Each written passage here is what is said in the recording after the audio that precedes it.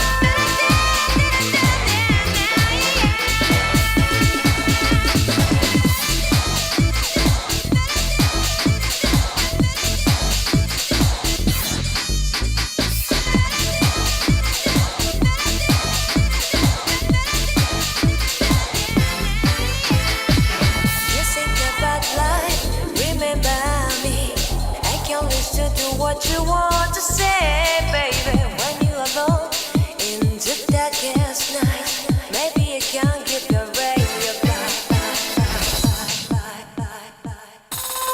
Open your heart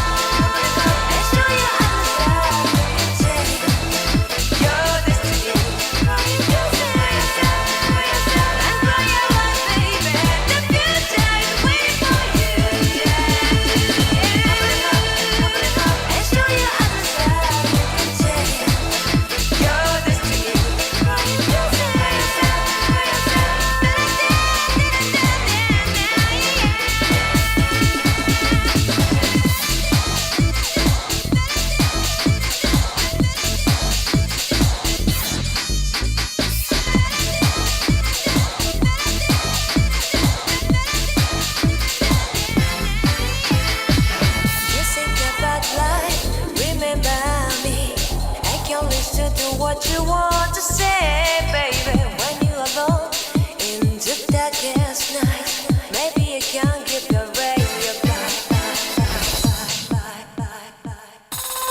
open your heart and show your eyes that you're destiny. And grow your love, baby. The future is waiting for you. And show your eyes that you're destiny.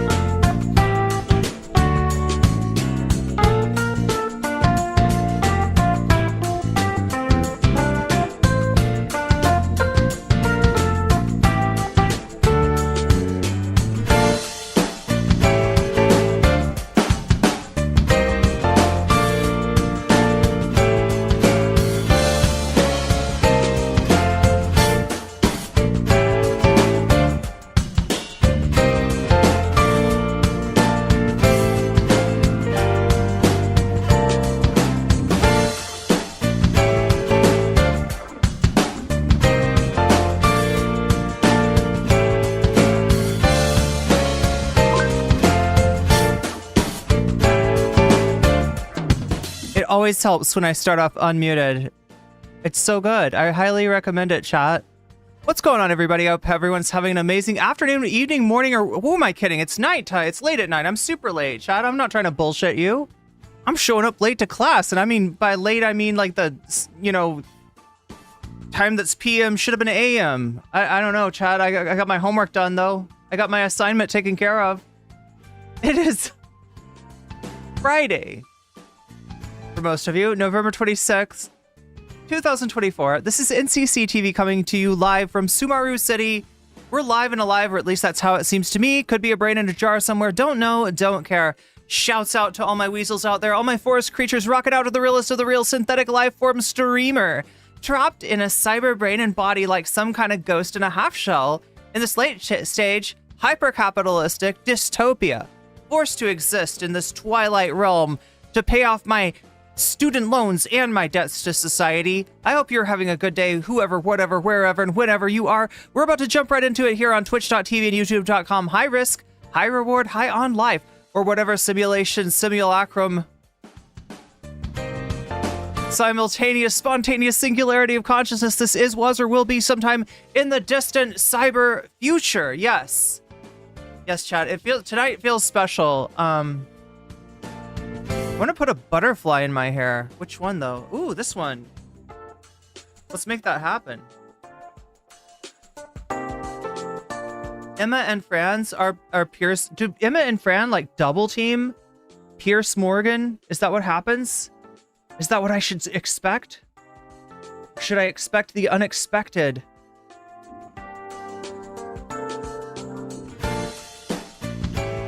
You know what I'm thinking of, chat? I'm thinking of the, are you all familiar with the Grim Reaper meme? It's the one where the Reaper is going into, like, multiple doors. Like, right, there's a door, and it says something on it, and there's, like, a trail of blood coming out of it. And then there's another door, it says something else on it, and there's a trail of blood coming out of it. And then there's a third door that the Grim Reaper is actually at and is knocking on, right? And he's the one trailing the blood, in case you haven't guessed already. But that Grim Reaper is Emma Vigeland. Destroyed Tim Pool. And we saw that. But apparently also destroyed Piers Morgan. And I don't know why it is, chat, but I consider Piers Morgan to be so much more annoying than Tim Pool. Anybody agree with me? You don't have to. You can disagree with me. I could be wrong. It's always a possibility. It's happened once or twice, yeah. I'm like looking to see. I have an extra little thingy. An extra little thingy. I mean an Audi, chat. No, I'm not looking to see that, actually. I'm looking to see if I have, like, another clip or a butterfly. Because if so, that would be sweet. I'm like, you'd think that, like, the extra clips would be... Oh my gosh. Messy desk, much. Messy desk.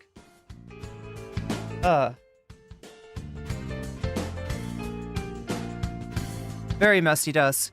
Hot Ham Radio says, I passed out the other night halfway through Shaky GGA, but I appreciated the content. Nice.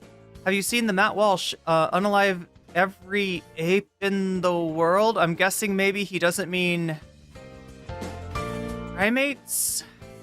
Or, sorry, let me speak better. He doesn't mean...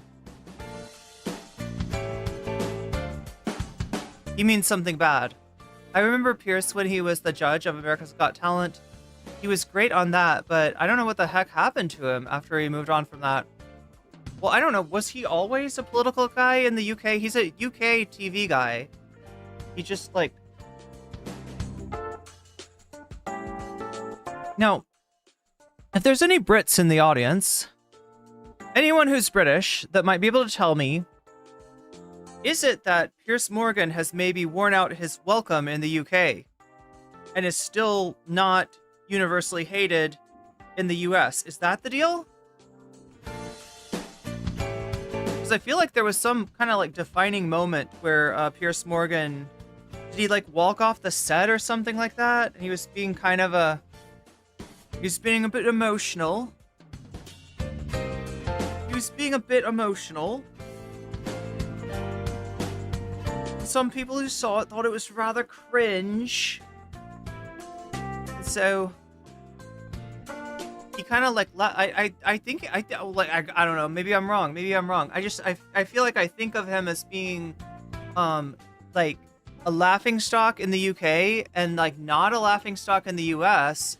And so that's why he's kind of popped off as the premier debate bro, right? Forget Vosh, forget Dylan, forget Destiny. Forget Prime Kai.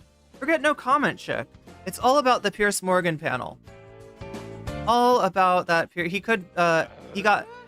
Davy Cliff super chatted $19.99. Joe Rogan believes in dragons. He finally has a base take. The dragons thing. You know what? I didn't see the end of that. I saw the beginning of that. And I haven't seen the end of it. It's just pissing me off, chat, because like I'm trying to make I want to do something special. The butterfly.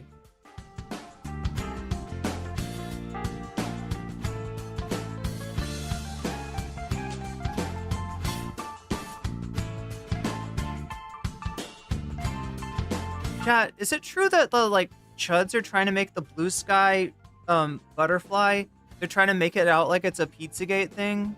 Like, what the fuck? I'm sorry, but look. They can't be allowed to ruin butterflies. That's not okay. That's not okay.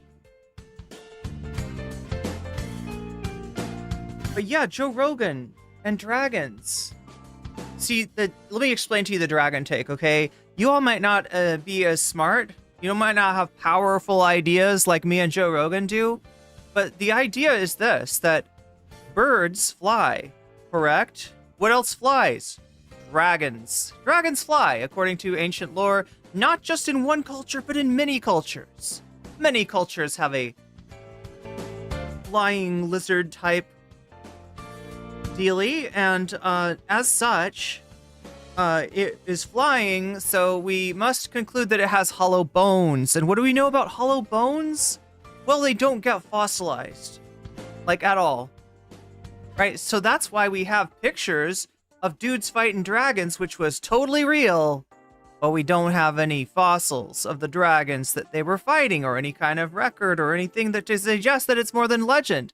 But that's just because your mind isn't powerful enough, like, you know, you haven't done enough DMT to get to that, like, level where the machine elves just, like, plug knowledge straight into your brain. Do dragons weigh the same as duck? We'll find out later tonight. It is about the time of Donald Duck, I do believe.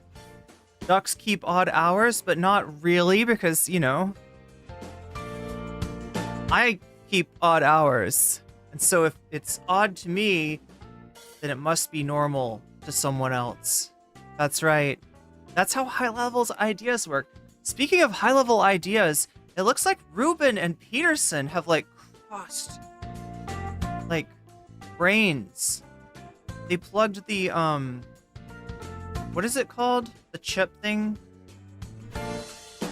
The Elon thing? The brain thing? The thing that Elon puts in your brain, right? That thing. No, not racism.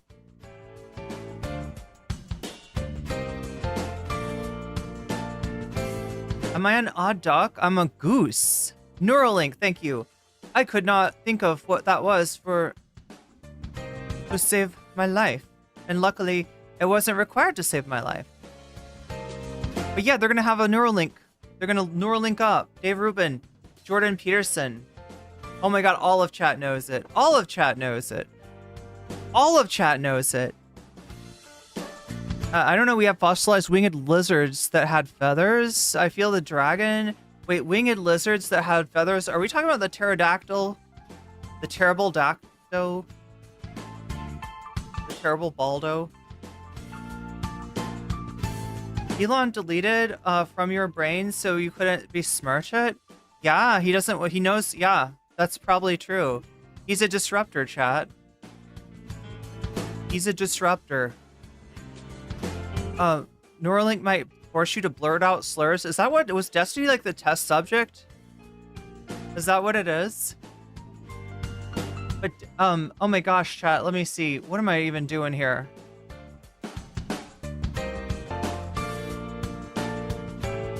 I'm just feeling good after having to take care of some total bullshit that I don't want to bore you with, right? Some real life bullshit that kept me from getting to stream until just now, but I think it's taken care of. We'll find out tomorrow if my fucking power is on. One of my roommates, the roommate that was on the power bill, like, moved out and took their name off the power bill, and I was just, like, trying to get my name on there to make sure that they don't just be like, okay, no name on the power bill, no power, I guess. So, yeah, we'll find out if my attempts were successful. It's so annoying. If you're a power company, you're going to cut off somebody's electricity. Could you do it during office hours? That would be sick. That would be sick. So I can actually do something about it instead of just being like, no, your food will rot. That's all. You'll sit in the dark and not earn any money all weekend, and your life will be miserable. That's no problem. You can deal with that, right? You're used to it. You're used to it, peon of capitalism. Yeah, I am. I'm a fucking independent contractor over here. 1099. Oh shit, chat. I gave out my tax number. Nobody used that. Nobody used that. That one's just for me. I'm pretty sure. I'm pretty sure, chat. That's my special number. Test subject number 1099 over here. My butterfly clip. And my... I'm trying to get this to, like, look cool. Does it look like a still suit yet? Do I look like I could survive on Arrakis? No, chat, like, you don't know. Having something, like, at least, like, off your mind that you're worried about, it, like, really helps you be present for stream. And I feel like it gives you a better streaming experience, so we'll strive to do that in the future. I don't know. I feel like I'm a mess when I got something, you know, that I'm worried about. Like, oh, is that going to be taken care of? SCP-1099. That's right. That's right. Attack of the Hank. Also, Davy Cliff. Sorry to leave you hanging here. Yeah, Joe Rogan. Wait, it's not working. Just a second here. What do we have to do? We have to click this. Copy. And we have to...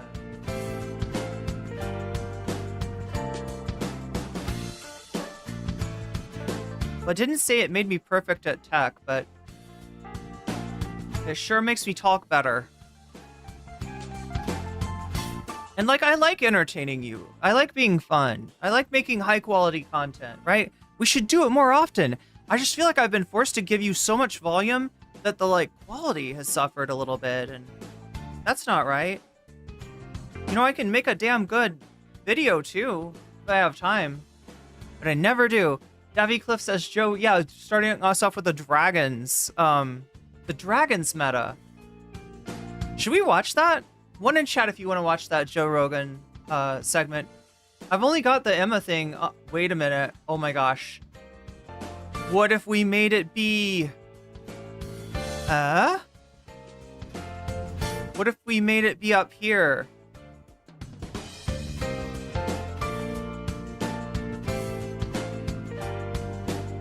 Okay, so right now I got what if alt hist. Kyle versus Piers Morgan. You're on a Woo tent. You're going bye-bye. You're getting replaced with Joe Rogan. Believes in dragons. Rawr. Did dragons go rawr? Or just like everything go rawr in my head? Can dragons go rawr? What do they say? Or they go hiss? What does a dragon sound like? Rawr is okay? Rawr is acceptable? Attack of the Hank says, I wish we had a direct line to Pierce. He was legally required to answer. That would be interesting. The Call Up Pierce show. He should take calls, right? Would he be up? I don't know. Where does Pierce live? We got some 1099s in chat. We got some 1099s. My fellow 1099s. Look, I know like all about this whole like revolution of the proletariat, but really we got to make sure to revolt ourselves to get better treatment. Revolt against everyone who's not a 1099. Because it was so you get health care. But now there are freaking communists invading radicals. You get health care. Damn it. You get vacation time. You don't have to provide your own equipment. God damn. God damn. 1099 problems. God, gotta share the love on all the platforms. Yes, we do, Miskatonic. Yes, we do. Wait, the dragons all have Irish accents? I mean, I feel like I could get along with an Irish... Wait, did you say Irish? Irish. Not Scottish? In my head, the dragon is Scottish, but maybe it could be Irish. I've never thought of the dragon as Irish. That's how you'll feel when you get your passport. Yeah, actually, chat, I found out that was even a better idea for maybe a lot of people, maybe a good number of people in chat, right? That, so as far as what the Trump administration is going to do, specifically to trans people, there is some concern, depending on like what state you live in, that, you know, there might be rules about the forms of ID that you can, you know, be correctly gendered on, right? And so somebody was suggesting that people, even if you're not going to leave the country, that you renew your passport or get a passport, because the passport is a document that for now gender change is fairly easy on, and it will last for 10 years. You can use that as ID for 10 years. So that kind of maybe is a hack. I don't know. I always thought dragons spoke Welsh. The thing is, I don't even know what Welsh sounds like. What does Welsh sound like? You have a promising interview on Monday. Congratulations. Congratulations. That is good to hear. Good luck on that, too.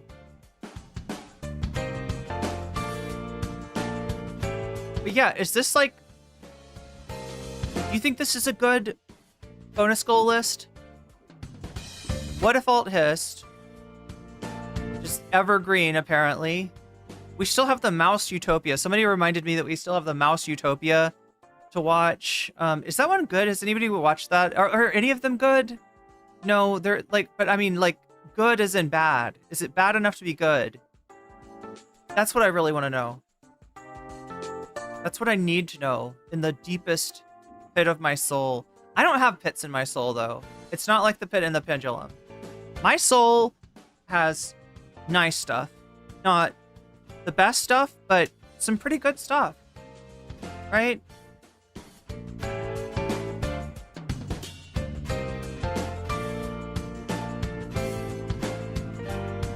It's not a pit in a pendulum. And moldy bread.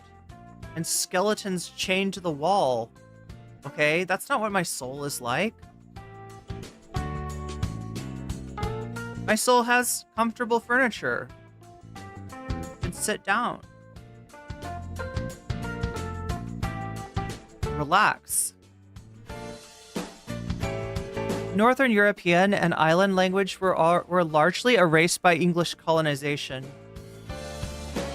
I'm a grown-ass man and I still have to... My mom do my taxes? I thought you were going to say that you do your mom's taxes. I don't know why. I can imagine, some moms probably appreciate that. And some moms are really good at taxes. And I guess if your mom is good at taxes, that's a pretty good deal.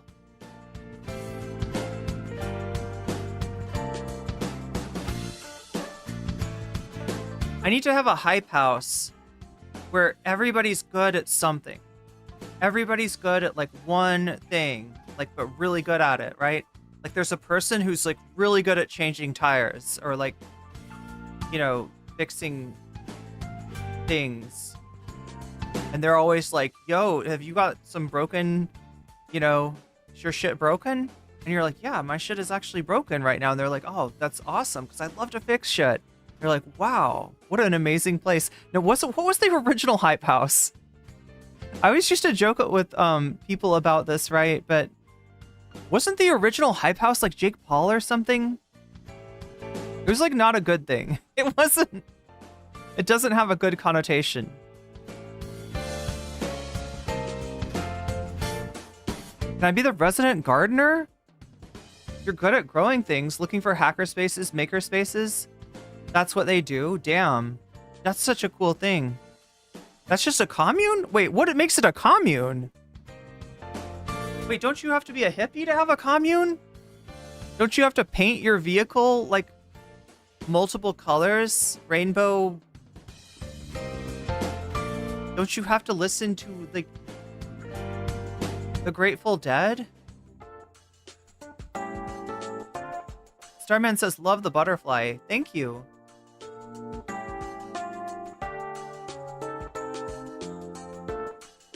A commune would be hype. I don't know, like, the thing about a commune is it would force you to study the 60s, right? Because I think there was a whole bunch of communes that didn't work out very well in the 60s. And you'd want to, like, start with that and be like, okay, like, whatever they did, don't do that shit. No cults. No excessive ingestion of psychedelic substances at all hours of the day.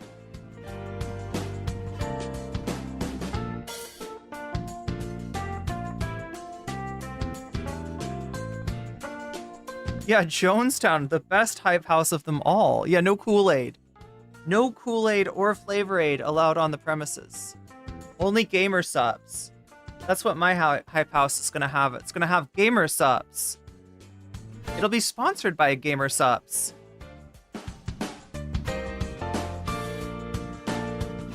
Hippies are the greatest failure to leftism.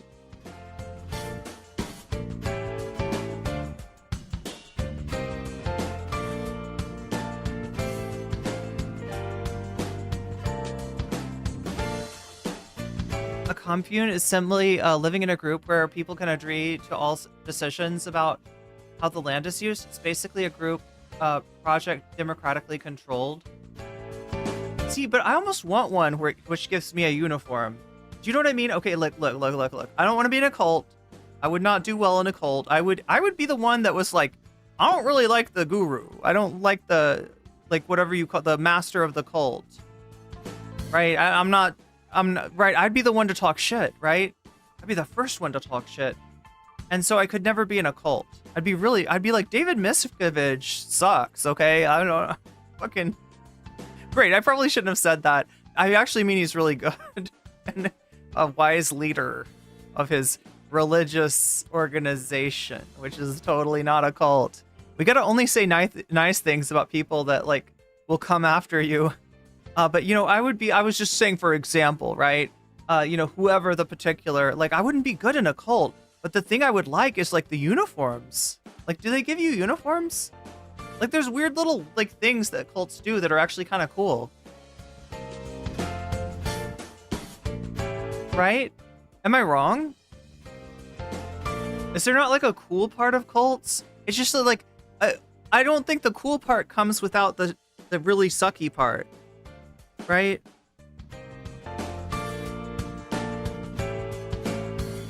Like, couldn't there just be a thing you could join, like, that gives you fancy little uniforms and shit, but it's not a cult? Couldn't you just have, like, the uniforms without the cult? My backup plan is to start a cult. Oh, the cult leader. There we go. That's the name. The name of the cult leader.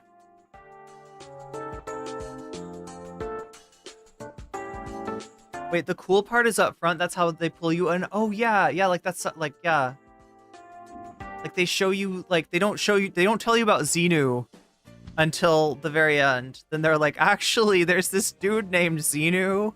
Like you know how we told you there was no such dude as Xenu, and that was just a lie made up by suppressive persons. Well, actually, there is a Xenu.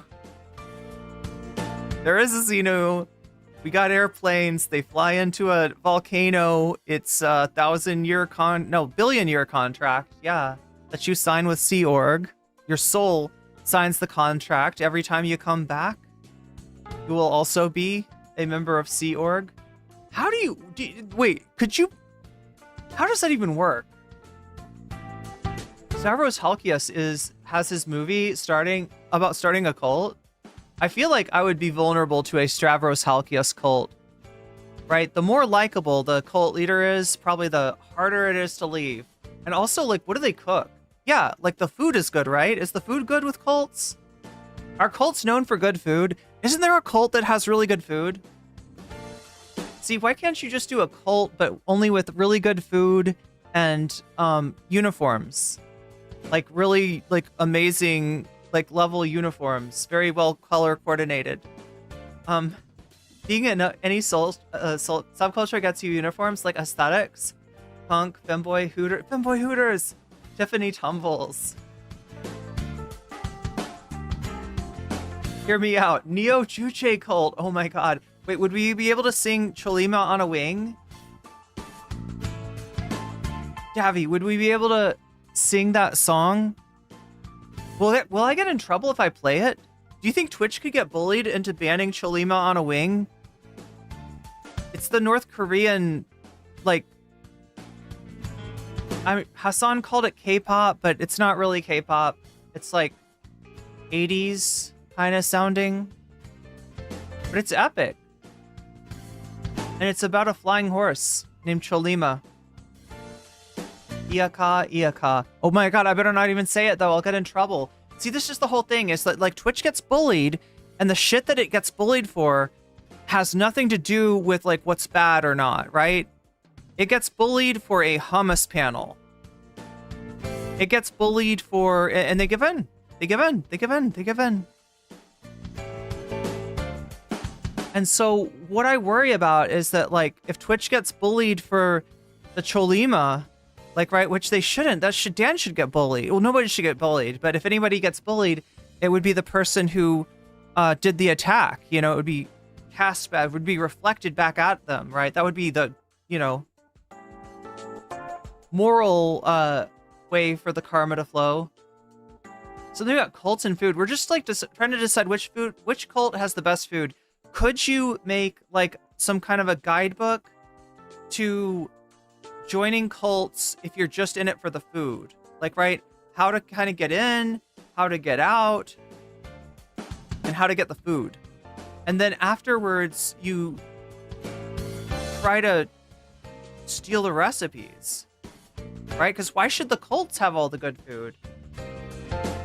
Why should it just be the cults? That seems a little bit unfair.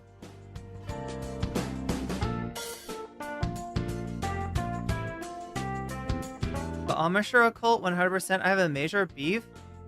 You have a beef with the Amish? I've heard of getting beef from the Amish, but I've never heard of a beef with the Amish. A Food Network or TLC show? Yeah, or a YouTube show? Oh my god, that would be such a sick YouTube channel. And then maybe you could start a restaurant where you're serving all the best foods from all the best cults. And you can try the food without... You could even try the food, and then, like, if you really like the food that much, you could join the cult. We'd give you, like, a little application for all the cults that... Like, just feel... For the cults to feel like they're getting something out of it, too. I wouldn't want the cults to feel like you just joined them in order to troll, and you'd left just to take the recipes, you know? I would like to think that they, you know... Could help them with, recruitment, right? Amish mentioned, that's right.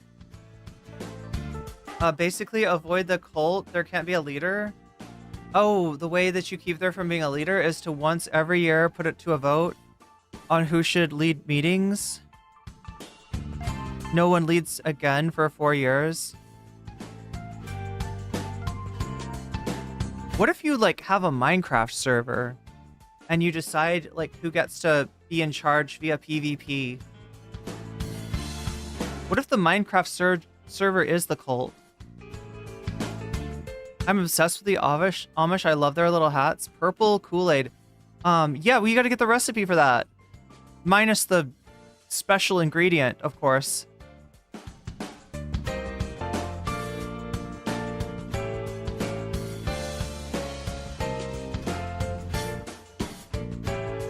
Puppy mills? Wait, is that the thing? There's tons of family abuse and insects going on that never gets reported and punished because of their community. Oh, because it's so insular. Also, they treat animals like garbage. They operate 90% of all puppy mills in the state of Pennsylvania. I've never heard of this. No repeat leaders. Well, yeah, maybe you just like switch like leader randomly. Like roll the dice. D20. There's got to be more. No, there's probably more than 20 of you in the cult. New Age spirituality is actually quite reactionary, though. But they're recipes, though. They're, you know... I mean, I don't know if the recipes are good. I'm just worried about the possibility that a cult has better food than I do. And that only the cult members are getting to taste it. I don't think that's fair. I don't think that's right.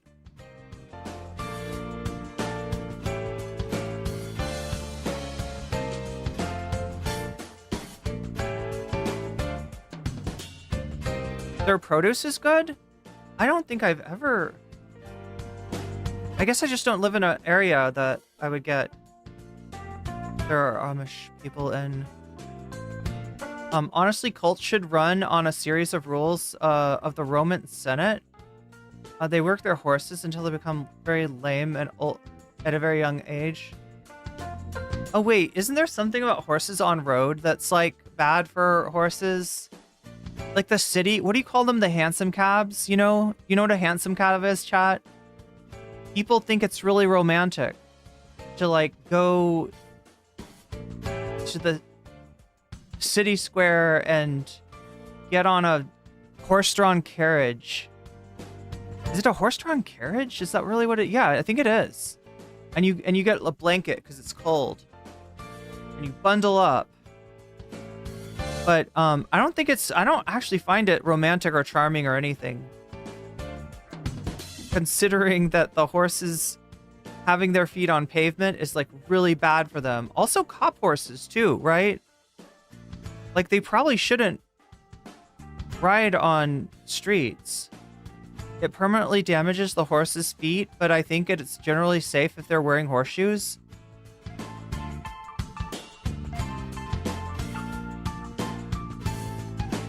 There are worse things than being a horse drawing a carriage. You could be a horse in one of Vosh's folders, that's true. I was about to disagree with you, but then you spoke undeniable facts. Horse mention, Vaush joined the chat. It wouldn't be the first time. Been watching The Ring of Power by...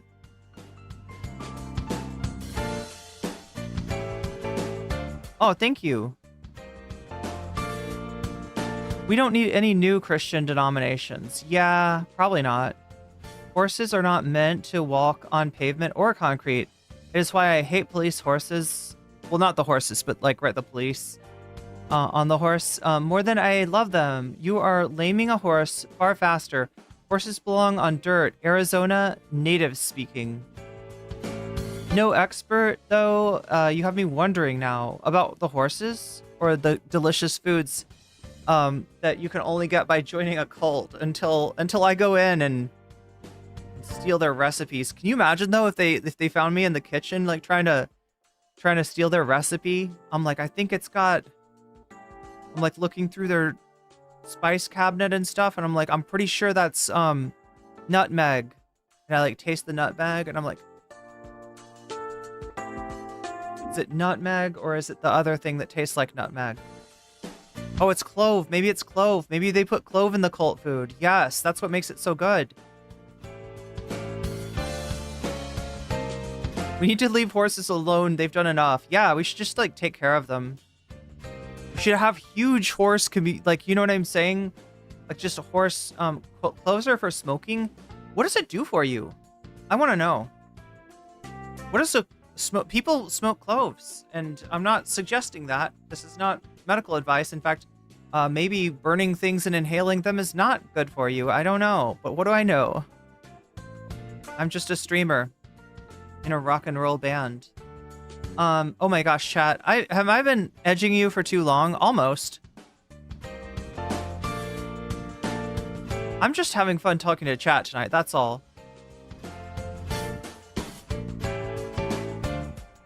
Because I started so late and I've kind of like only got one subject to cover, unless we unlock extra subjects. Speaking of which, these are the, oh yeah, you need a poll to vote in. What am I saying, chat? You should have done that already.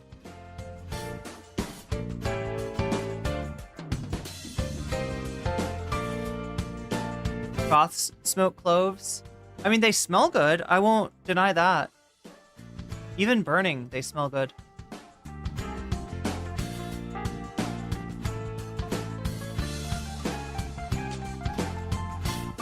Chat, if I said Conus Bontent on the poll one night, would you know what I was saying? Would you know what I meant? Would that be clear? Yo!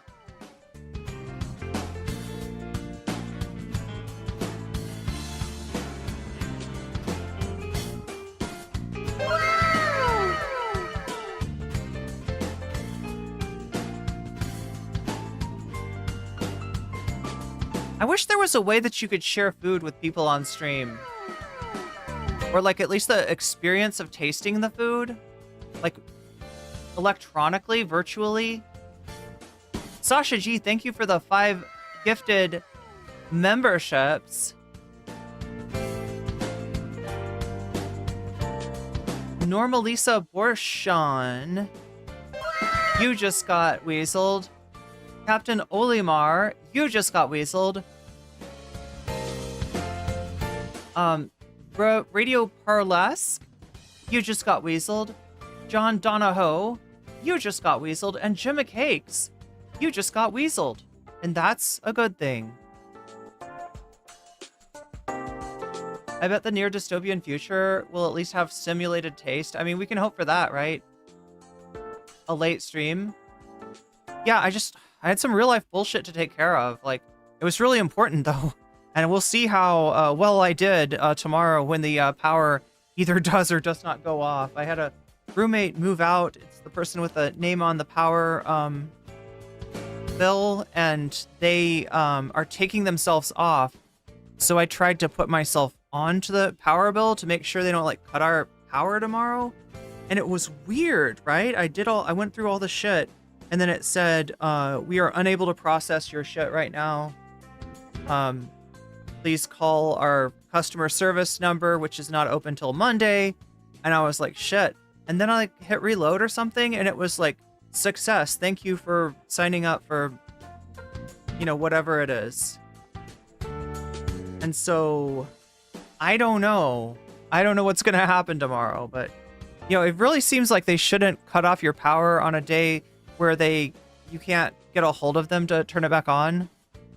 So yeah, if that's going to happen, I'm going to go powerless this weekend. I at least wanted to get one stream on, and it's very important.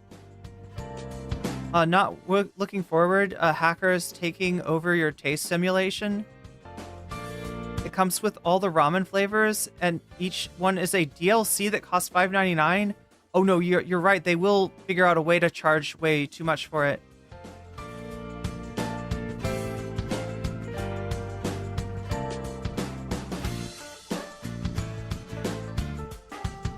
But yeah, I wanted to do a stream just in case there is none tomorrow. Hopefully there will be though. Like, I mean, it looks like I'm on. I don't know. I'm nervous. But you know what I know? I did all I could do, right?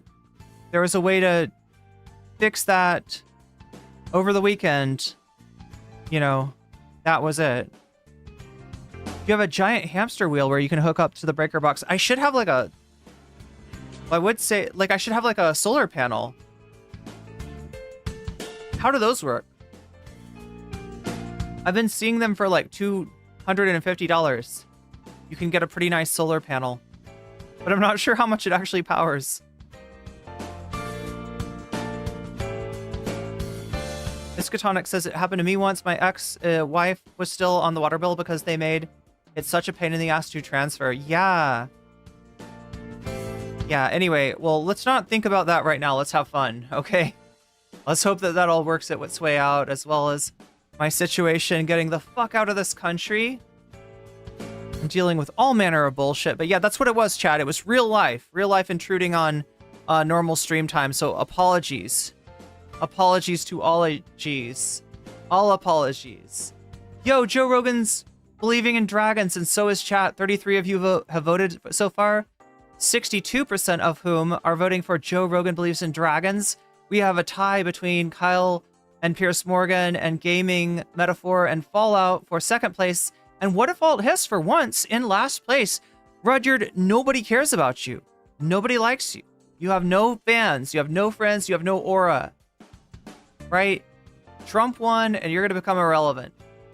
They don't need you anymore in the manosphere, or whatever the hell What If Alt Hiss is part of. I have alternators on the property, right? Meow, if I want to build a big wind turbine. That's really cool, kitty.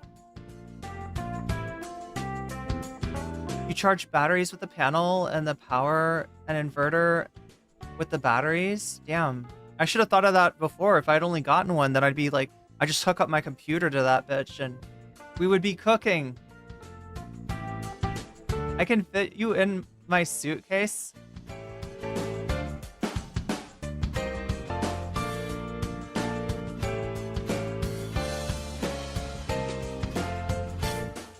Yeah, Rudyard usually runs this game, but not today. But anyway, that is the results as it is right now. All right, with 37 of you voting. If you're watching me over on Twitch, feel free to pay YouTube a visit if you want to, just to vote. I'm not asking you to watch it in a different platform than you're comfortable with. But yeah, you can come over, you can vote, make your voice heard. And that will determine what, if anything, we get to see As far as bonus content, it will be a rather short stream otherwise, right? I'm just gonna do Emma destroying, defeating, demolishing Piers Morgan, and but yeah, if we get to 100% by the end of the stream, by the end of, you know, the Piers Morgan shit, then we can watch an extra piece of content.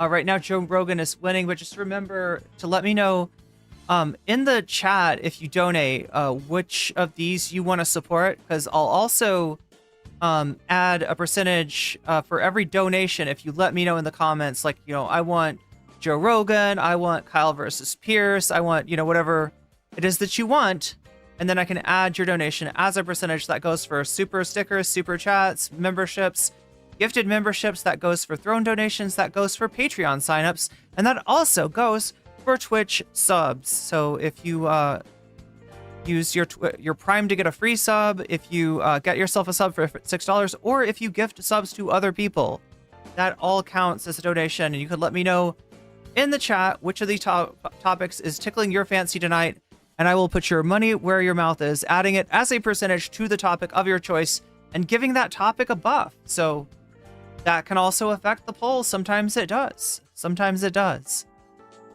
And it also pushes forward the dono goal to the 100% that it will take to keep me on for a little bit later tonight, which, I don't know, that, all this bonus content sounds pretty good. I mean, other than what if alt hissed? Oh my gosh, I'm such a bitch. No, I should not. I don't want to bias you. I don't want to bias you.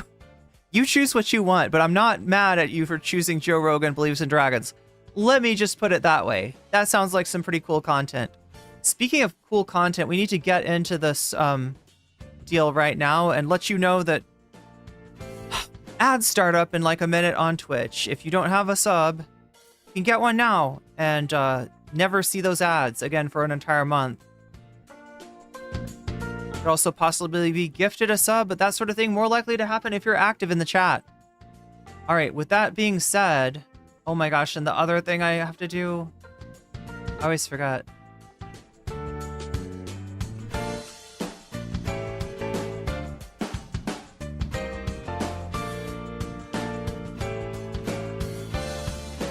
So yeah, apparently this was like a double team.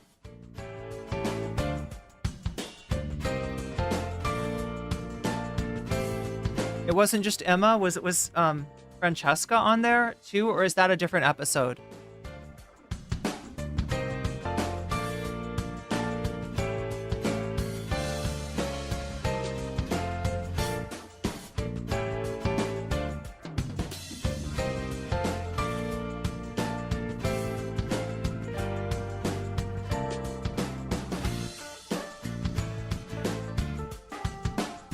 Is it the same one?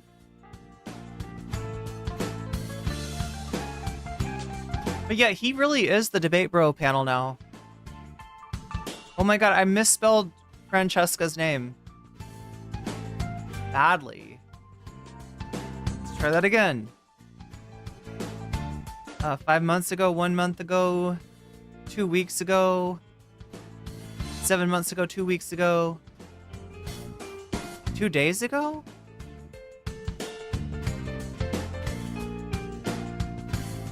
Five months ago.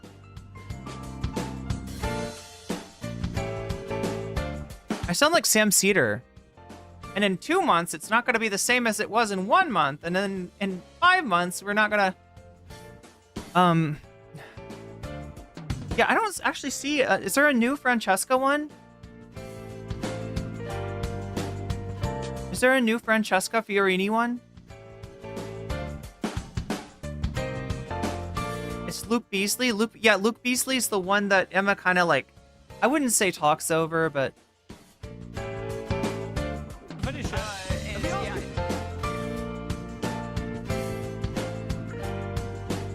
let's just say that Luke Beasley doesn't have anything terribly important to say, or at least from what I've seen.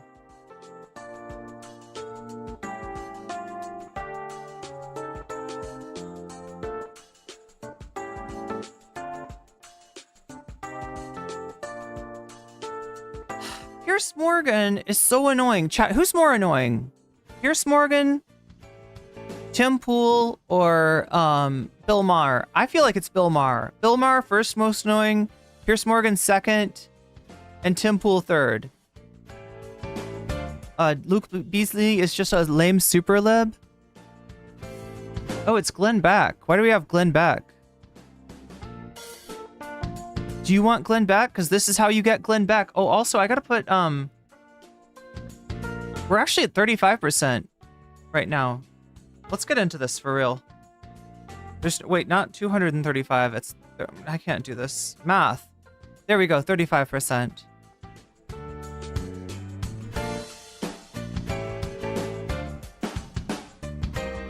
Yeah, Bill Maher's the worst. He's super annoying. And I don't know, do I want to see somebody debate bro Bill Maher? Kind of? He does that, doesn't he? He brings people on, but there's no way that he would bring somebody on that was like a super strong voice for Palestine, right? Like, there's no way that would happen. Beasley had Insane Trumpers on, and I've seen it everywhere.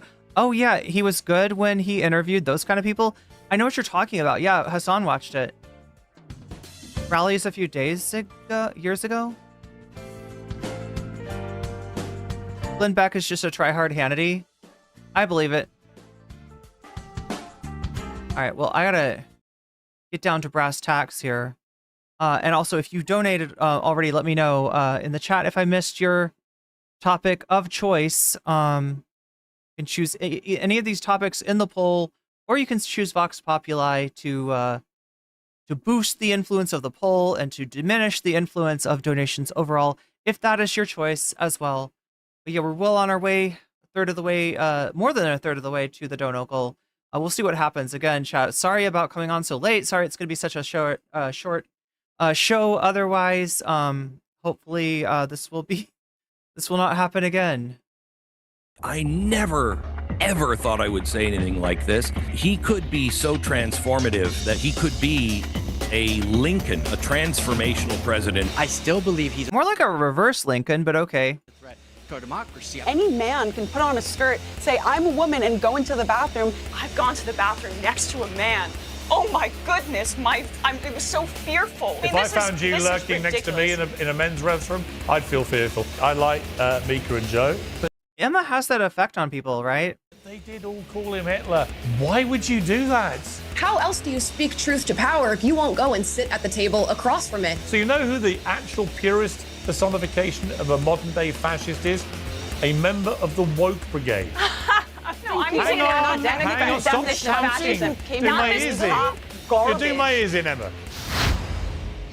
Several years ago, it would have been a cancelable offence to refer to a trans woman as a man. Now the Speaker of the US House of Representatives, third in line for the presidency. What's wrong with this guy? Is saying this. Let me be unequivocally clear. A man is a man and a woman is a woman. And a man cannot become a woman. This is a seismic shift in our recent culture, whether you agree with Mike Johnson or not. And actually, I do. Trump's Republicans feel they have a mandate to not only ignore, but completely reverse what they see as a lurch to liberal extremes. And liberals are now extremely angry about it, as they are about most things. At the heart of the latest row is a bill introduced by Congresswoman Nancy Mace. It would ban transgender women from using female bathrooms in the US Capitol.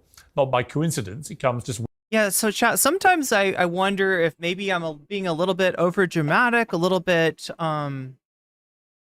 paranoid by being like, I got to get the fuck out of this country.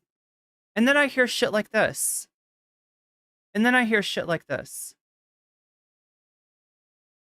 Weeks after the first ever trans lawmaker, Sarah McBride, was elected to the House.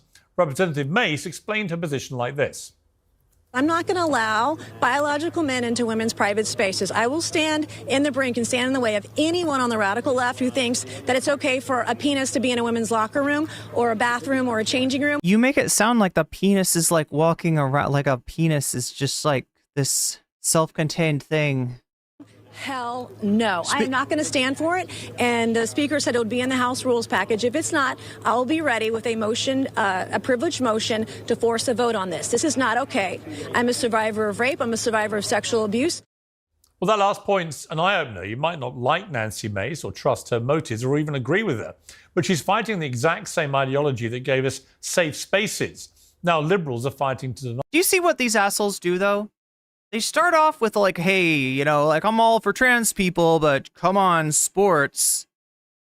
You can't do sports. There's physical realities. And they, like, without even understanding what the fuck a trans person is, they make the assumption that if you're trans, you have like the level of testosterone that a male athlete in that sport would have, right? They make that assumption when actually the exact opposite is true. And then they say, and then you got guys like Cenk Uygur, those like, of course, yeah, we can compromise on this one. This, you know, like, we can't possibly fight for this one, right? Because he doesn't understand either. And you have these loser liberals that give way on this one thing, and they don't realize this is a Trojan horse. This is how you let them in, right? People are given to respect a certain level of basic rights for other people.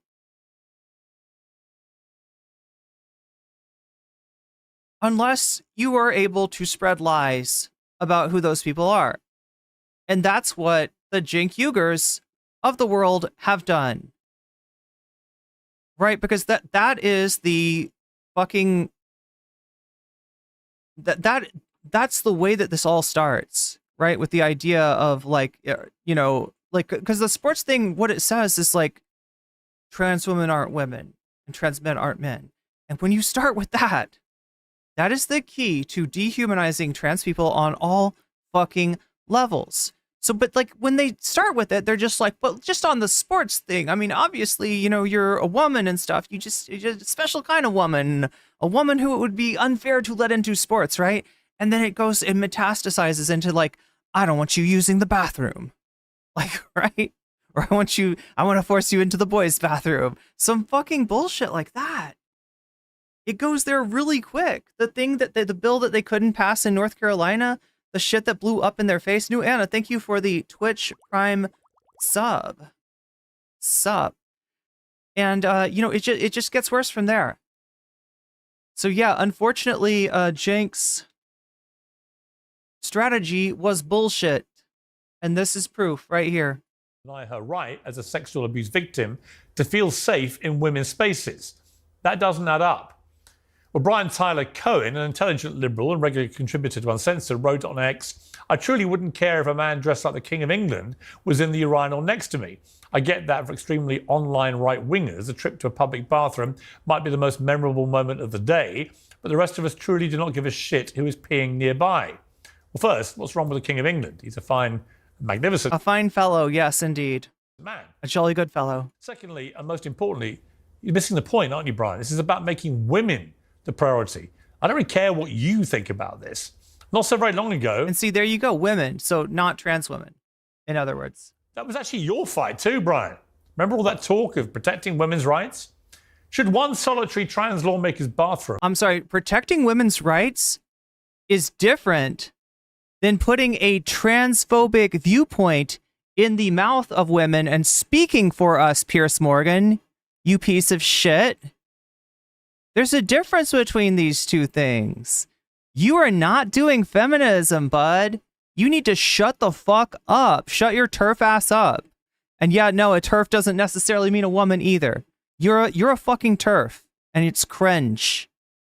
Access. And I will make fun of you. A red hot issue in the first days of a new government. Well, probably not, but it's symbolic. It's just like trying to force everyone to state their pronouns or refer to women as menstruating persons. What seems like a small, polite gesture is an insidious... See, that would be a mistake. Not all women menstruate. Come on, Piers. Making everybody comply with an ideology they may wish to regret. Democratic Congressman Seth Moulton has been savaged by his own party for saying he doesn't want his daughters to get run over by a formerly male athlete.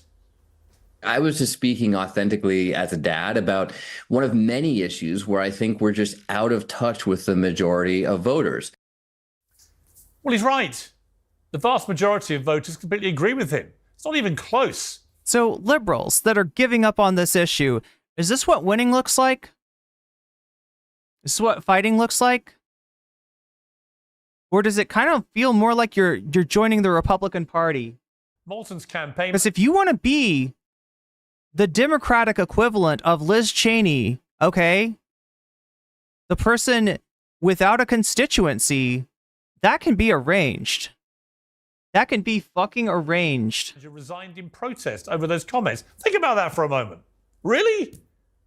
The Democrats should be very glad to see that person go. They should rebuild the liberal movement around people like Moulton, because he gets it. There's been a complete breakdown in common sense from the left. And if they don't get it back, they're going to be out of office a long time. In a few moments, I'll be joined by tonight's stellar panel. But first, the author, disruptor, legend, co-founder of Blaze Media. The disruptor! Oh my God! What the fuck has happened to him? Glenn Beck disappeared for a while and came back looking weird. Looking really weird. I'm sorry, Miskatonic, but Liz Cheney just lost an election. Let's wise up about this shit. Right? She's been left behind by the entirety of the Republican Party. The idea of picking up votes by ingratiating yourself to Liz Cheney was proven to be incorrect. There are no votes to get. Liz Cheney represents no one. I could tell. This is the easiest thing in the world to tell you. These rhinos, as the Republicans will call them, are people without any level of support. They had support, but they don't have. It's like a cloutless, auraless person, right? It's just like, you know, a drain on your campaign. Essentially, all it suggested was that Kamala Harris was going to be a pro-fucking war president, and Trump was already working away at that one. You're reversing everything. Arrow in their quiver is what that is. But he could be so transformative that he could actually, and no offense to, I mean, I know what this means, in a completely different way. He could be a Lincoln, a transformational president as much as a Lincoln. Okay, now what he's saying there is that he is hard up for civil war. He needs that civil war as bad as Tim Pool does. Chat, we don't want to watch, we came here for Emma. All right, is that all right? Yes, 100%. And I think a lot of it has to do with the rhetoric that's been surrounding. Yeah, you're right. She's a bad person for her politics. And I'm not even talking about a bad person. I'm talking about a, like, loser to link your hands with, right? I'm talking about the effect of the Liz Cheney on the Kamala campaign. I said some stuff about Kamala Harris the other night, and I wasn't sure if I made myself clear as far as how I feel. I guess what I was saying is that I don't think that she as a person and as a candidate is such a flawed figure that with the right set of campaign moves, she couldn't have won.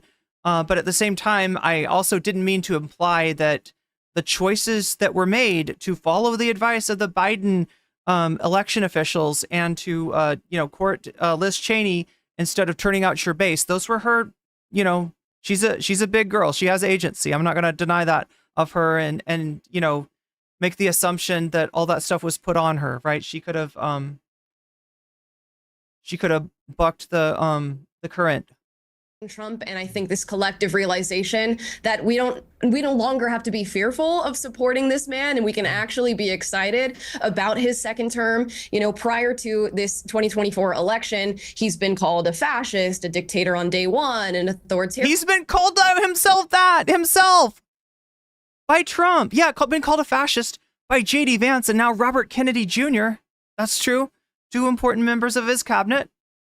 And also been called a freaking dictator on day one by himself. I love how, in her mind, that is the word of the lying press. That is the word of the media. He's the lion media. Like into Hitler. And I think that created an environment where a lot of people felt like they had to sort of speak in hushed tones about their support of Donald Trump. Just as they would for their support of Hitler. Yeah. Polling on election day found that young men in particular were more likely than any other demographic to sort of hide or lie about who they were supporting for president. And now that we've gone through this election cycle, the veil is lifted a little bit. People are coming out and they're dancing. They're talking about what this future future could look like over the next 4 years. And I don't think they feel as afraid to speak up about these things. Even the media is going and speaking to Donald Trump. And these are publications that would have recently referred to him as Hitler or a fascist. So I think the tables are turning a little bit. Well, they're even heading down there to kiss the ring, which I never thought I'd see from some of the MSNBC. You tried to get your dad to watch the Majority Report? I feel like dads would like it. I feel like my dad would like it. Anchors. Luke Beasley, are you joining in the dancing? Are you secretly bopping away there to Young Man? You're a young man, aren't you, Luke Beasley? All the Generation Z men, they love Donald Trump. They're just afraid to say it. Luke Beasley's had a whole channel, a whole YouTube channel around saying bad things about Trump, but that's all just to hide your power level, isn't it, Luke? Five Village people? Absolutely not. I think You've got to laugh at that. I mean, before I let you go, before you start, you have to laugh at the irony that the guy that everyone on the left calls the biggest bigot in America chose the #1 gay anthem as the one he would dance to on stage. I mean, come on. It's funny. Heartwarming. So here... It would be funny if I was, like, homophobic, I guess. And I was like, haha, Donald Trump's secretly gay. But I'm not like that. Pierce, we're not like you. Don't you understand? Here's what I wish some of you would engage with, which I haven't. Attack of the Hank says, I'm 29 in Texas and I voted for Kamala. After Biden won, the MAGA side at large, Trump himself, didn't accept it. I haven't heard you, Piers, say, wow, it's so impressive that whenever our side loses, even though a lot of MAGA folks are saying, if the left loses, they're never going to accept it, they're going to riot this time, it's going to be crazy. We actually accept. And I stand by that.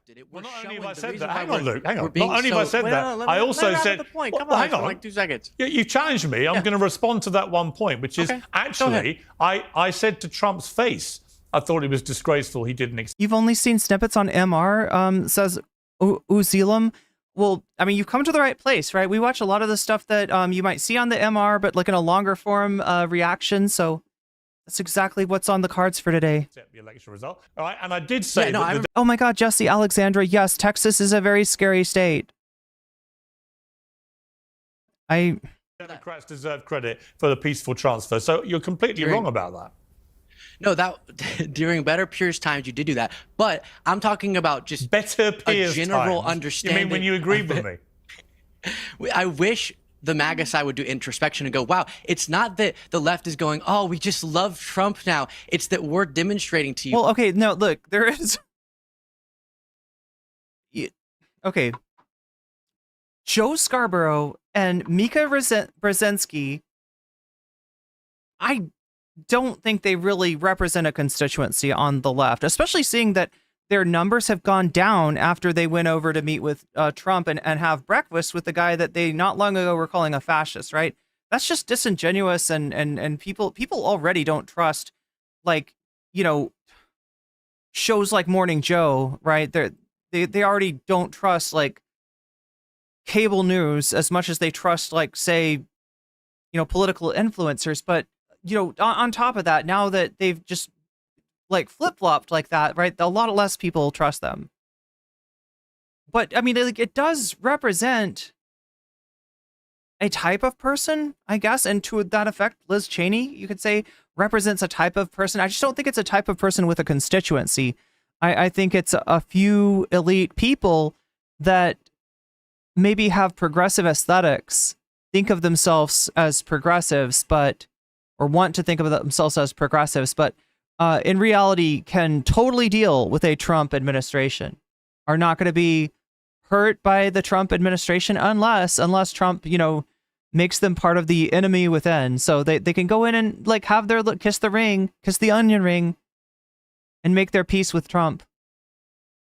But I mean, that just shows you who was actually on the side of progress and who was wearing it as aesthetics. What acting like an adult looks like and not lying about. Emma is mewing such a.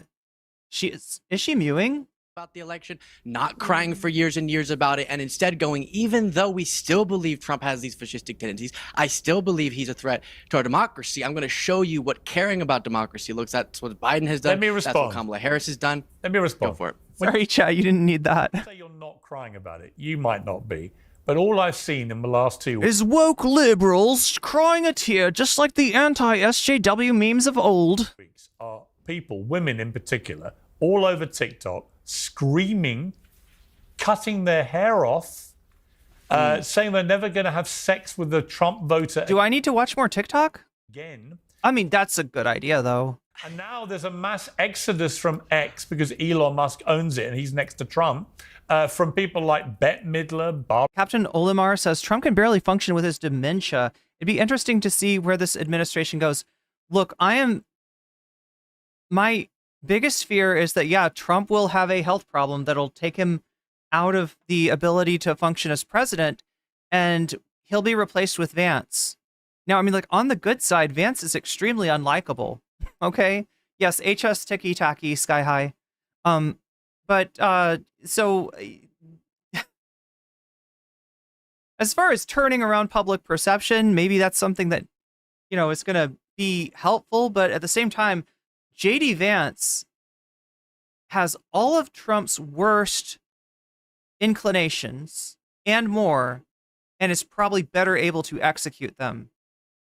Is definitely better able to, like, not let his ego get in front of the agenda that he wants to do, and is probably more ideologically driven. I mean, that's just like, basically, you have at that point a puppet in the White House with Peter Thiel controlling it. That's what you would have with JD Vance. Barbara Streisand, Don Lemon, you name it, off go the lefties. So I'm afraid there is... do I need a gun, says Sasha G? I don't know how to fire a gun. I don't know. I would be, yeah. I don't know. I can't answer that question. I don't know how guns work, other than I think you pull the trigger. Is there something you have to cock back first, though? You cock it back and then you pull the trigger and it shoots a bullet? Something like that. There's a massive amount of I'll have to play more video games. Out of the stroller going on. So, you know, you can say... Did Emma really taint herself by going on that shit show? I mean, I guess so. She also, I mean, she's been on Tim Pool, so it wouldn't be the first say all you like. Shit show. Say all like what great losers you are. No, if you got... I don't have a Facebook, Sired Cross. All I've seen is a lot of squealing and resigning from platforms because they lost. You're doing a huge disservice to your audience, putting on the same discussion, trying to overthrow an election, putting together fake electors to prevent the peaceful transfer of power, trying to get local officials to find fraudulent votes that don't exist. You're putting that on in the same category as people just being upset, like has happened every time people lose, always, in a way that's completely peaceful. And I've gone through this before on this show specifically, which is you have to look at people in positions of power to really get a sense of the significant responses we're seeing to certain things. So when you look at powerful Democrats, I told you before, Vice President Harris, Biden, with character and integrity respected these results, whereas Trump, him being the person in a position of power. Also, I want to point out, Sired Cross, I don't know you, so no, I didn't send you anything. Not some random person on TikTok didn't do that. I agree. Listen, you know what, Luke? I agree with you. I totally agree with you on that. So, you know, just for what it's worth, I agree with you. Let me bring in Emma, because I want to play a clip. This is of this big Nancy Mace row. She's obviously introduced a bill to bar transgender women from facilities on Capitol Hill. This is a week after the Republican-elect Sarah McBride made history. Okay, becoming the first. So let me do a prediction. All right, we got a conservative on the left, right? Not counting Pierce, right? On the left, we got a conservative. We got Luke Beasley, liberal. We got one right. We got two lefts. That must mean the other person on this panel is a right winger. That's my guess. Process of guessing. But I'm pretty sure he tries to do it, at least ostensibly, so that they're balanced most of the time. Openly transgender person elected to Congress. Let's take a look at the Nancy Mace. That's really scary. Explanation as to why she's doing this.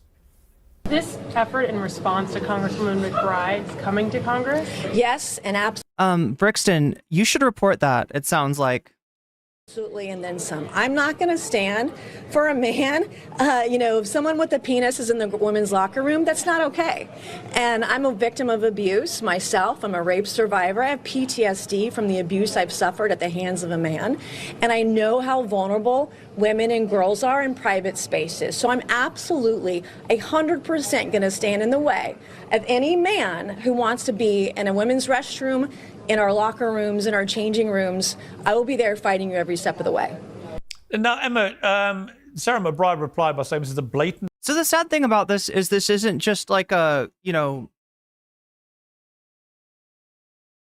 this is a lane at this point, right?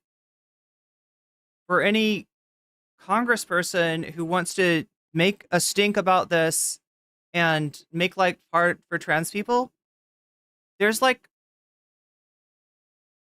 a constituency for that, right? There's like a group of people that'll back that up. So it's not just like, she's really fucked up and transphobic. It's like she's probably trying to make a name for herself out of this. I've heard some discourse. I haven't really gotten into the discourse about Nancy Mace yet, but I've heard some discourse from people about how to deal with Nancy Mace. Attempt from far right-wing extremists to distract from the fact they have no real solutions to what Americans are facing.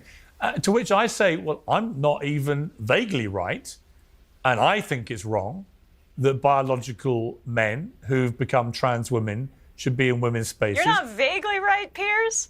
No, I would say I'm in the center. You agreed with Glenn Beck. No, I would say that right commentators in the country repeatedly. But rather apparently something's happening on the left because Bill Maher and someone you saw on TikTok. I haven't finished yet. Let me ask you a question. Being hysterical. Go ahead. Let me ask a question. Yeah, go ahead. I do not identify, and I know you believe a lot in self-identity.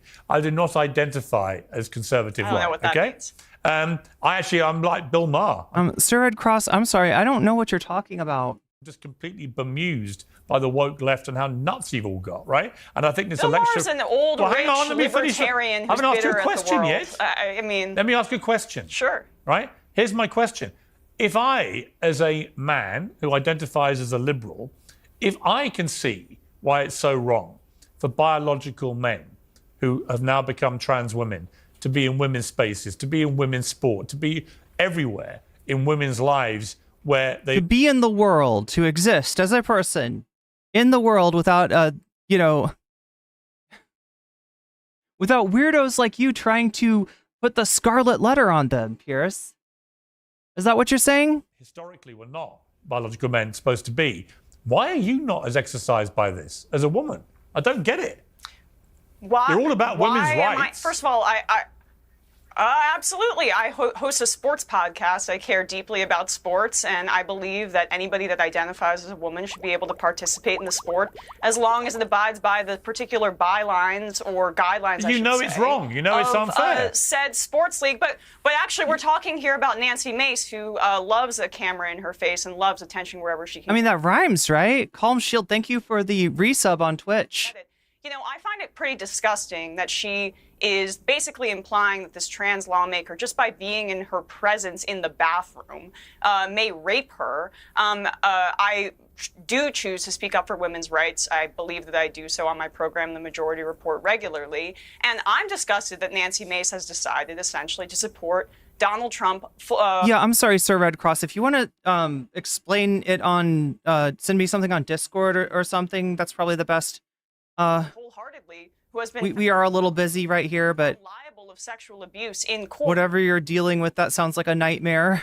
And multiple of his cabinet appointments, picks, including Pete Hegseth and Matt Gaetz, have been credibly accused of sexual assault themselves. So apparently it's triggering for her because someone's genitalia may be slightly different in the stall next to her. When you say credibly accused, but it doesn't the last matter two names to you her. mentioned. Wait, I'm sorry, Pierce. You're talking about a danger, a prospective danger of sexual assault coming from the presence of trans women, right? You're doing something objectively bigoted, right? Emma is talking about like House of Representative procedures, right? Emma is talking about like actual reports of sexual assault. directed at members of Trump's administration, one of whom has been withdrawn himself from consideration in order possibly to avoid the results of his inquiry being made public, and the other one is still trying to become Department of Defense head. Trump has been found liable of sexual assault in court. Piers. Time out. Yeah, thank you, Sir Red. Has Trump been found liable of sexual assault in court with Trump was found guilty in a civil action. He denied it, as you know. Found and in case of, and in the case of Gates and Pete Hesketh, so the preponderance of evidence. Wait. No. Wait, are they forgetting? Wait, it's not just a civil suit. It's not just a civil suit. Is he just like wiping the one that for which the sentencing was permanently postponed? Like the finding was guilty on that. It's not just the civil suit. Went in her direction. Talking. And she can and she should, and you need to shut the fuck up and let your guests actually respond. And she's been all right, and keep talking. He has been accused by dozens of women. There you go. Are you finished? Is he going to play the piano? Okay. I'm done. When we have a debate, he's going to get out his piano and just start playing, ignoring her. Customary for the host leads it, and you respond to questions, okay? If I may be so bold. The point is that Hesketh and Gates have categorically denied any wrongdoing, and none has been proven. But you are talking about a class of people as being guilty before any crime is being committed. You fucker. You cannot maintain this much cognitive dissonance. I will not allow it. Against them. In Trump's case, it was a civil action, as you know, not a criminal action. The criminal case against him was shuffling paperwork over an alleged one-night stand with a porn star. Oh, okay. So since it was paperwork and a porn star, that can't be very serious or anything like that. It's a fucking criminal case. And oh my God. So he's like, well, we've got the civil case that finds him guilty of, like, what was it, like defamation or libel for essentially denying that he did a sexual assault. What is that? What's the implication of that, Piers? And then, yeah, the other one is about paying hush money in a way that violates campaign financing laws. So yes, he's a felon. Yes, he was found guilty of a criminal act. And yes, he was found culpable for a crime which implies a sexual assault on his part. What the fuck? And then you're compared to your, but the idea that if there's a trans woman in a bathroom, then sexual assault, right? This weird perspective thing that you've got, this bigotry that you've got running around in your little turf brain, that we're supposed to listen to that nonsense? You are not consistent, my dude, okay? I told you before, this guy's the new king of debate bros, right? This is the new panel. This is the new Dylan Burns. This is the new Prime Kai. This is the new whatever. But this guy's not even doing the basic debate bro. You know, the debate bros are supposed to be consistent. Or try to be consistent, or pay a price for not being consistent if they're not. It's not quite how you categorized it. Deborah Lee, let me bring you in here. Has this trans lawmaker been accused of rape? Has this trans lawmaker? No, but actually, if you are a congresswoman. If you genuinely cared about fairness in sports, says Ozelam, the inclusion of trans or gender non-conforming athletes, because let's not forget, that's the highest profile issue in the media, are people who identify with their assigned sex at birth, not even about anyone transitioning. It's quite literally the most stupid place to start. Maybe start with finance or even just height. That's a bigger indicator of success than your assumed junk. Oh God, yeah, like in terms of fairness in sports, right? Like, you know, women don't get a fair shake in sports. What are you talking about? Look at the money that's spent on women's sports versus men's sports. And you know what?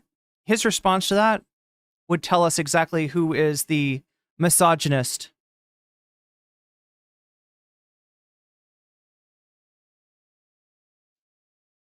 I'm not seeing some chats. Let me see if I'm in top chat. Survive sexual assault. No, I'm in live. To feel safe in the so restroom. The presence of a trans woman in the bathroom. Oh gosh, gosh. You know, here in New York, there are a lot of multi-gender bathrooms, and I've gone to the bathroom next to a man.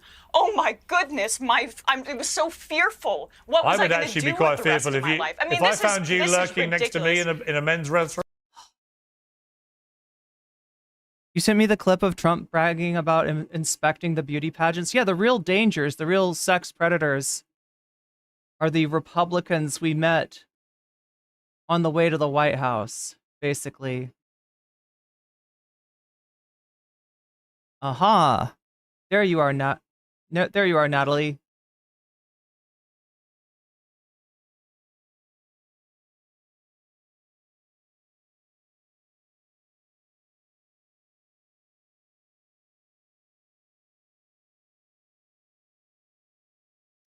How the fuck did I get the wrong...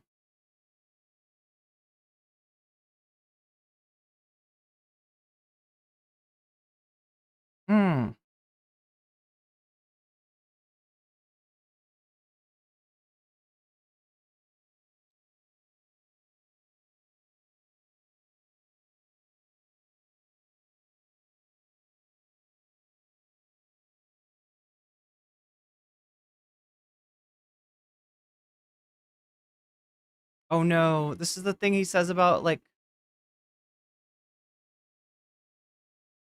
It's a Midas touch.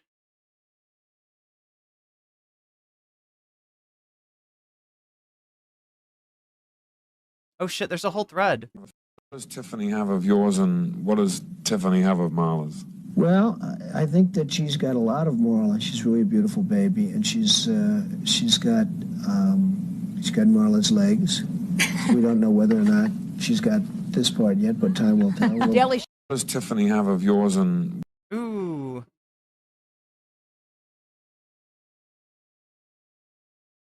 We want to know a little bit more about you guys, so we play this game here. It's called Fave 5. I'll ask the question. Ivanka, you answer first, and then Dad, you answer also. This is tough. Okay, Ivanka, what's the favorite thing you have in common with your father? Either real estate or golf. Donald, with your daughter?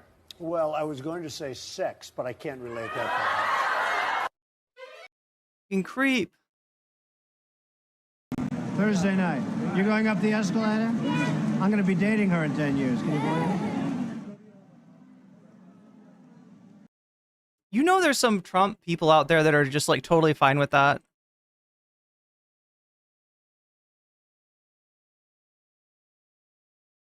Ew. Okay, there's that. On this pageant, you go over, you're meeting the girls and stuff. One of them comes up to you and says, "Mr. Trump, you're a very sexy man. You're a beautiful man. You have fantastic hair. Well, you're a powerful man, right?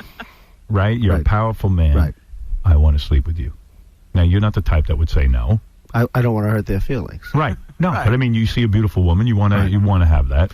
You're a guy who likes to have everything, right? Well, couldn't that be construed, however, as conflict? Yes. I don't see it as a conflict. It could be a conflict of interest, but, it's the kind of thing you worry about later. Oh, I see. You tend to think about the conflict a little bit later on. The question is, how can it not be construed? No, I mean, some of these foreign girls, Mr. Trump, in my country, we say hello with vagina.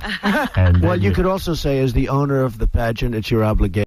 Some AI survey the other day that I think, I told some AI survey the other day that I think the problem in this country is misogyny, and she told me I was getting off track. Some people just show affection in different ways. He has a different sense of humor. Yeah, they would probably, you're right, that's probably what Trump fans would say. That it was just a edgy joke or whatever. But it's just like combined with all the... And we're going to see worse stuff, right? Because Natalie told me there's worse stuff in here. There's Trump and Epstein. Oh, wait, did we miss this one? This is the one. To do that. On this pageant, you go over, you're meeting the girls and stuff. One of them comes up to you and says, "Mr. Trump, you're a very sexy man." Okay, you tend to think about the conflict a little bit later on. The question is, how can it not be construed? No, I mean, some of these foreign girls, Mr. Trump. Gation. to do that. So you have done that. Now, I'll tell you the funniest is that I'll go backstage before a show. Yes. And everyone's getting dressed and ready and everything else. And, no men are anywhere. And I'm allowed to go in because I'm the owner of the pageant, and therefore I'm inspecting it. I'm inspecting. I want to make sure that You're like everything a is doctor. good. You're there. Yeah, the dress. Is everyone okay? They're standing there with no clothes. Is everybody okay? And you see these incredible-looking women. And so I sort of get away with things like that.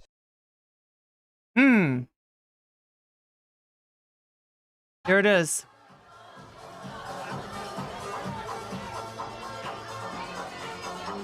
Oh no, it's got music. We gotta eliminate the music.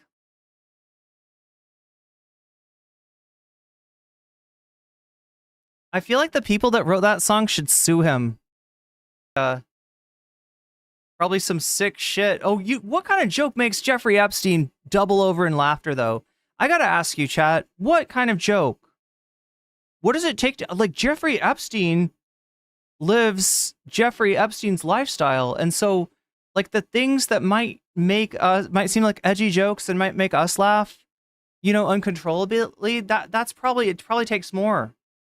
It takes more to make what does it take to make Jeffrey Epstein laugh like that? Like, it's got to be a joke that's, like, edgy to a PDF, like Epstein. You know what I'm saying? Like, I bet PDFs are not easy to make laugh with an edgy joke. I bet you got to tell an extra edgy joke to make that happen. By the way, your daughter. She's beautiful. Can I say this? A piece of ass. Yeah. She looks more voluptuous than ever. She's actually always been very voluptuous. She's tall. She's almost 6 feet tall. By the way, your... Do you think they unalived him? Well, look, I'll just say Epstein did not Epstein himself. Let me just put it that way.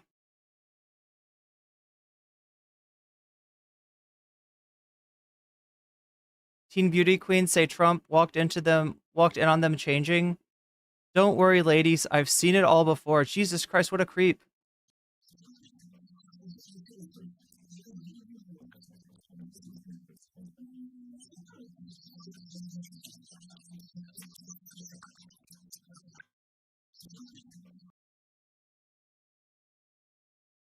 There's the Epstein flight logs.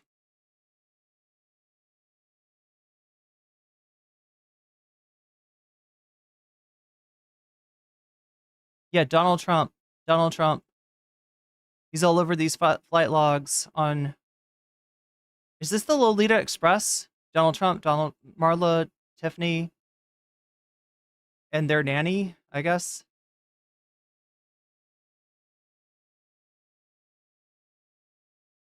Donald Trump. Donald Trump.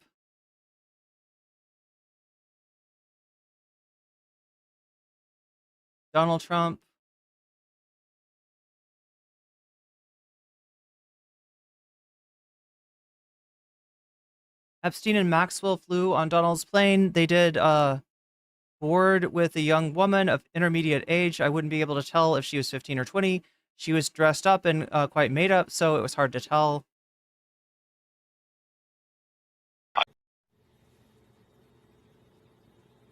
What do you think of Lindsay Lohan now? I think she's hot. There's something there, right? Yes. But you have to like freckles. I've seen a close-up of her chest. Yes. And a lot of freckles. Are you into freckles? Okay, that's enough of that. Really beautiful is Paris Hilton. Paris Hilton. And I've known Paris Hilton from the time she's 12. She's hot. Her parents are friends of mine, and, the first time I saw her, she walked into the room and said, who the hell is that? Did you want to bang her? She is at 12 I wasn't interested. I've never been into that. Right. They've sort of always stuck around that 25 category. But even at 12, you were kind of but wow, she's hot. I saw at 12 she was beautiful. But honestly, Paris gets knocked and this and that. But she's very beautiful. Her she skin dumb? is flawless. She's dumb like a fox. Have you seen the video, the sex video? I have seen it. You did? No! What'd you do? You went on the internet? You watched a sex video of somebody that was 12 when you met her? What the fuck is wrong with you? Okay, this is the grabber by the P word. Oh my god, it gets worse and worse. How? Wow, Midas touch. Well, there you go. That's some dirt. I'd feel fearful. Deborah Lee, let me bring you in here. I just think... That's fearful. Gosh, you know, here in New York, there are a lot of multi-gender bathrooms, and I've gone to the bathroom next to a man. Oh my goodness, it was so fearful. What was I going to do be quite with the rest fearful of my life? I mean, if I found you lurking next to me in a men's restroom. I'd feel fearful. Deborah Lee, let me bring you in here. I don't understand that comment from Piers. Like, that could be creepy. Like, it's hard to actually hit him with, like, you know, to accuse him of that, right? But, like, he obviously didn't mean that seriously.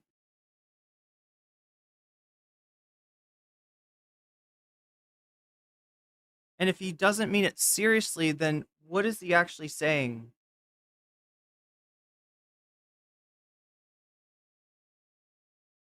I don't know, chat. Maybe I'm reading too much into this, but like, Pierce kind of looks creepy here. Maybe that's just me. I just think that is a ridiculous accusation, Piers. I didn't make an accusation. It was a statement of fact. I would feel fearful.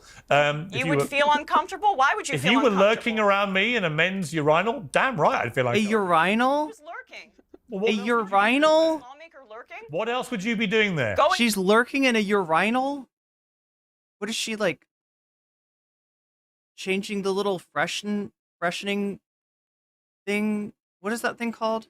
The urinal meant? To the restroom. I don't want you going in my restroom. Stick in your own restroom.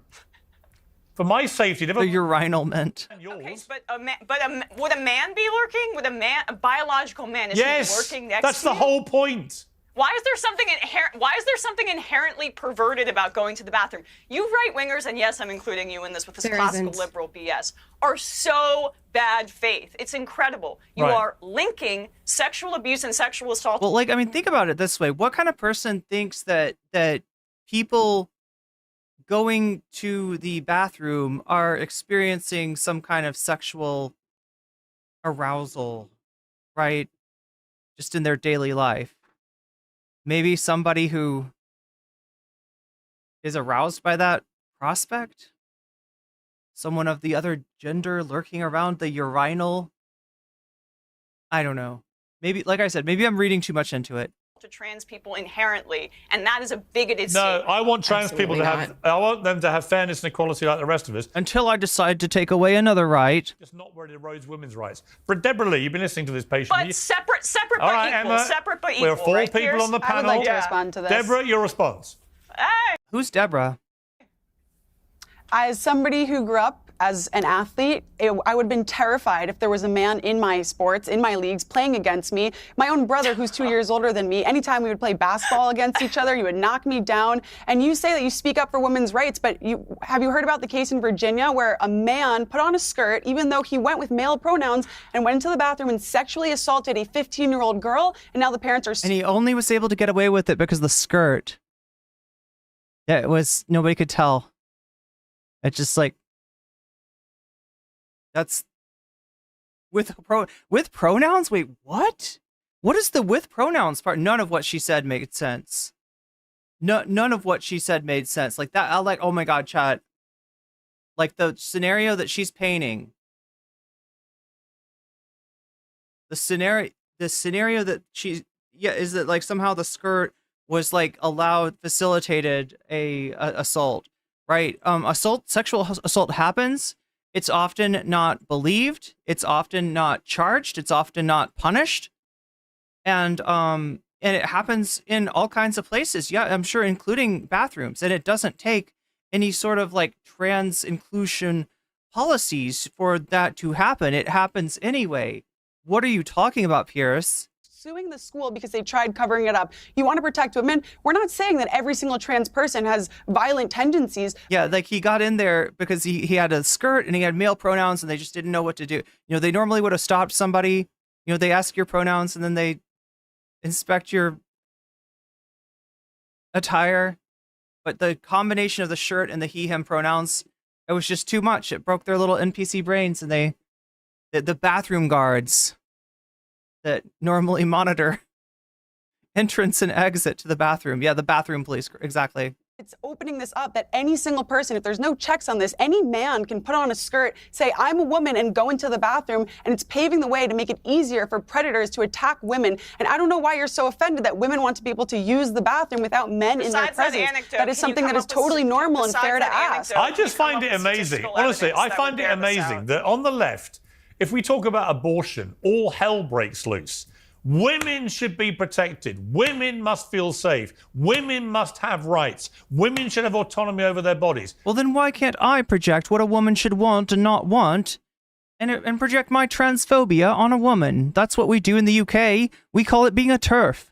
And yet when It's totally fine over there. quite happy for biological males or What's next, Pierce? You're going to make us eat spotted dick? let's put it this way. You know what? Put it this way. Blood pudding? What other anglicisms are you going to enforce on us? You've got to let me finish a question. I think it's a little different. Natalie says that was the Virginia case where two people knew each other and have to meet in the bathroom to hook up. Wait. Before this time, and she didn't want to? Oh my God. Oh wait, so are we talking about like two school kids? Natalie? Is that what he was talking about with he said like the 15-year-old? Gotta let me finish the question. In parking lots because they can't Sorry, get their health care. Emma, you really are not familiar with how these things work. No, Piers. You have to let me ask should a question. Yao Ming have been banned from the NBA? Kitty Kitty said they had previously dated. Oh my God. See, look at these fuckers. Like when bigotry is involved, like no normal smell checks apply. No normal BS tests apply. It's just they're able to tell this fucking story that completely mischaracterizes what happens, and as long as they're able to just keep telling it, there's no point at which somebody like shoves an article in their face and says, "This is what happened. You're fucking lying about this. Don't do it again." That never fucking happens. They just keep lying and lying and lying and lying. The lie perpetuates itself until, like what was that Folsom? The picture from the Folsom Street Fair, chat, the one with there was like, dudes in puppy masks and a young girl, right? And that picture was photoshopped, and yet it hasn't gone away. And every time it's posted, it still has an impact. It still has a preponderance of people believing that those. Look, I don't know. Am I assuming too much into saying that they're gay dudes engaged in puppy play? I'm pretty sure that's what we're seeing. Are somehow a threat to the little girl who actually in the original picture was nowhere near them. Because he's too tall? I mean, we've got to make it be fair in competition. I tell you what's not fair. He towered over these when other you have players. when you have a boxer in the Women's Olympics. Oh my God! Okay, Emma, cook him. Boxing. Cook him. Who has male chromosomes and who beat up one of his opponents. Okay, based on a Russian, beat up one of his opponents, her opponents, whatever you want to call this boxer. It's so hard to argue. It's so hard to debate this stuff, right? Because he's got the facts wrong, but he feels like entitled to have the facts wrong because the lies have been spread. What they determine. Please stop talking when I'm talking. It's so boring for everyone watching. They can't hear us if you do that, right? I mean, this is your whole Emma, shtick. I mean, you've been doing debates about the genocide in Gaza. Am I going to have to mute you? Because honestly, everyone is sick of this now. Just please conduct yourself properly in a debate. Otherwise, we get nowhere, right? Let me bring in Amala. You've been waiting patiently. What do you think of this? Yeah, I mean, I just have a question. How many more anecdotes do you need of women and young girls being assaulted due to these? That's right. That's what we should be deciding things by. Anecdotes that don't hold up to the light of day. That's how we should be deciding things, by anecdotes, and never check to make sure that it's a real. It's not even. It's a lie. It's what it is. All right.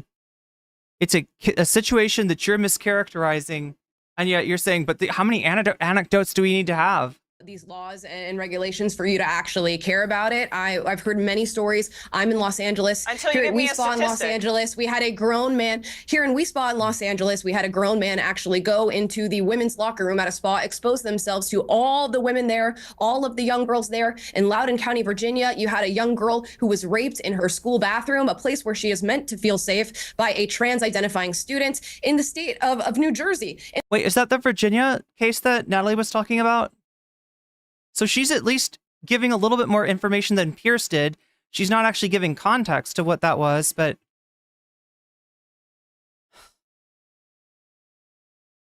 But I should probably give you context that if you're watching me on Twitch, there's an ad break coming up in exactly 3 minutes and 30 seconds.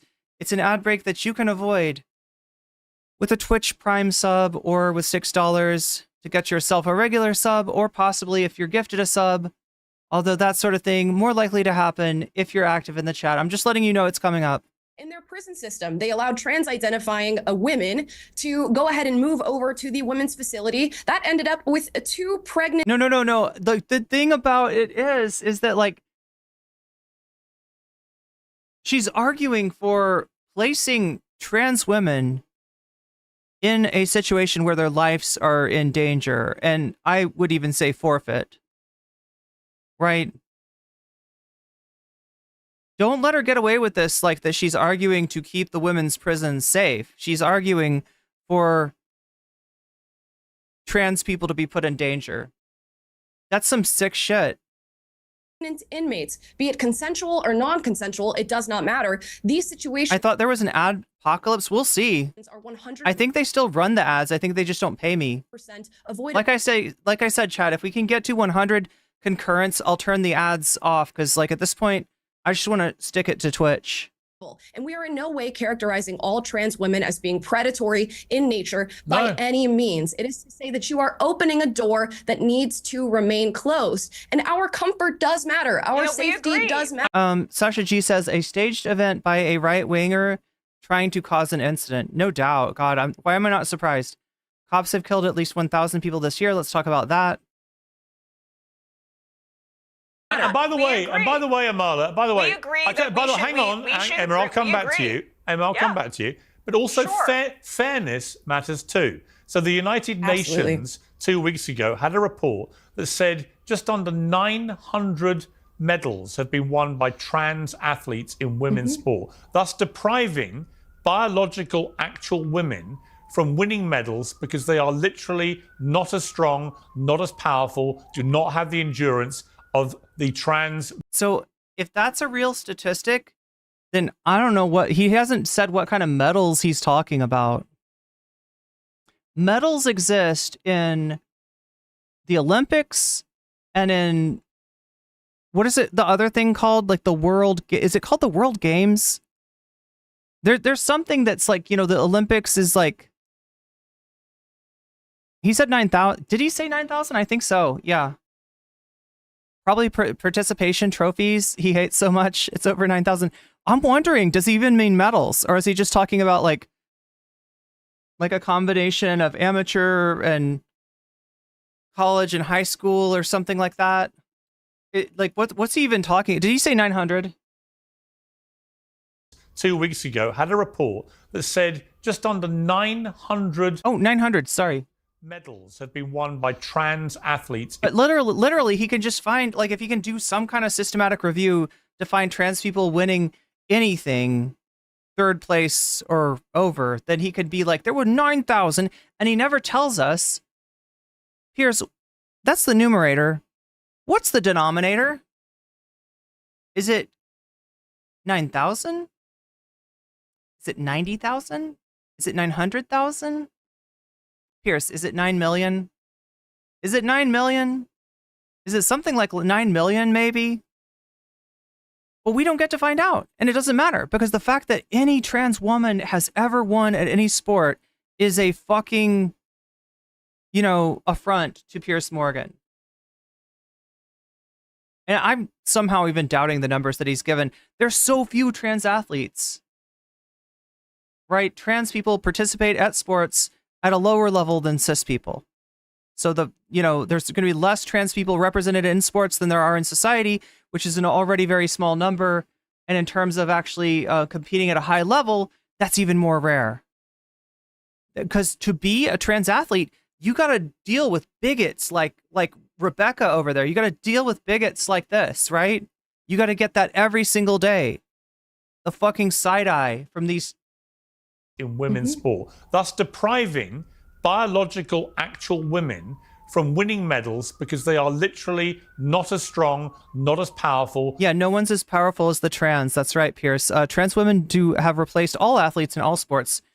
Did you know? That's what I heard. Yeah, I heard that no one could beat trans athletes because do not have the endurance of the power of blahage women athletes because they have male physiology. How can that be right? Absolutely. 900 medals. So Piers. Yes. Explain to me. First of all, why don't you care?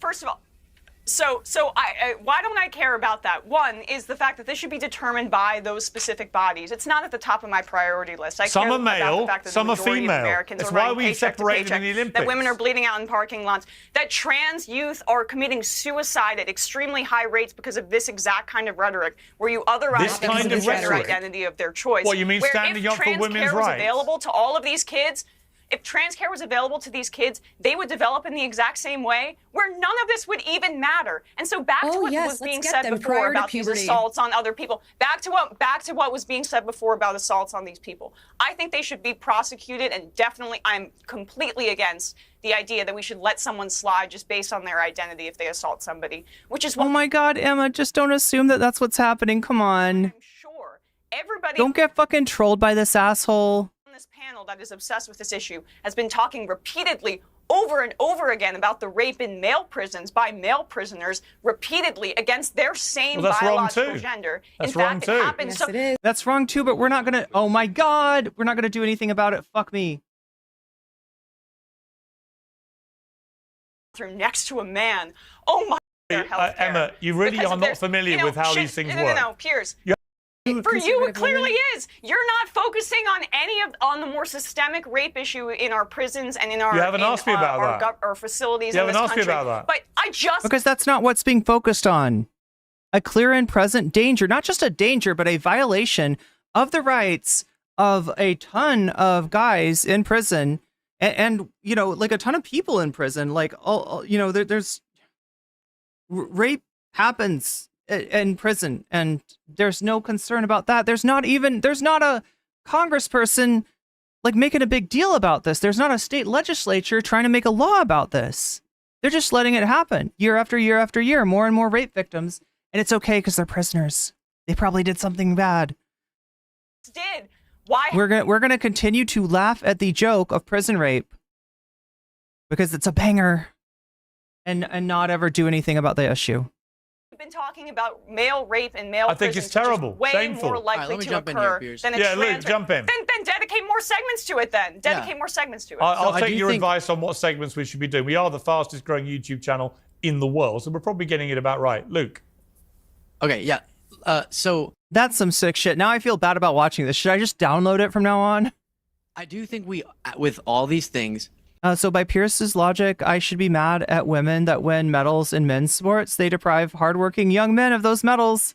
Even the Lake and Riley case as an example, we always want to be understand the gravity and the pain of the individual stories that we're talking about that connect to larger issues, but then also include the broader context, which is that with this bathroom issue, you don't see in the data increase in assaults with trans people in the bathroom they identify with, but you do see when they're forced to go into the bathroom they don't identify with or that's aligned with the biological sex they were born as, an increase in assaults on the trans person. So that's important to remember. And I don't think we need to merge every single issue, because I think, as Emma referenced, but as a lot of people acknowledge, while we don't understand what the fixation is necessarily or why this is used to distract from all these other more consequential issues, I don't think most people have an issue with leagues, especially professional leagues, implementing restrictions to make sure things are fair. Sometimes that's, have you transitioned enough where you don't have the edge or whatever it might be. It's fine for those leagues to make sure that it's fair. And they've been doing that. I don't think that debate is actually going on like this program might make it out to be. Okay, we're going to move on to another. See, chat, this is really dangerous on so many different levels, right? What we're talking about is moving an issue that is policy for a sporting body into the political realm. And if states legislate something, then they can tell the sporting bodies what to do, or if the federal government, right? So but this is something that should never be a law. It should be a determination made by the body, the sporting body, who have, sports scientists and physiologists on staff to be able to inquire about questions of fairness, right? And have implemented adequate, maybe even more than adequate, like restrictions on something like what they're trying to imply, which is just somebody walking off the street saying, I am trans now, and competing in like the, weightlifting competition, right? That's not what's happening. But when you take this and you turn it into a political issue, not only are you allowing people who don't understand what's a question of physiology. In chat, what is physiology? It's the hardest class I ever took. Physiology. I'm taking organic chemistry, okay? Physiology was harder.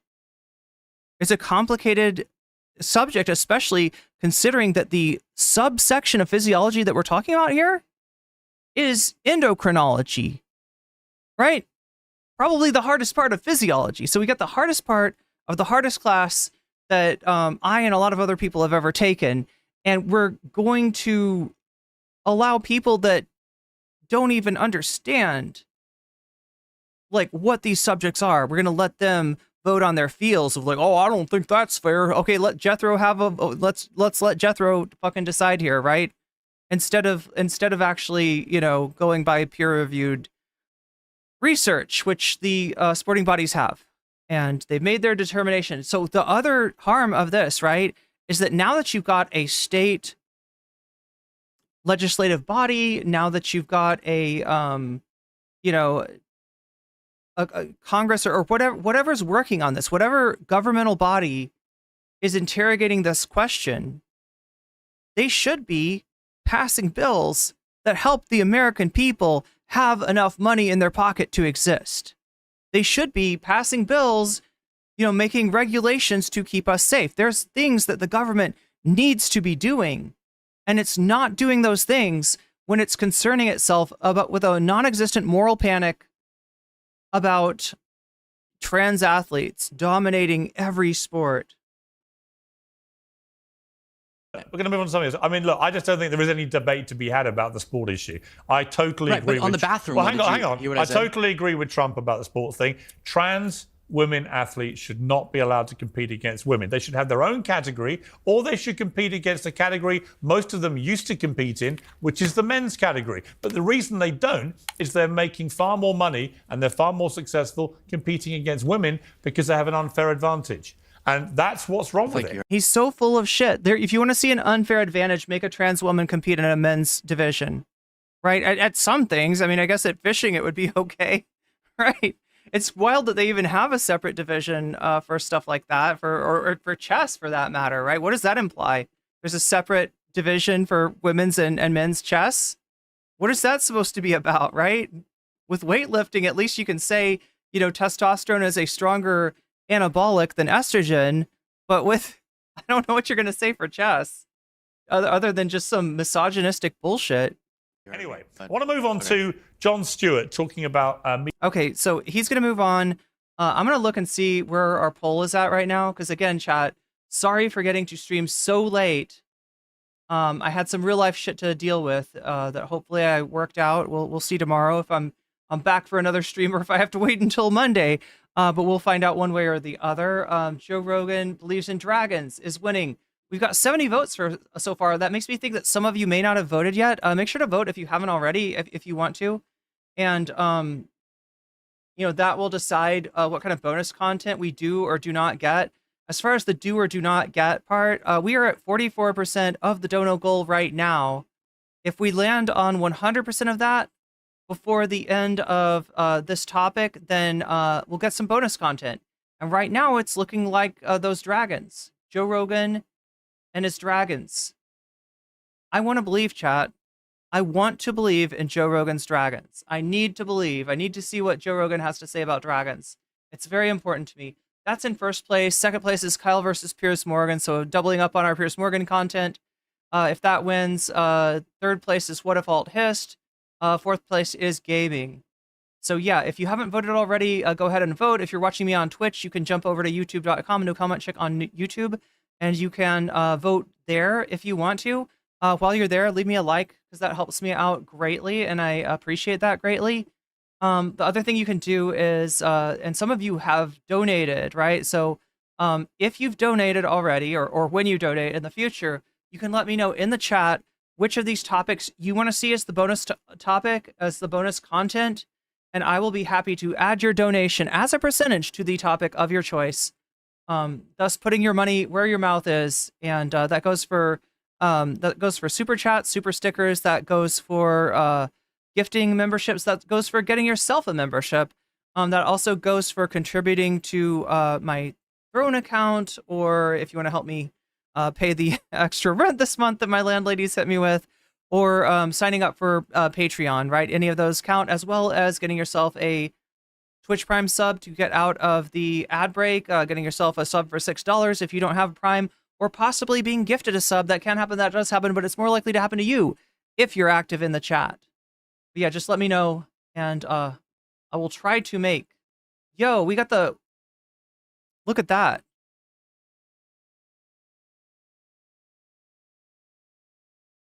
That's a flexing. That's a flexing super sticker right there. Thank you, Narwhal. That brings us up to 49%. We're almost halfway there, chat. This could definitely happen tonight. Again, sorry about, like, I hate that I got started so late. That part's totally my... Well, I don't know. Is it my fault? Yes. Mika and Joe. It's definitely not your fault. From obviously MSNBC, who went down to kiss the Trump ring after calling him Hitler for a few... Oh God, the other thing I want to do is thank my Patreons, because I always forget to do this. Let me go ahead and do this now.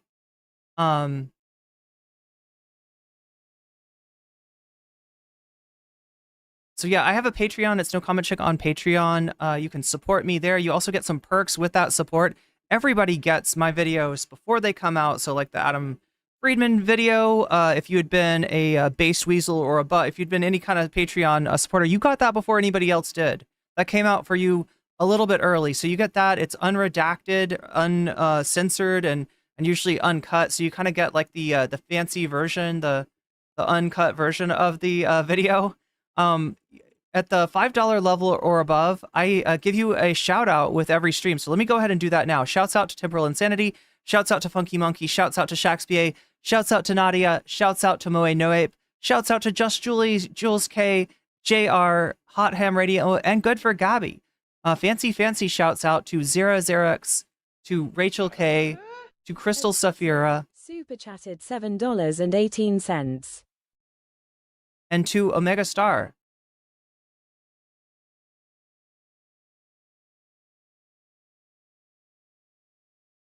Thank you for the super chat, Obsessive.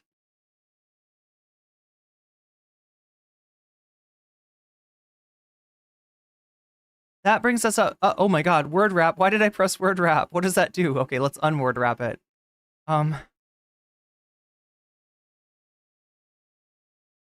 That brings us up to 56%. God, chat, I didn't realize how much this was going to piss me off.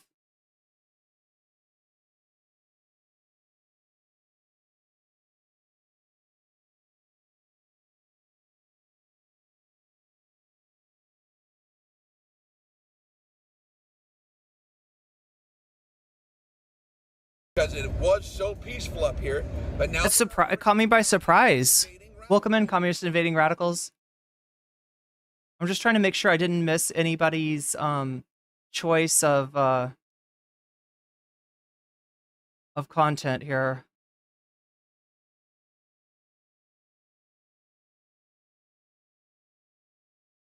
Pierce has defended Prince Andrew, mind you.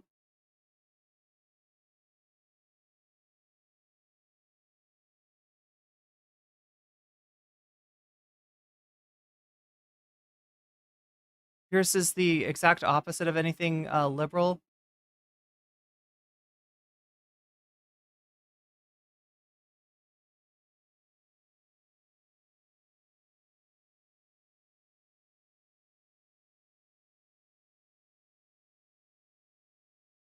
Wait, did yours get skipped? No, you donated 5 gift subs, right? Oh, you know what? Maybe I didn't click it like this. Is that what happened? But I did tell all the people that got a gift sub that you got weaseled, and that's a good thing. But yeah, I'm definitely not trying to skip anybody's. Did any, like, the other thing I'm trying to figure out is, did anybody who donated have like a topic of a content that they want to endorse? If so, if I've missed anybody's, let me know. You can feel free to @ me if that helps me actually see. Joe Rogan hit the DMT so hard and he saw a dragon. That's exactly what happened. Anyway, sorry, Chad. I didn't mean to take so long getting back to the content. Let's get back to the content. Let's take a look. Joe and Mika Brzezinski Scarborough, who famously warned of the growing threat. I'm sorry, Brzezinski Trump Scarborough. Fascism, also had an interesting announcement to make. Last Thursday, we expressed our own concerns on this broadcast and even said we would appreciate the opportunity to speak with the president-elect himself. On Friday, we were given the opportunity to do just that. Joe and I went to Mar-a-Lago to meet personally with President-elect Trump. And for those asking why we would go speak to the president-elect during such fraught times, especially between us, I guess I would ask back, why wouldn't we? Because you said he was Hitler. I mean, Deborah, that's a good idea. Maybe don't have breakfast with Hitler. I don't know. Jon Stewart has a point. You know, I like Mika and Joe, and actually, I think there's nothing wrong with them not trying to. Do I watch Young and the Restless? What's that? Build bridges with Trump, but they did all call him Hitler and a fascist. No, they didn't. And an existential threat to. Oh, and the super sticker. If you really believe that, it's a bit like Biden inviting Trump for a little, cheerful, chappy photo shoot at the White House. If you really think he's going to finish. Oh, you're right. You're right. Yeah, no, I did miss that one. The Doge saying bravo. If you really think he's a fascist, if you really think he's a neo-Nazi, why would you do that? It's so disingenuous, and that was a lot of Republicans' Emma, I'll come to you, especially if you agree with me. You have your time, groundbreaking okay? moment. Don't worry. But Deborah, you go first.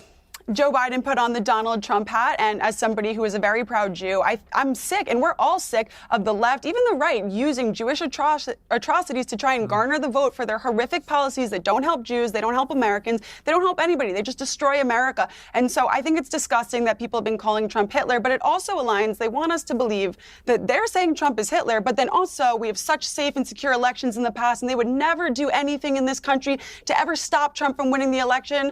If you thought Donald Trump was truly modern-day Hitler and would be a horrific leader to this country, would you not genuinely do everything in your power to stop him from getting into office? Of course. Because if I truly believed that Joe Biden was Hitler, I would do everything, legal or not, to try and stop him from getting into office. Because no, you wouldn't. You would fucking roll over and kiss his ring. And yes, Chad, I do mean his onion ring. Hitler is the worst person in probably all of history, but definitely modern. Okay. Hitler is a bad person is enough to say, all right? Like, or that, like, we shouldn't allow fascism should be enough to say, but that's not what you think, right?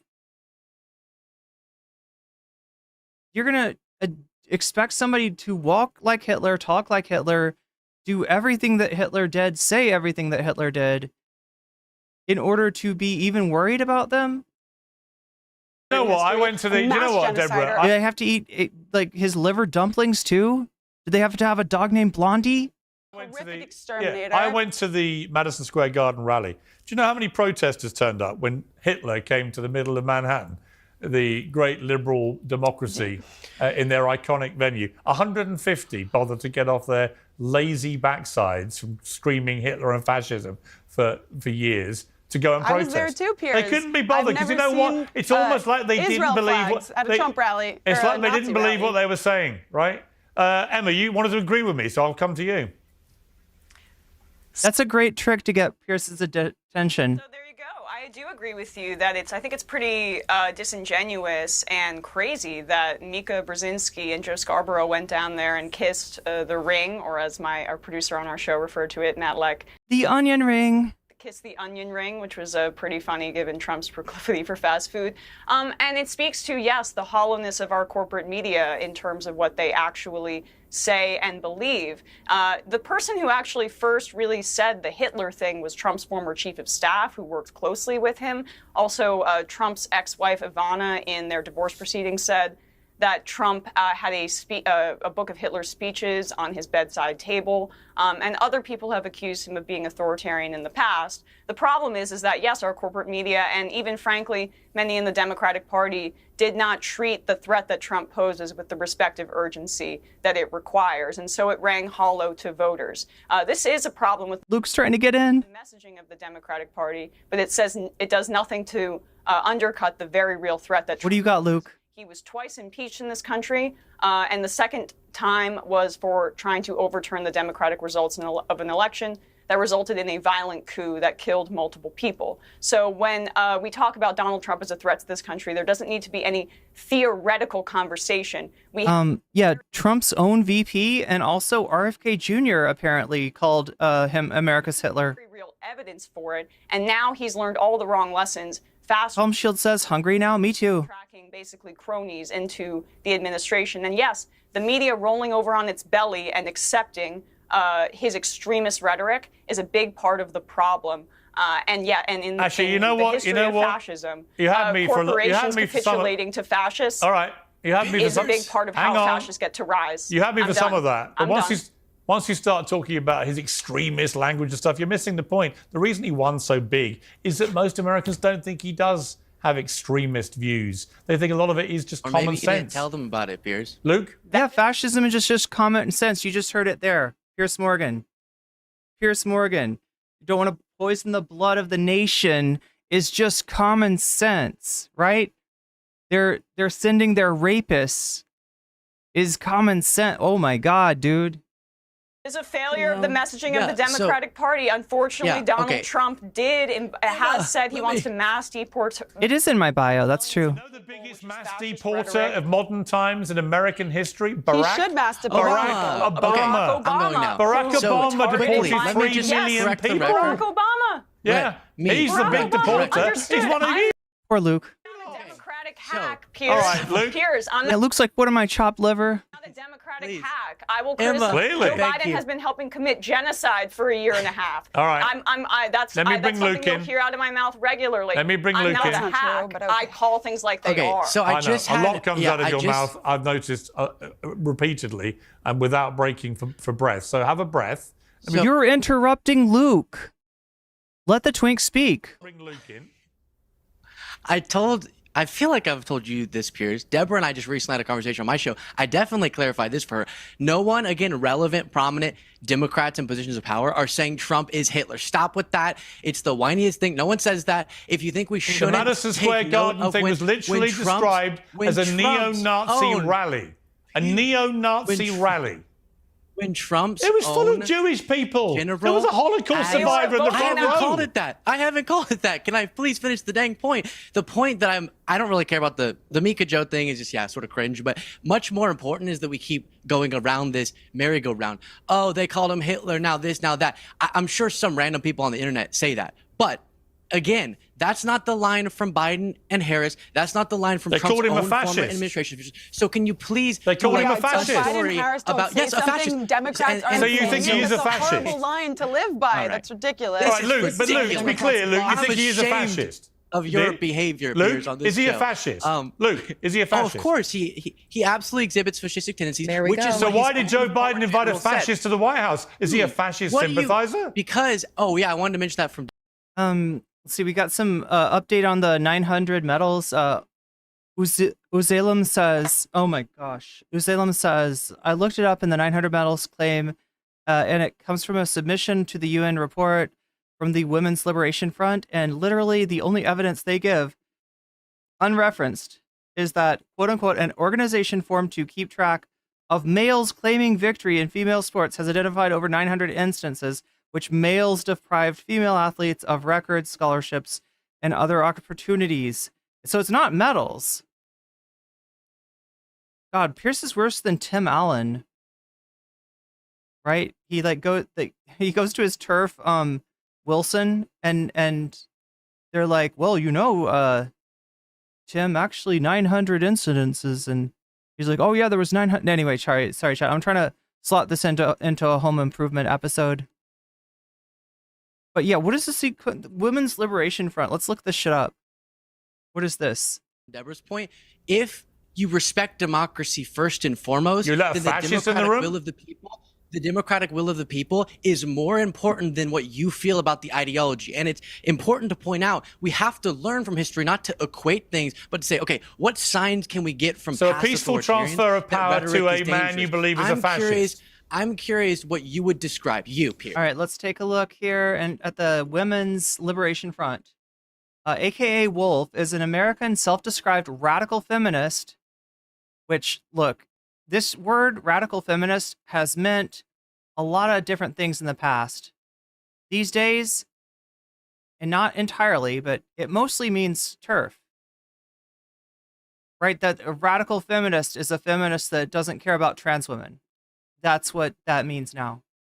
Is an American self-described radical feminist advocacy organization that opposes transgender rights and related legislation. So a group whose primary purpose is to oppose trans rights says that they've identified, without showing us the information, 900 instances of women losing competitions or, whatever, to trans women. Engaged in litigion? I didn't know that was a word. Litigion, okay. Litigation. Oh, it is, sorry, litigion. It does say litigation. On transgender topics, worked against the Obama administration's Title IX directives, which define sex discrimination to include gender identity. Wolf describes itself as radical feminist according to the mission statement, wishes to abolish regressive gender roles and epidemic of male violence using legal arguments, policy advocacy, and public education. It is described by news sources, including the Washington Post, Advocate, NBC, as feminist but progressive, and feminist organizations like the ACLU, and the National Organization of Women challenge this characterization, with now describing Wolf alongside of Women's Declaration International as anti-trans bigots disguised as feminists. Wolf has been characterized by Vox, New Republic, La Presse as a trans-exclusionary radical feminist group, which has been described as a hate group by the Gender Justice League and the University of Wisconsin School of Law Q-Law student group. So there we go. Oh my God, founded by my best friend in the world, Lear Keith. Lear Keith, who hates me for two different reasons. The other reason being that I don't eat meat. And in Lear Keith's mind, that's really bad. That's really bad. I should be eating all the meat in the world. Janice Raymond is part of this shit?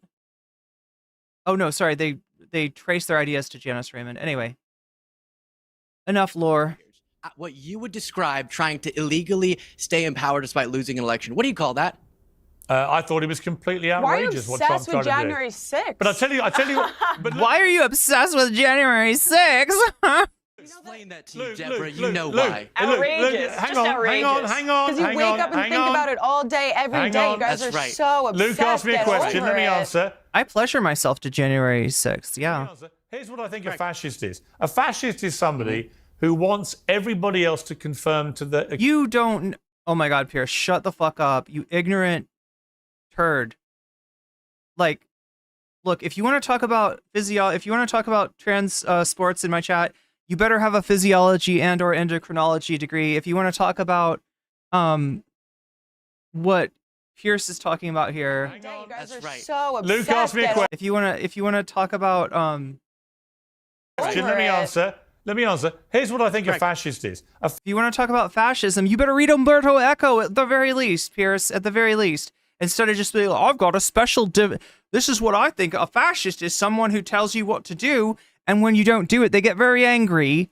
That makes you fascist. No, Pierce, that is fâché. That is a French word that fascist is somebody confusing. And their face turns red. They metron. Sorry. What books you read, what movies It's just you can incorrect watch. and Hang factually on. incorrect what Try you're saying. hard, Emma. Just take a little vow of silence for a few seconds. Take a little vow of silence and listen to my ignorant blither as a baboon in a fucking suit that people listen to for what reason? Right? What heroes you're allowed to admire, what statues you can respect. Oh, if someone doesn't want you to admire Robert E. Lee, famous Confederate general, then they must be a fascist. Is that right, Pierce? Is that right? What if you wanted to admire Hitler? Is it, if I get in your way of Hitler admiration, am I being a fascist? What clothes you can wear, what songs you can listen to, blah, blah, blah, blah, blah. So you know who the actual purest personification of a modern-day fascist is? Shut the fuck up, you ignorant, blithering pile of saliva. A member of the Woke Brigade, because that's exactly... The Woke Brigade, is that what we're going to call it now? The woke people do. We're the Woke Brigade. What's up, people? We're coming down to tell you what to wear. Like I was saying it earlier, right? I was getting you ready for that, right? You know, the cult, the only reason to go into join a cult is like because they got cool uniforms, right? And they got good food. And if we can steal their recipes and, you know, we can start a group where, you know, you get the cool outfit and you get the good food, but you don't actually have to be in a cult. That'll be great. And we'll do a little Woke Brigade. We'll call ourselves the Woke Brigade. How about that, chat? Does that sound good? And we'll go around and tell Piers Morgan that his fucking tastes are shit. That his takes are shit. That his taste is shit. That his ideas are shit. His way of thinking is shit. His set of knowledge is shit. It's just all shit, Piers. And he'll be like, those are fascists. Stop them. That Woke Brigade, they're a bunch of fascists. That's what fascism is. Behave like fascists. And you may not want to hear it, but trust me, you do. No, based It's on your false fascism. definition of fascism, you can... Oh no, poor Luke. I told a bad joke. Cancel him, destroy him, fire him. It's fascism. You think you're being a little melodramatic here, bud? Fascism. Apparently, liberal college students being a little bit too sensitive with their pronouns. It's not a highly militaristic, We should get rid of all nationalistic pronouns. political ideology Get rid of born all out pronouns. of Hitler They're and all- Mussolini. Get rid of them. Yeah, So you know why? Because the most pronouns. effe- You know, Just say people's proper names. Yeah, no pronouns, no shortcuts. I hope Why are Democrats you go on watering with the down pronouns. fascism? But listen, Piers? listen. Why are you watering down fascism, which Fascist resulted in equals the woke. No, I'm mass calling you the genocide of fascist. 6 million You're Jews? watering down Calling you fascism the by saying fascist. Donald ethnic Trump groups, is a including fascist. You've done that LGBTQ+. yourself. Yeah. You I never watered said down that. his I said he ran a organization. fascist Same campaign. Reese, same I said he ran a same all fascist these campaign. Don't all talk over You, each other. the We left, can't you hear guys you. are the ones that are watering down But what Piers, that you means. set up this false premise. Piers, you set up a What's the false false premise and a premise? false definition that meets no academic standards of what fascism is. Why should I listen to an academic about what fascism is when I can bloody well figure it out by my common sense? A fascist is someone who it's like a Karen. Basically, they're yelling at you. They want you to do something. They're not approving of you. Anytime that someone disagrees with my Twitter take, that's fascism. I just laid it out for you. Fascism is a highly militarized, nationalistic political ideology that often involves corporate power consolidating with the state. See Elon and Trump going together? That talks about a mythologized past that we need to return to by demonizing either Oh no, whoa. again, specific migrant groups. Exactly, but the specific immigrant How weird groups, you would describe that as targeting fascism. the mass deportation is, you could describe it as ethnic cleansing in some of the more extreme circumstances. Wait, so it's just 900 times a trans person competed and didn't come in last? Holy shit. No, I'm using an academic definition of fascism, not this pop garbage. You're doing my ears in, Emma. I mean- Amala, is No, making ethnic America great cleansing. again a form of fascism? Because it goes back in America's history. It does point towards a certain like palingenetic ultranationalism. Yeah, make America great again. We're focused on America here. No, fuck the rest of the world. And like this mythical time when America was great that we got to get back to. Yeah, I mean, look, it's not. You know, there's a whole set of characteristics, right? If you read the academic definitions of fascism, like Emily, I'm sorry, I said her, like Emma was talking about, right? But I mean, that's a good starting place. MAGA is unfortunately, very good starting place for fascism? Not in my opinion, no. I think people have really run with this whole, I don't know, shall we call it slogan, and made it into something that it is very much not. America has virtually always been great, in my opinion, especially with its ideals and its values. And when we talk about these two journalists who chose... Yeah, Lear Keith, the person that founded that like turf group, that they're quoting, the one that came up with the study with the 900 times a trans woman has gotten in the way of a cis woman's winning of all sporting events, or like not fit place last. Basically, the founder of that is somebody named Lear Keith, who is known for her trans exclusionary radical feminism, but also known for her advocacy against vegetarianism. Right? She's got a whole I'm trying to remember what it's called. Is it called Deep Green Resistance or something? She's been in a bunch of different groups. She wrote a book about why vegetarianism is bad. And one of the reasons was because what about plants? Plants feel. What about plants? What about plants? That's literally how she advocates against. Anyway, she's full of shit on a bunch of different levels. To go to Mar-a-Lago and sit across from Donald Trump. I think we saw Sunny Hostin of The View say, how can you really speak truth to power if this is how you're going to treat Donald Trump? How else do you speak truth to power if you won't go and sit at the table across from it? When we talk about Mika and Joe, the real problem is that they've likened him to Hitler. They've called him a fascist. They called him a threat to democracy. It's not a problem that they're going to Mar-a-Lago, as journalists should, to speak to one of the most powerful people in the world. And kiss his ass. Their journalistic integrity, that's more than okay. Yeah, totally agree with you. What a sweet... I'm sorry, but it's funny. The people that should be calling them as fucking hypocrites, right, are there being like, no, that's a really good thing. You got to go and talk to the man with the power. You got to talk to the powerful man now that he's in charge. Slightly. Hang on. You got to kiss the ass of power, because that's what this is what the MAGA movement is about. I want to change gear. Oh my God, please let Luke talk. He really has got, look, I don't obviously, he's not my favorite, political pundit, no offense, Luke, but he has not had a lot of speaking time. We've got a few minutes left. I want to talk about the nominee picks, which I'm sure have sent you into some form of metaphorical anaphylactic shock. But let's go. Did I pronounce it right? Fasce? Through them. I mean, here's why I look at it in totality. I'm going to wait for them to see who gets confirmed. Or en colère. Or en couleur. I want to wait and see them what they do. Then I will pass judgment. But actually, if you look at a lot of them, like Linda McMahon, unbelievably successful entrepreneur in America, building one of the great businesses in modern America, billions and billions of dollars pouring in, very strong educational bent. Why wouldn't you want someone like that running a big department in an American presidency, administration? So just quickly closing thought on the last thing. It's crazy that we do this, like I said, merry-go-round, we go back and forth on the fashion stuff.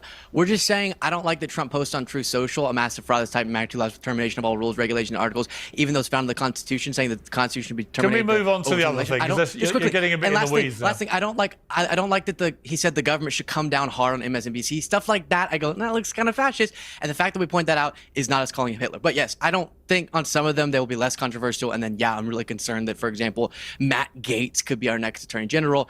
That gives me a major ick. Well, Deborah? Luckily for you, Luke, that's not going to happen. Matt Gaetz is he's both removed himself for contention as Attorney General and resigned his Congress seat. So he's getting the fuck out of Dodge. He says that he will fight from another perch, which makes him sound like a big evil vulture, which he kind of is. Does he have the way everything's, I don't know, something about him, chat. If he could be a vulture, that could be his, persona.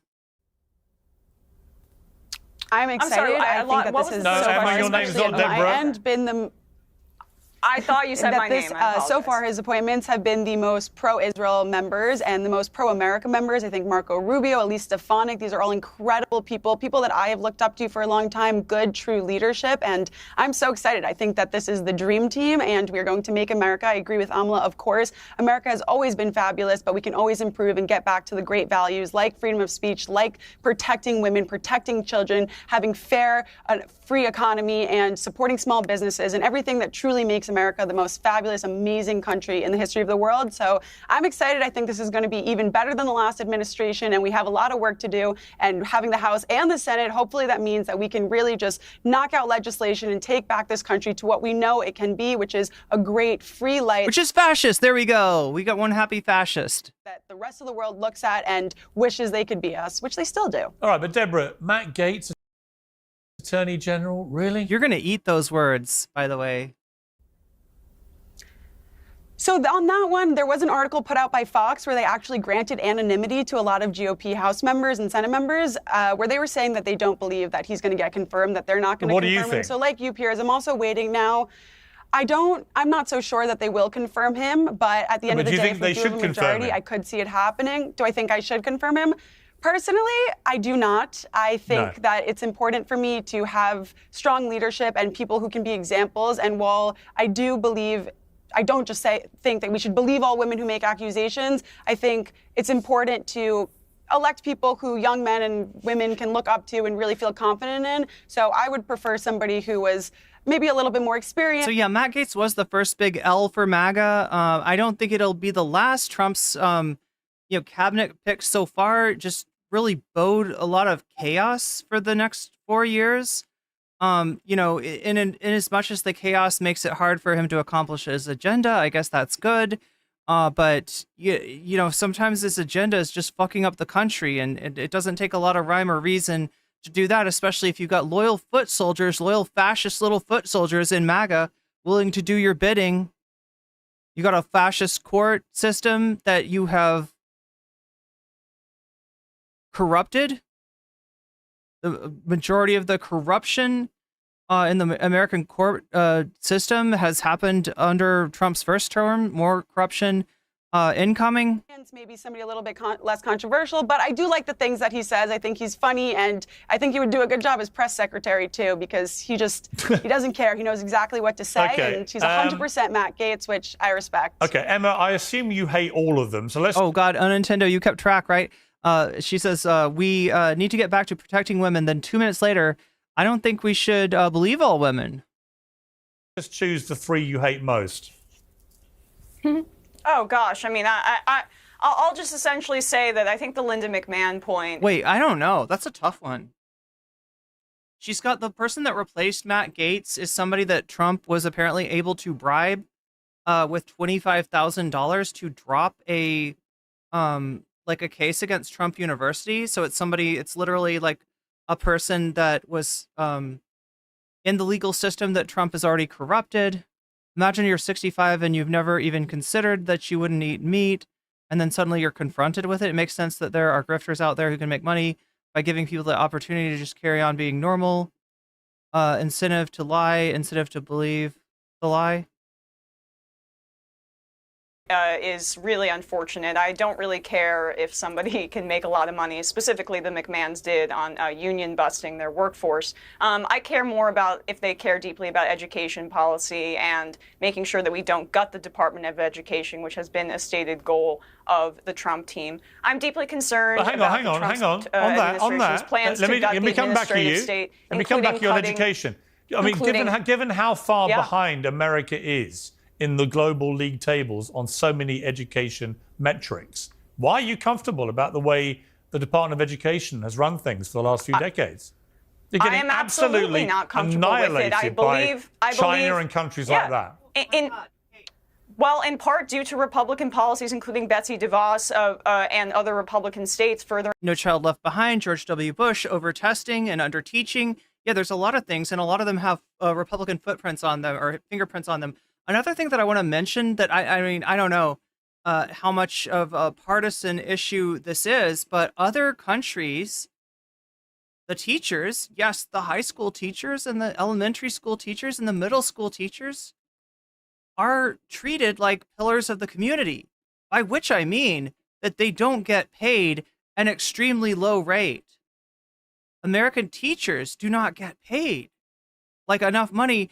So like that would be where I'd start if I really cared about education, not tearing down the Department of Education, replacing it with private who knows what, or voucher programs that suck public money and funnel them into private institutions. So What about the 8 years of Bill Clinton, the 8 years of Barack Obama? The Biden administration what did about a the 4 little bit years better. of Joe Biden? I did not agree. This is the thing that, like, you know, when he brings that up, look, he's not right. Like, the education suffered more under Republican administrations, but there was more that, you know, you would have hoped Democratic administrations would have done. Like honestly, chat, people that do perform such an important function for the society, they should get paid. And in other countries, they do. And so if there's an issue with the United States not keeping up education-wise, maybe that's where you could start actually incentivize people to teach. Don't just blame Republicans. I mean, yes, unfortunately. Hot Ham Radio says, as a parent of a child in this stupid country, I'm glad I live in a blue state, but who knows how that will... Yeah, I know, right? It's scary shit. And they want to dismantle the Department of Education. Voucher programs were a little bit more bipartisan back during the Obama days, but we just saw it got rejected in a red state. That isn't Kentucky, why led by America's a falling Democratic so governor, far Andy behind. Beshear. You're not letting me finish my sentence. I mean, for all your accusations with me, you're cutting me off in the middle of what I'm saying. Please I'm finish. saying what I'm concerned about for the Trump administration. So the person that handled his interruptions better than anyone else, I think, is Mehdi Hassan. Mehdi Hassan is 100% Piers Morgan's kryptonite. I'm concerned that they are, as they have stated, going to gut the administrative state, which includes our Department of Education, the Department of Transportation, all of these things that make the government function. His essentially stated goal has been to do away with them. The Republican Party also has for the past 100 years, been trying to gut Social Security. I believe that they also want to cut into Medicare and Medicaid when they talk. Wait, Dan to Dan, is that a good anime? About raising the retirement age. That's essentially a cut. These are programs that Social Security keeps nearly 2/3 of our seniors out of poverty. I am terrified. I need to watch that. What's it on? About that prospect. And that is what the and so I don't think it's liberal hysteria because I'm concerned about people going into poverty. And if you want to make it about blue-haired weirdos on TikTok, sure, but these have material content. Ooh, Crunchyroll, so I can watch it for free with ads. All right, I hear you. The majority of our population. Okay. Amala, before we finish, I want to talk to you just completely separately about P. Diddy, because you've had a very interesting experience with Diddy. Tell me about that. Yeah, so just yesterday, we had two private investigators, the day before yesterday, go ahead and visit an old residence of mine. They showed up at the door. Now, a friend of mine remains at that residence. Which anime? Dan to Dan? She answered the door. These two men were claiming to be there to talk to me about my YouTube channel, whether or not I received funding for any of the stories or topics that I cover. Wait, what's the deal? Oh my God, is she thinking these are P. Diddy's people? Or is that what she's saying, that P. Diddy's people came together? To other celebrities. Now, upon finding out that I was not paid, they also let me know that had they found out I was paid by a certain company, entity, client, they would offer to pay me to disclose exactly who that was.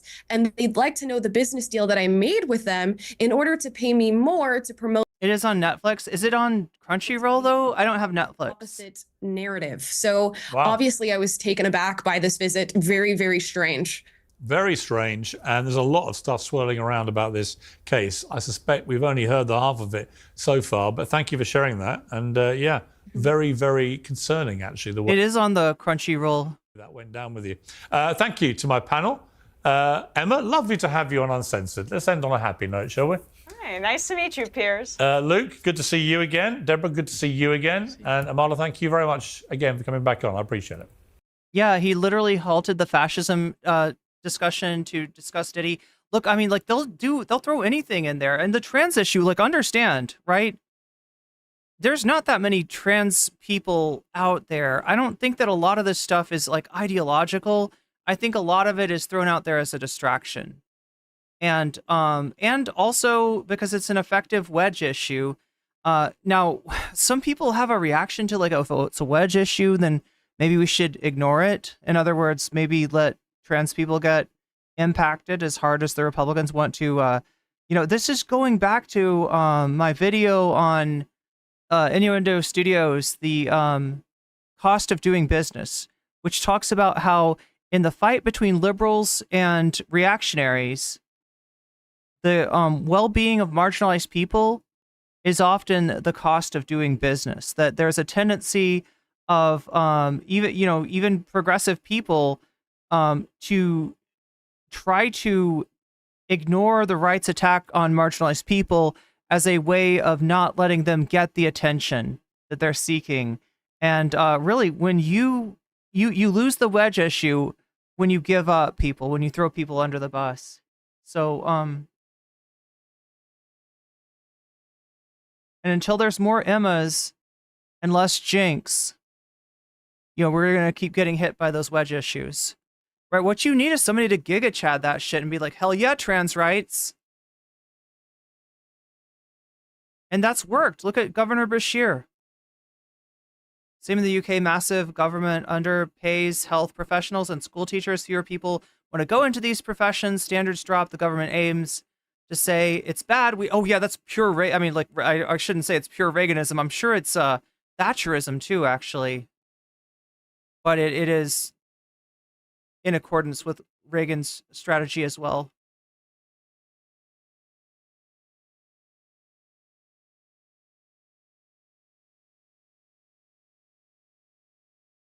The trans issue is this year's migrant convoy or homegrown Muslim terror scare. The GOP needs an issue that the Dems are too scared. And yeah, they're divided on.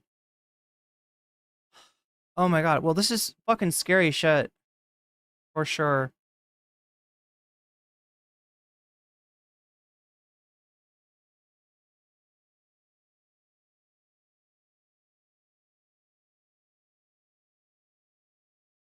Speaking of scary shit, we are getting close to the end of stream, possibly. 45% of you have voted, 83 votes in so far. 5% of those are voting for Joe Rogan believes in dragons. Because just like me, you want to believe.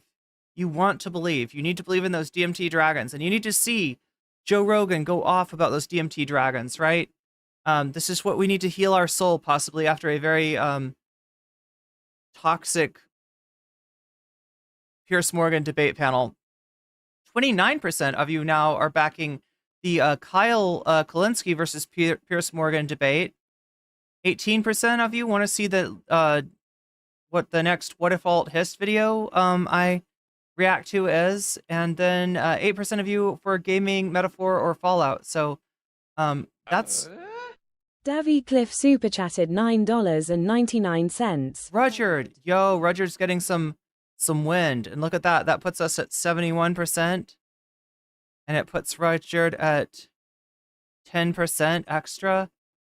So I mean, like, that's how the Dono Gold thing works. You can vote for it on YouTube. Even if you're on Twitch, you can come over here to YouTube. No comment check on YouTube. You can vote for it. All I ask is that you leave a like while you're over here, because it does help me out a lot. And if you donate, you can also let me know which of these topics you want to see. Wait, does that put, like, is that like all of your? I think it's more like 30%, right, Davy? Yeah. So when you donate, you can add it to the topic of your choice just by letting me know in the chat which topic that is. Omega Star, thank you for the gift sub to Ozilum, you just got weaseled on YouTube, on Twitch, sorry, and that's a good thing. Sasha G says, I also put my votes towards What If Alt Hist? Oh my God. On Nintendo, you also just got weaseled. So that's two people that will no longer be dealing. And okay, people that just got weaseled, can you tell me, were you getting ads? I still don't know, right? There's some thought that, like, since I'm covering politics, I'm going to be demonetized, but there's some thoughts that they'll just run ads on me anyway, regardless.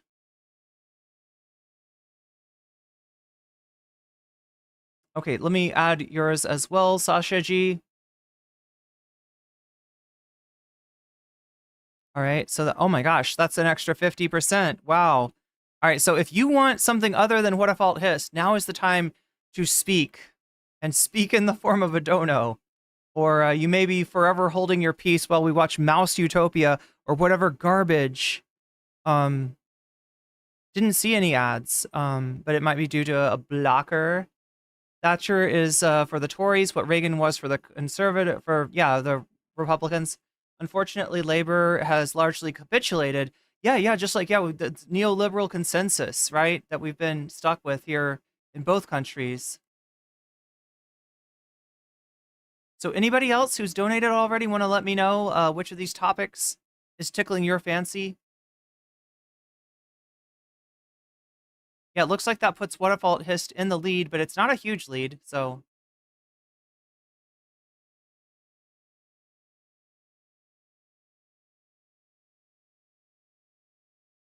They can use all the most people don't know any trans people, so it's been a great replacement for the anti-gay stuff. They can use all the anti-gay tropes they used to use. Emma was pouring her heart out, and then he pivots to Puff Daddy, right? Diddy just trying to get out of jail, what, by threatening this, Who is she anyway? She's like a PragerU orbiter, isn't she? The woman on the left side is like a... Speaking of ad break, we got one in 4 minutes. Yes, indeed. Another ad break. But yeah, I'm just like wondering like what they actually do, if they run ads on me, or if they just make you see a screen that's like you don't get to see the stream right now or whatever. I don't know what Twitch does, but I have said, and I continue to say, that if we hit the metric of 100 concurrents, 100 concurrent subs on Twitch, of which we are at present 57% of the way towards, we've got 57. If we make that 100, I will turn the ads off as much as I can.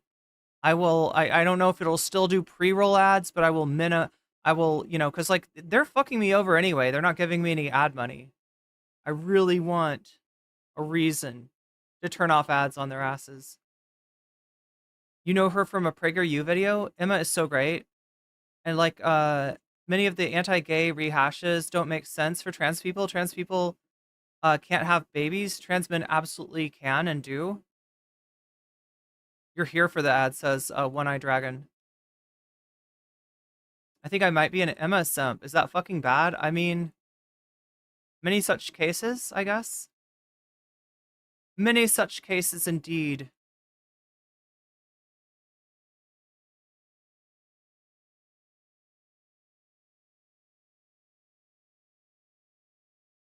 Can we get some shaky gurgas in chat? How many of you have BTTV for your YouTube and or for your Twitch? How many of you can see Shaky Gurga? Do you see him shake? Do you see him gurg? That's Shaky Gurga.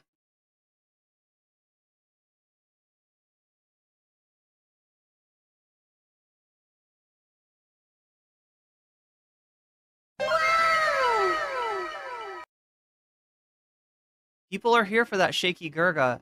Sasha G, thank you for the super sticker. Oh wait, it's the continuing story of the lemon and the lime. The lemon in this one has become a superhero, and the lime has become a stan. Has become an admirer of the superheroics of the lemon. Narwhal by Nature, thank you for the 5 gifted memberships. That means Tube Dogo, you just got weaseled. Elias Tucson, you just got weaseled. Thomas S. Robbins, you just got weaseled.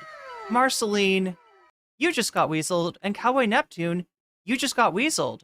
You just, like, also, like, I imagined, like, a cowboy that was Neptune. Like a cowboy with a trident. I don't know if that's what you're going for, but that's what I've got going on in my head now because of your username. And you just got weaseled, and that's a good thing. And Shaky Gurga. Shaky Gurga. I love posting Shaky Gurgas. Especially since it's very close to Janksgiving. And look, as much as I don't like Jank, I love Janksgiving for the fact that it stretches it stretches the nephew, that what is it, the uncle nephew bond as far as it can stretch. Yo, good for Gabby with the no-com membership. Always here for some Shaky Gurga. Can you see Shaky Gurga? You all know how to do it, right? I mean, you don't have to. I'm not trying to force BTTV on you. You know, Lord knows I'm not like a super like Pepe emote poster. I don't post the Monka S or any of the standard. I mean, maybe some poggers, right? Some non-racist poggers. Did you know that poggers used to be racist? What is BTTV? It's a plugin for your browser, I think, first of all, and then you can activate it on YouTube or activate it on Twitch. And if you do, then yeah, it feels good, man. There's a Pepe. There's a Pepe. If you do, then you can see, instead of seeing feels good, man, you'll actually see, wait a minute, which Pepe is that? That's the one where he's peeing. I don't think you'll actually see Pepe pee, though. I don't think that's gonna happen.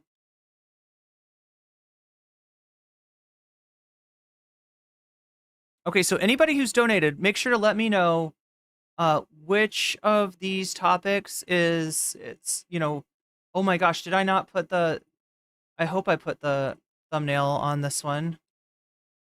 No, there's the thumbnail. There's Emma, like, cooking him. Emma's cooking Pierce. Pierce is getting cooked. Anyway, we got 50 likes so far. If you haven't liked the stream yet, do so, because it helps me out greatly. And I massively appreciate it. Poggers guy was always racist. People just found out later. That's right. Can't see the shaky Gurga, but I got a Gurga going on. I vote for Whoopsie, says Joe. That's a Whoopsie is always a good vote. I need to learn to speak more German so I can talk about Whoopsie. If I ever meet German people, then I should like just repeat. That's terrible, chat. I don't think German people want me to actually do this. I don't think German people would be super pleased if I was like, I learned their language and I tried to communicate, but all I want to talk about is Whoopsie. Lieben Sie Whoopsie gern? Ja?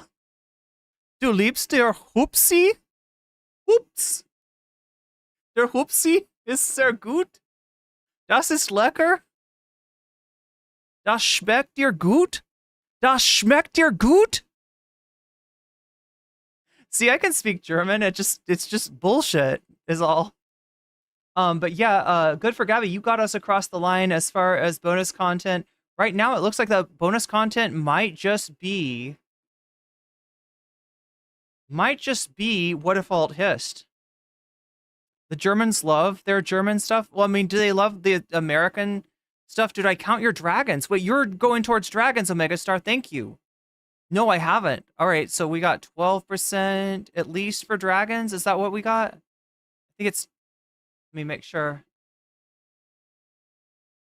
Anyone else who donated want to let me know?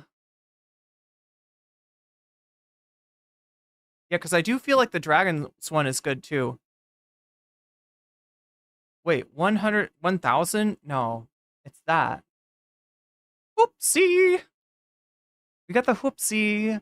Is that German goatsy? No, let me show you really quick while we're waiting to see if anybody else wants to put their money where their mouth is by letting me know which of these topics they support. If you donated or if you're going to donate, you can let me know in the chat. I want to make sure that I'm counting all of your 25 for Rudyard. There we go. For Rudyard. Oh my gosh, Rudyard's unstoppable tonight, chat. Rudyard is not even Joe Rogan's dragon, which is kind of like Pete's dragon, can stop Whoopsie. And stop Whoopsie. The Whoopsie will conquer everything. Oh my gosh, this is we haven't seen this yet. Hi, today we make unboxing spectacle. Izzy Sanchi, super chatted $20. Quick dono for Kyle versus Piers. Kyle versus Piers. There you go. All right, now it's starting to get interesting. I'm going to have to do math, aren't I? I might actually have to do math. Kyle versus Piers has got 20% added to it. Rogan and his dragon has got 12% added to it. What If Alt Hist has got an unbelievable 75% added to it. Good for Gabby also says Rudyard. So that's 100%. Oh my gosh. Like, this is what I'm saying, chat. Rudyard is like, you can't stop the Rudyard. Let's unboxing my new. Is that your kid's toy? Maybe? Is that what we're looking at? Whoopsie.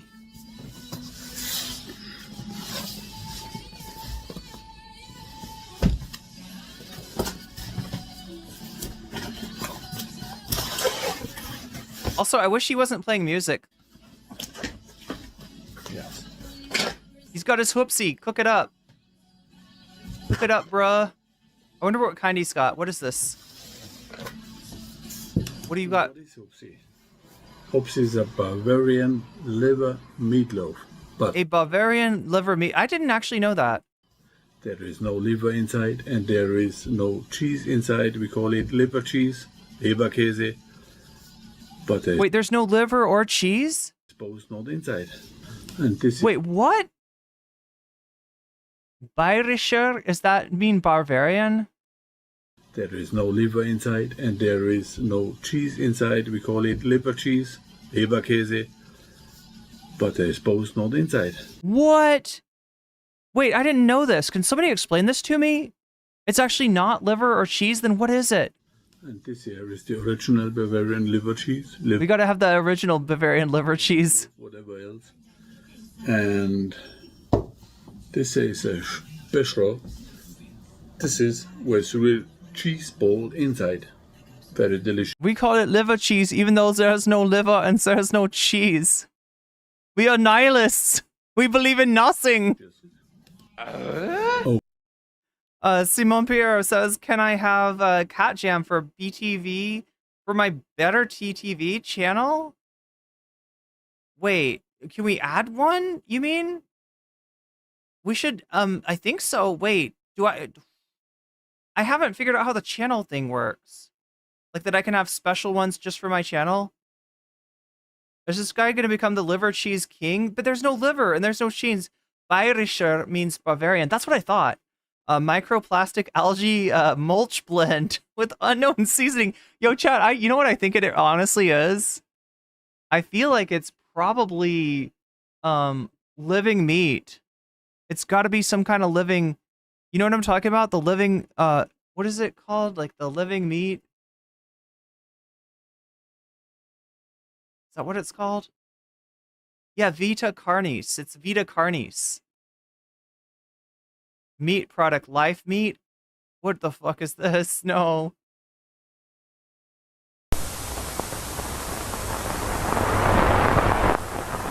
Definitely some analog horror here. Meat. A delicacy common to many that we've grown to love. Many of your parents' home-cooked meals typically have meat in some capacity, like a savory, tender cut of steak for dinner, with green peas and mashed potatoes on the side, and cooked to perfection.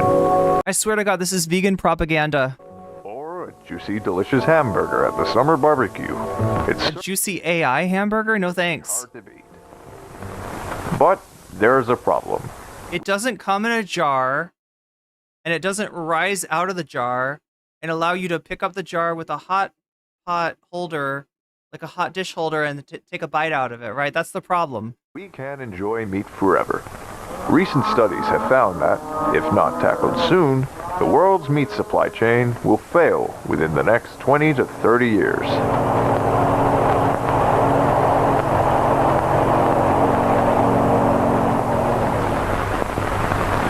So after all the world's meat is gone, what then?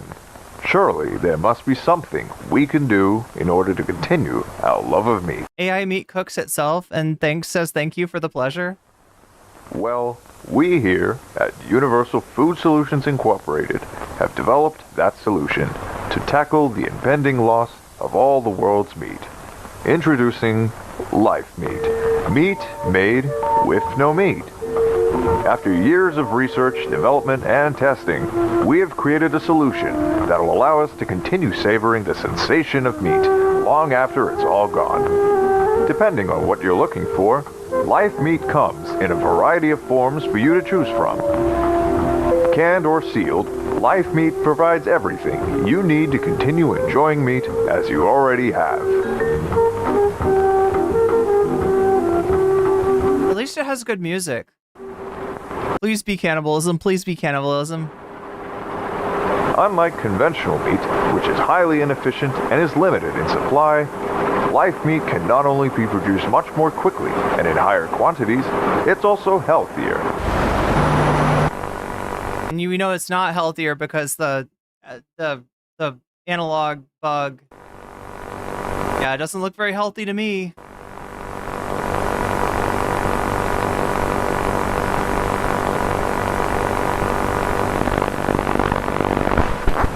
What the fuck? Wait, let me guess, you eat this stuff and then it turns you into live meat and then they sell it to other people? Meat and all related products have been recalled by the U.S. Food and Drug Administration due to an outbreak of an unknown pathogen. The consumption of live meat may cause abnormal behaviors, occurrences, and deformities. Dispose of all live meat products immediately. For your own safety, as well as the safety of others, please avoid live meat products.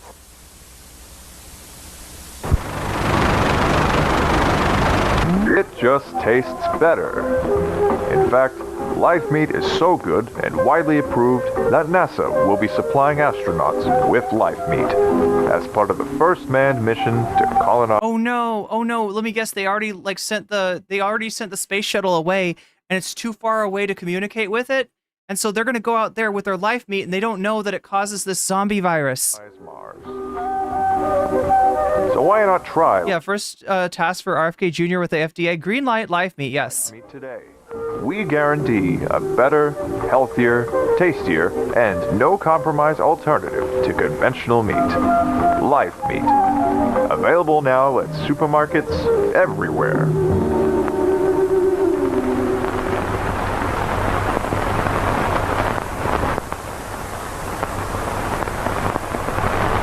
Oh no, there's more to this. What else is going to be on here? Just credits. Come on, there's got to be something after the credits. Yes.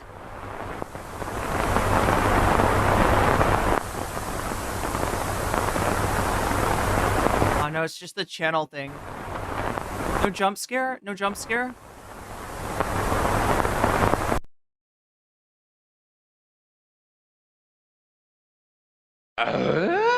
Izzy Sanchi, super chatted $5. Are we watching a in-game ad for Fallout? Wait, are we watching an in-game ad for Fallout? It does sound like it, right? It does actually sound like that, yeah.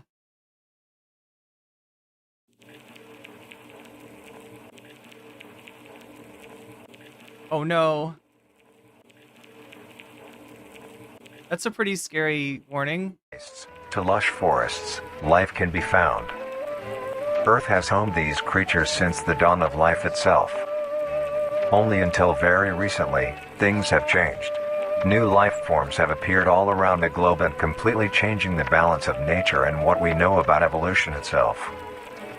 That is why we, at National Living Meat Research, have been studying these new species, trying to help educate everyone about these creatures and their wondrous ways of life.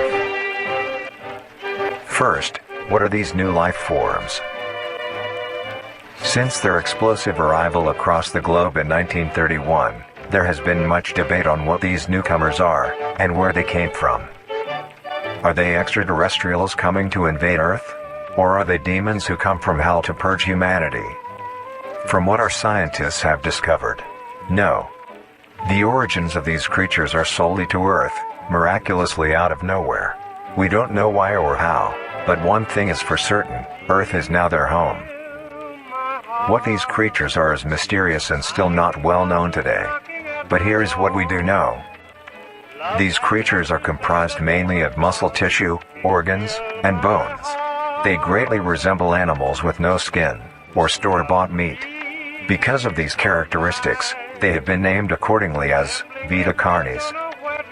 The carni species consume decaying, organic matter, but their main diet is composed of raw meat, not including their carnis relatives.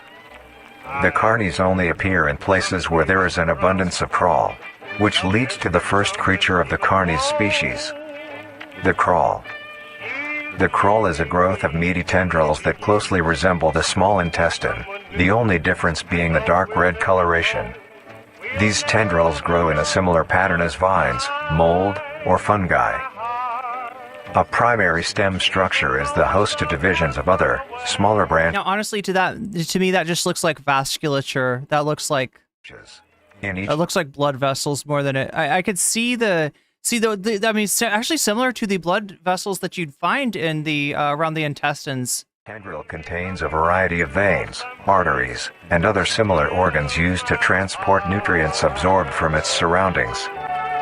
The ends of these tendrils are equipped with organelles used to absorb water and organic matter necessary for growth. The source of these organic materials is mainly found in dirt and soil on surrounding surfaces. Using its root-like tendrils, it absorbs the material and processes it into usable energy. Although, the crawl also obtains energy through another means. Using a sophisticated form of photosynthesis, the dark pigmentation of the smaller branches is ideal for absorbing sunlight, and therefore allowing solar energy to fuel the crawl's growth. Because of its efficiency, it thrives in almost all types of environments, easily allowing it to spread across the world, and can be found pretty much anywhere. Its recent inclusion in the ecosystem has caused many major changes in nature's balance. One may assume that the crawl's presence may outcompete any other competitors, but due to its unique life cycle, where old branches fall off and decay into nutrient-rich compost, all forms of life seemingly flourish instead. The crawl's abundance grants plenty of nourishment to all animals, from plants feeding on the decayed crawl, herbivores thriving on increased plant population, and carnivores feeding on both the abundant prey, and are able to eat the crawl as well.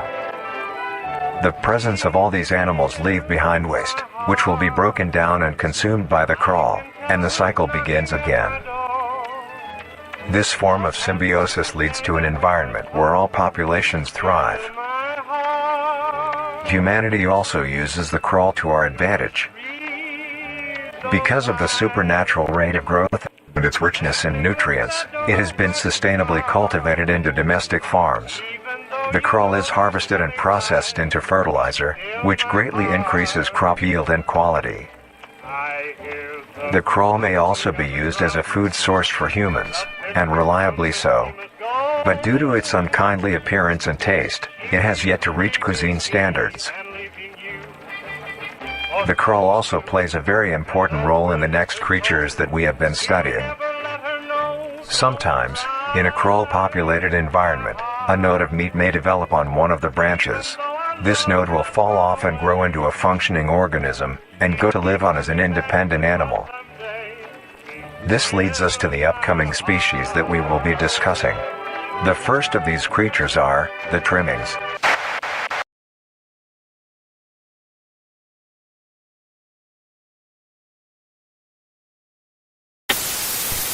This could be the greatest discovery of the age. Let this feeling in.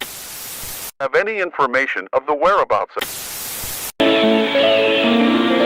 We may be making a dish that has recently gained a fair amount of popularity. Today's dish will be a cheesy crawl penne. A cheesy crawl penne. Oh my god, chat. Oh my god. Anyway, enough of the analog horror for tonight. Let's do, I'm pretty sure, is it Rudyard? Has anybody else weighed in? NCC got hungry enough to eat crawl, apparently. Extraterrestrials? Wait, definitely Fallout. VHS is so spooky, right? It is actually legitimately spooky.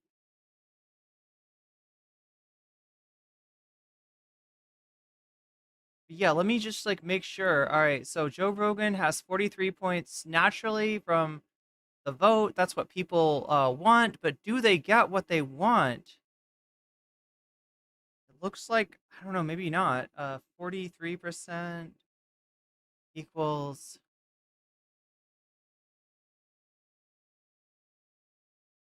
55%.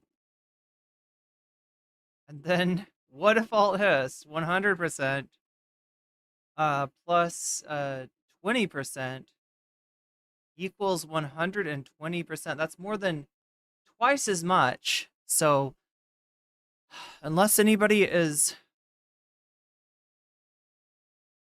wants to add theirs at the last second to try to tilt the balance in one direction or another, it looks like it's going to be what if alt hist.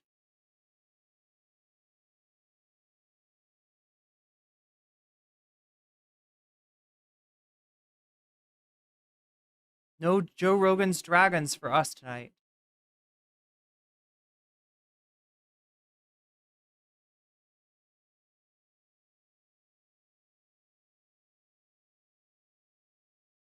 Are we on the verge of nuclear war?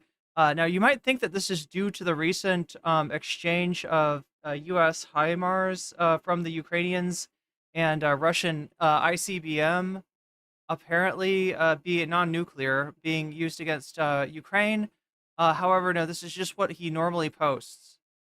This is not anything different.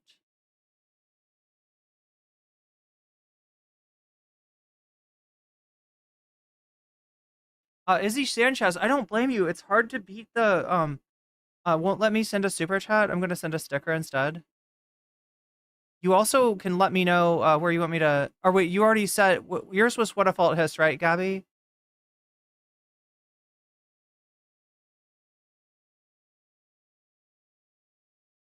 It's just very popular with the donors.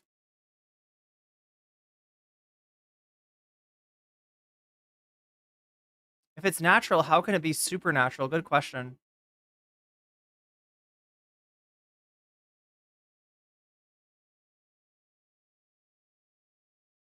What do you think, chat? Top 10 potential future wars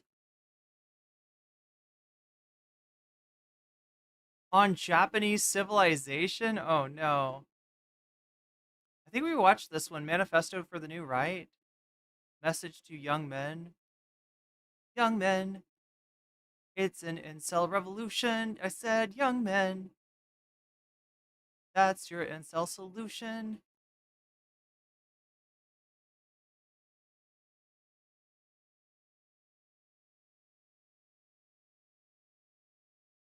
Get turned psychic by the CIA when they give you the hallucinogens. It's fun to play at the MK Ultra.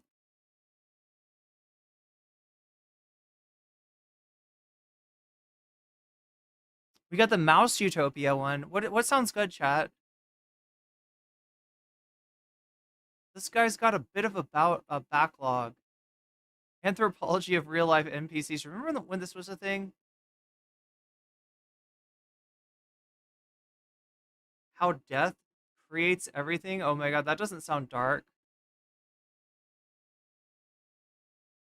Nintendo, thank you for the follow on Twitch.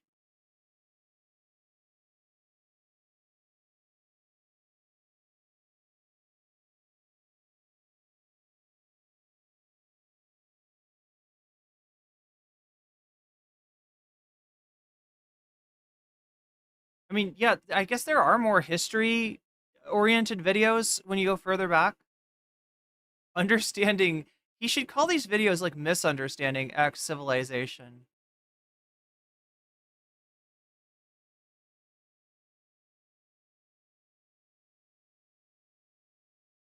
What about Decadence? Decadence. If you know... Anybody want some Decadent? Anybody on board for some Decadent? I feel like ContraPoints would vote for Decadence. Good for Gabby with the, I haven't seen this one yet. Again, the whole lemon, like, there's like a lore behind the lemon. This time I will vote for Vox Populi. Okay, do you want to... Okay, so Vox Populi, what does that do? That changes everything. Right, so like, with just the sticker or with the NoCom sign up as well. The mouse video you said, I think, but the Ted K video is wild. Wait, what's the Ted K video? There's a Ted K video? The donor class supports Rudyard, yes.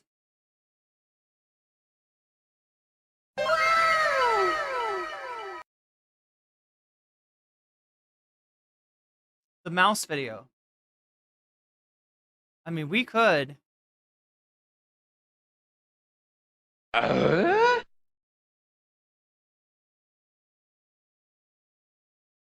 Testing? Did you vote for testing? No. You voted for Vox Populi. So wait, what does that do? That takes like 20% off of this. Wait, how does that work? Like, just like, oh no, wait, okay. So you got to put it in the, I know how to do math. 43 minus 20. We got to use the parentheses. So 12 plus, oh wait, I did this wrong. Oh God. Okay, wait. The minus 20 goes, the minus 20 goes here. Now I've got that freaking YMCA song stuck in my head. So that's down to 0. And then it's 43.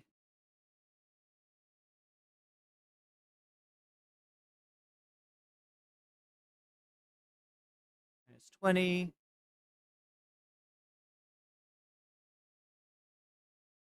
Is 80 plus 20, I believe.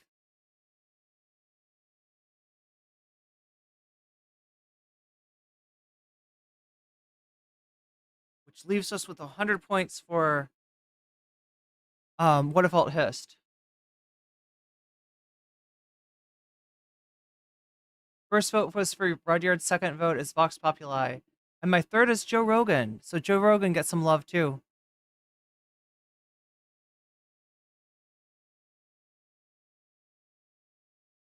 The Unabomber video is the Ted. Oh, Ted Kaczynski. God, I was like trying to figure out.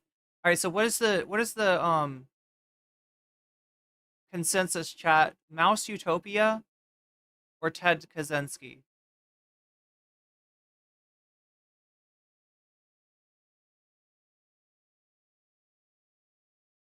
Need to have a good time. Oh my God, that song's in my head so bad. Are we doing the mouse? She's gonna be talking about degeneracy here. I don't know how you get degeneracy out of Mouse Utopia, but leave it to Rudyard.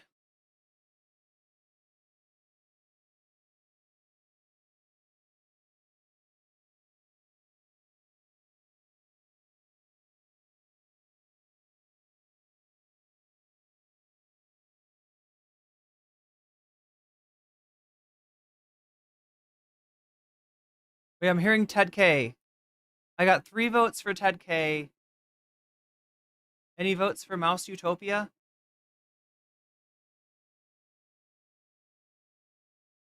Oh my God, the Unabomber? Seriously, he's got a video about that?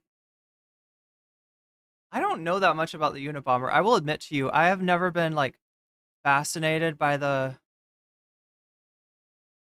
What is he, like a guy that sent bombs to universities because he thought that technology was evil?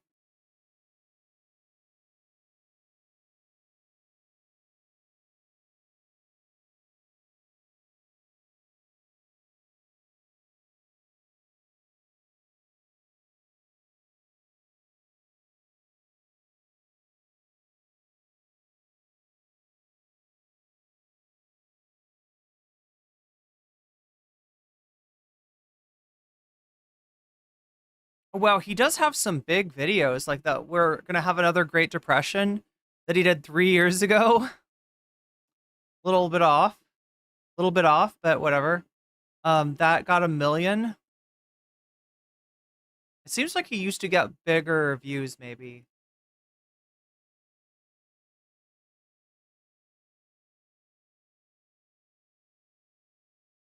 Good for Gavi with the $3.99 super sticker. Oh, thank you. It's like a coffee. Or even tea. You abstain, says or else ellipsis. Davy Cliff says Mouse Utopia. Hot Ham says I'll vote for Mouse next week. But I found a dead mouse. Okay, so you're not voting for Mouse. You've seen the mouse one. It's good. He's very dumb. The mice did the gay stuff in Utopia. Yeah, they were up in Utopia.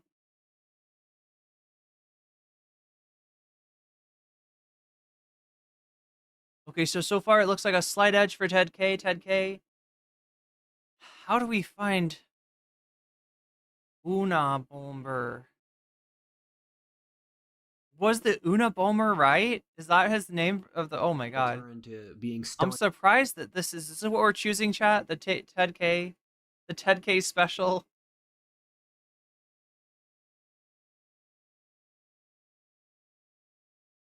I'm gonna set it to automatically go to sleep after he's put us all to sleep. I feel like 1.75 is usually about right for him. Funny enough, that's the speed that my anatomy teacher was perfect at as well.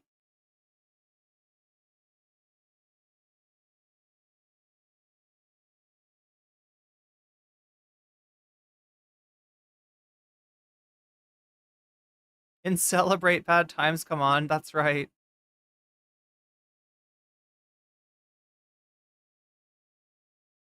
He's a bad dude, he was a terrorist.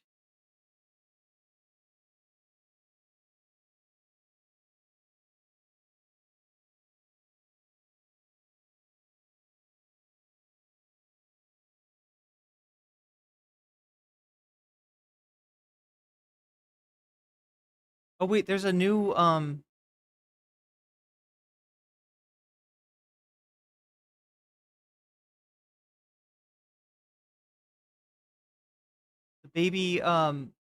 the baby lime and the lemon are playing some kind of marching jazz, maybe? Is that what that is? So is that what we're doing, chat? Are we doing the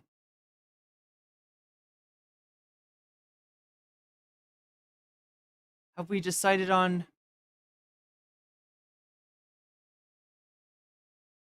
this? The Unabomber? Thank you for the super sticker. Good for Gabby. When I was a child, I heard about this madman called the Unabomber, named Ted Kaczynski. He was this crazy guy who launched a bunch of bombs, and he wanted us to return to being Stone Age tribes, supposedly. He was also a genius who had a math degree from Harvard and built up... And funny enough, that's not far off where Lear Keith is on about, right?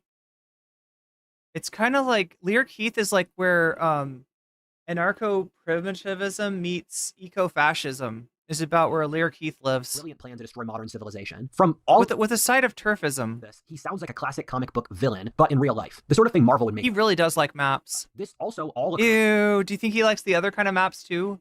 Like 10 years earlier, and was something adults still had in the back of their minds, but not something which they brought up that much. Something very important happened in the next 10 years after I grew into an adult. The world around us changed. I like to say that the only way I could explain the America we live in today to my childhood self is that we turned into a sci-fi dystopia. In this context, the attitudes towards the Unabomber changed very markedly. See, that's weird. I actually do agree. I wouldn't call it a sci-fi dystopia as much as a late-stage capitalist dystopia, but dystopia, it's getting dystopian. Circles, he's become known as Uncle Ted. As the society we live in has deteriorated before our own very eyes, people have gone back through the... Wait, so there's a bunch of incels that like Ted Kaczynski now? Work and thought a lot of it seems quite prescient. This video is meant to be a sort of day in court for the Unabomber. As someone who never lived through the event, I hope to be objective about this historic figure. He died of suicide last year in federal prison in North Carolina, so I guess this is some form of belated obituary. We will look through the Unabomber's life to see whether or not he was right or wrong. Wait, he died of sewer slut? It was too much atmospheric drum and bass for him. What if alt hist? What if alt hist? Hi everybody, I'm Rudyard the What If Altist guy, and the Unabomber wrote very extensively about the dangers of industrial civilization, and one of those dangers is data brokers who collect and distribute your private information. And that's why my first sponsors this one. You can get, if you put in the What If Alt hist code, you can get a special deal.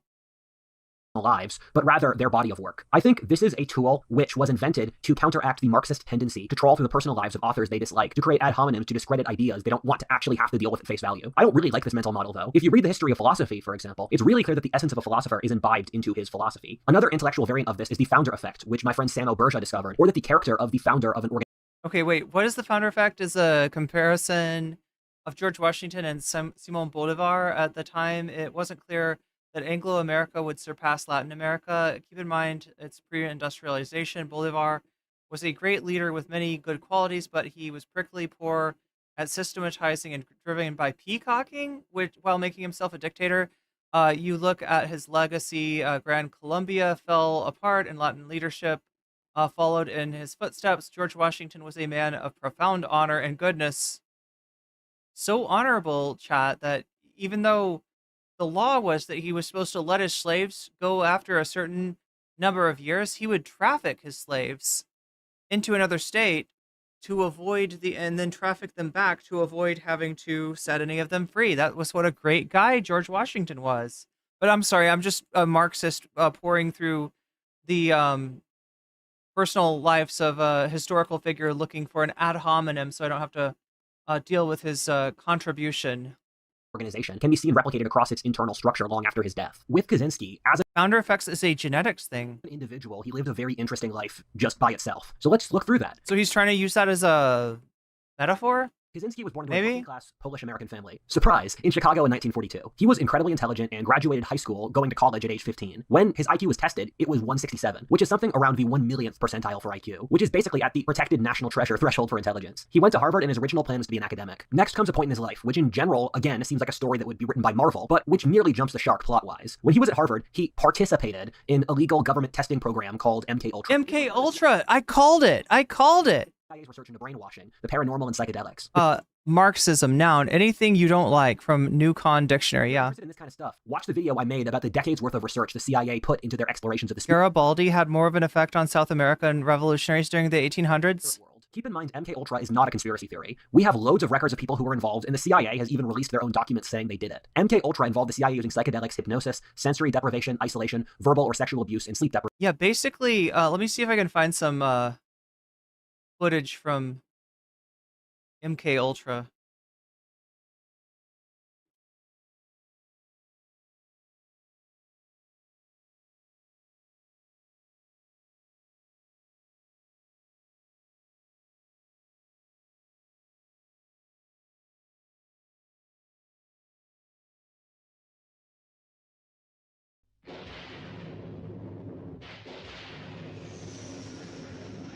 This was MK Ultra.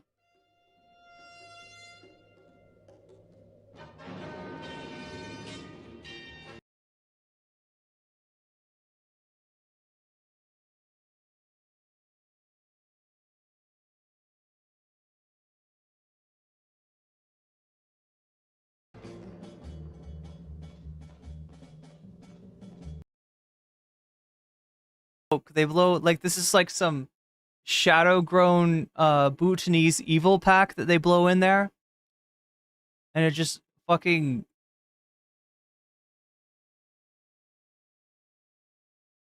MK Ultra, chat. This is basically MK Ultra.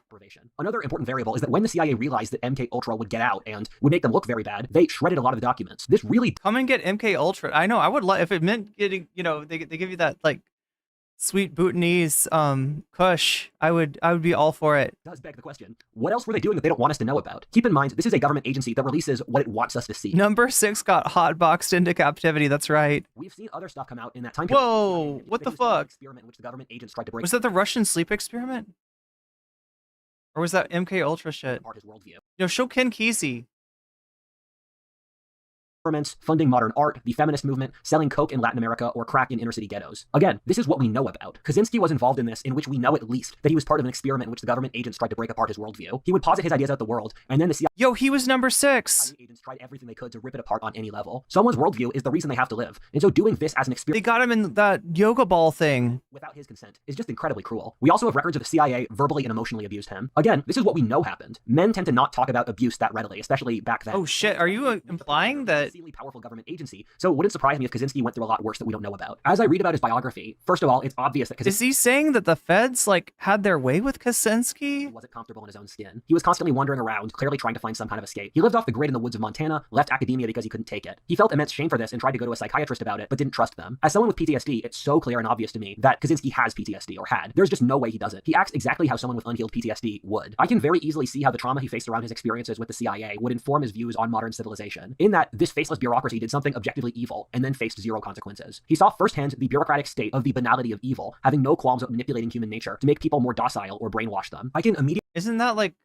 hear people saying that his trauma made him biased. But what I would say is let's look at his ideas out of their own merit rather than looking for an ad hominem takedown. After his murders... Kaczynski killed his neighbor's dog. Someone's worldview is there a reason to live. tell me you've never tried to challenge your own beliefs without telling me. I don't want to overextend my armchair psychologist credentials in that my only pretensions to this field are having read a few dozen books on it, but I don't get any sense that he was a schizophrenic. I know what paranoid schizophrenia looks like, and it's not that. Through reading his manifesto, if he was actually schizophrenic, you would see jarring logical and writing style gaps in his work, which just aren't there. Schizophrenics don't have a coherent sense of the world, and that the world seems discrete, atomized, or cold to them. Kaczynski, even through the intense genius through which he carried out his terrorism, demonstrate that he had a pretty good grip on reality. When he was tried, Kaczynski's lawyers begged him to plead insanity. He refused, which I see as admirable, in that by pleading insanity, he would devalue his own manifesto as the ravings of a madman. He did plead guilty, thus receiving 8 consecutive life sentences. I guess he's got a lot of jail time for his future Hindu afterlives. The irony is that by diagnosing him as a schizophrenic, the society was literally just proving his point. One of the great ironies I see personally is when a system or person literally... Most UK MK Ultra victims were from Americans Asian minority, so they could make...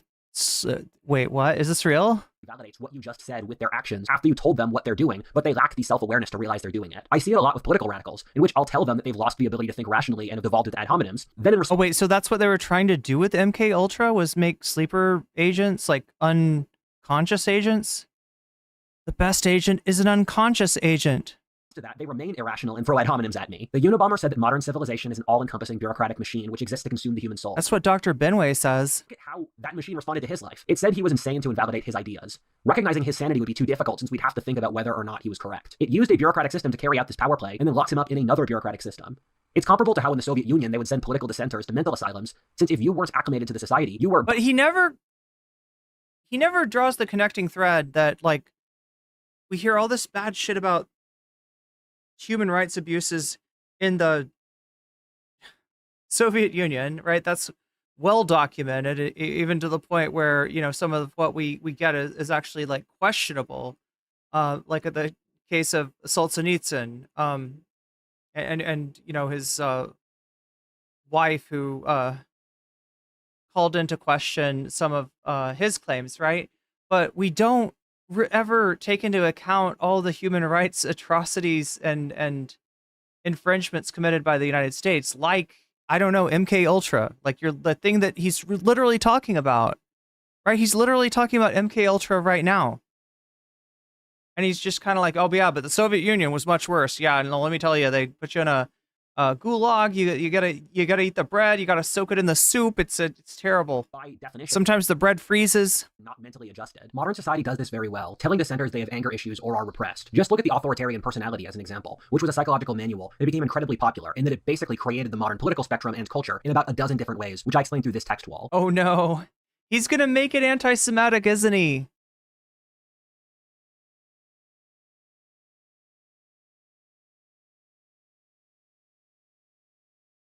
It said that conservatism, or being against leftism, was a mental illness caused by repressive parenting. Thus, we had to make parenting more permissive so we could leave behind our racism and irrational conservatism. With all this going on, the Unabomber didn't get tenure in academia. He had tried to become a math professor, and many of the teachers or co-workers he works with have publicly stated that he was one of the most intelligent people they had ever met. His area of study is again math, which I could see very easily from the logical structure through which he wrote his manifesto. He developed United Snakes, some new, incredibly advanced mathematical theories that one of his colleagues wrote only about a dozen people around the country are capable of even comprehending it. But then, surprisingly, a janitor came in and solved his equation, thus proving to be more intelligent than Ted Kaczynski. That's when Ted Kaczynski resigned his position as professor and retired to the forests of Montana.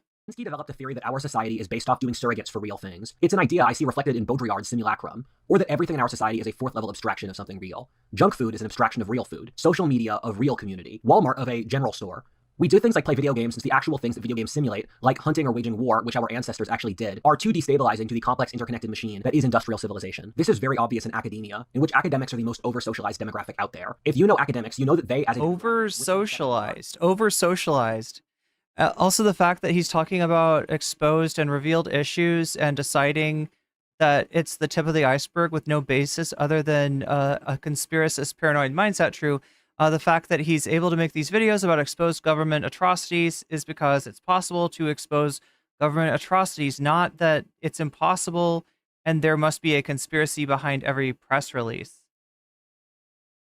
Well, I mean, like some of the stuff, like when they talk about like, you know, the whole thing where they like imply like Margaret Mead and Timothy Leary were like federal assets. I always wonder about that, you know, how much of that is like, there's a whole line of thinking that says that like socially progressive thought was somehow a op of the feds, right? And that's what he keeps alluding to. Are cowardly, envious, anxious, process-driven, and stuck in their heads. They are exemplifications of the over-socialization, which was the main crux. Yeah, I think it's like after Timothy Leary died, it was claimed that he was working with the CIA or something. Of the Unabomber's critique of modernity. I can empathize with Ted that while he was thinking about the great issues bedeviling modernity, he saw their exact reflections inside academia. Yet academia... The U.S. government definitely experimented on U.S. soldiers with psychedelics as well, so it wasn't the only experiment of its kind. Lacked the self-awareness or wisdom to see his ideas at their own face value. Academia today is a bureaucratic machine which doesn't reward genius anymore and just spits out engineered products which benefit their class interests. The Unabomber then moved back to his family in Illinois first and then became a homesteader, living off the grid in rural Montana. He lived off the land without electricity when foraging and farming for his own survival. Over time, he realized that this was basically an impossible life today. Partly, it was the environmental degradation he saw caused by large companies, and also the government just doesn't like people living outside of their sphere of control. This made him decide to turn violent. This is what made the Unabomber famous. He delivered and sent bombs which killed 3 people and injured 23. He aimed at the leaders of technological industries in that he blamed the Industrial Revolution for the over-socialization which he worried about would destroy the human race. We will explain why he made this calculation in the next chapter. He did a brilliant job at doing this, demonstrating his intelligence isn't... Nintendo says, has this guy ever played video games? Video games aren't about experiencing war or hunting. They're about receiving dopamine. Yeah, exactly. It's like it hijacks your brain. Purely academic. It makes you feel good for digital task completion. The job that the FBI couldn't find him for the longest time, turning his crimes into a sensational national story. The name Unabomber stems from the FBI case, University... Oh my god, he uses so much AI. Airline bomber, given Kaczynski targeted airlines and universities which specialized in technology. His goal was to make these fields terrifying for people to work in, thus slowing down technological development. He was only caught since he told a major newspaper that he would stop killing if they published his manifesto. His brother was able to study the writing tics and style that the Unabomber used. His brother gave the government a lead on him, turning him in. The feds were finally able to capture him in his isolated Montana cabin, sending him to jail.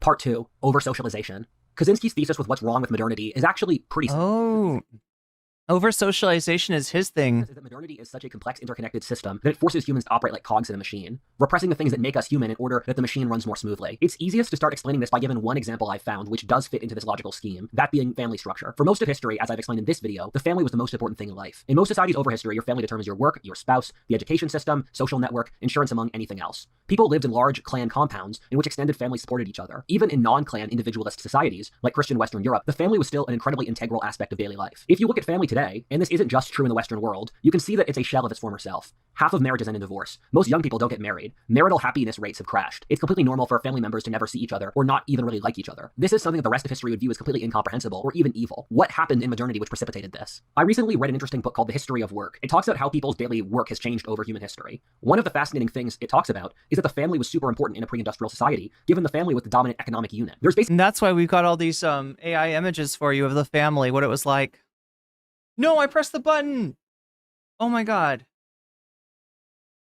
It's like right there next to social network, insurance, among anything else. People lived in large clan compounds in which extended families supported each other. Even in non-clan individualist societies, like Christian Western Europe, the family was still an incredibly good night, Omega Star. Integral aspect of daily life. If you look at family today, and this isn't just true in the Western world, you can see that it's a shell of its former self. Half of marriages end in divorce. Most young people don't get married. Marital happiness rates have crashed. It's completely normal for family members to never see each other or not even really like each other. This is something that the rest of history would view as completely incomprehensible or even evil. What happened in modernity which precipitated this? I recently read an interesting book called The History of Work. It talks about how people's daily work has changed over human... Oh god. One of the fascinating things... Polybius, chat, do you all know about Polybius? Speaking of CIA operations, right? Implanting Polybius at arcades in the 80s in order to warp children's mental function.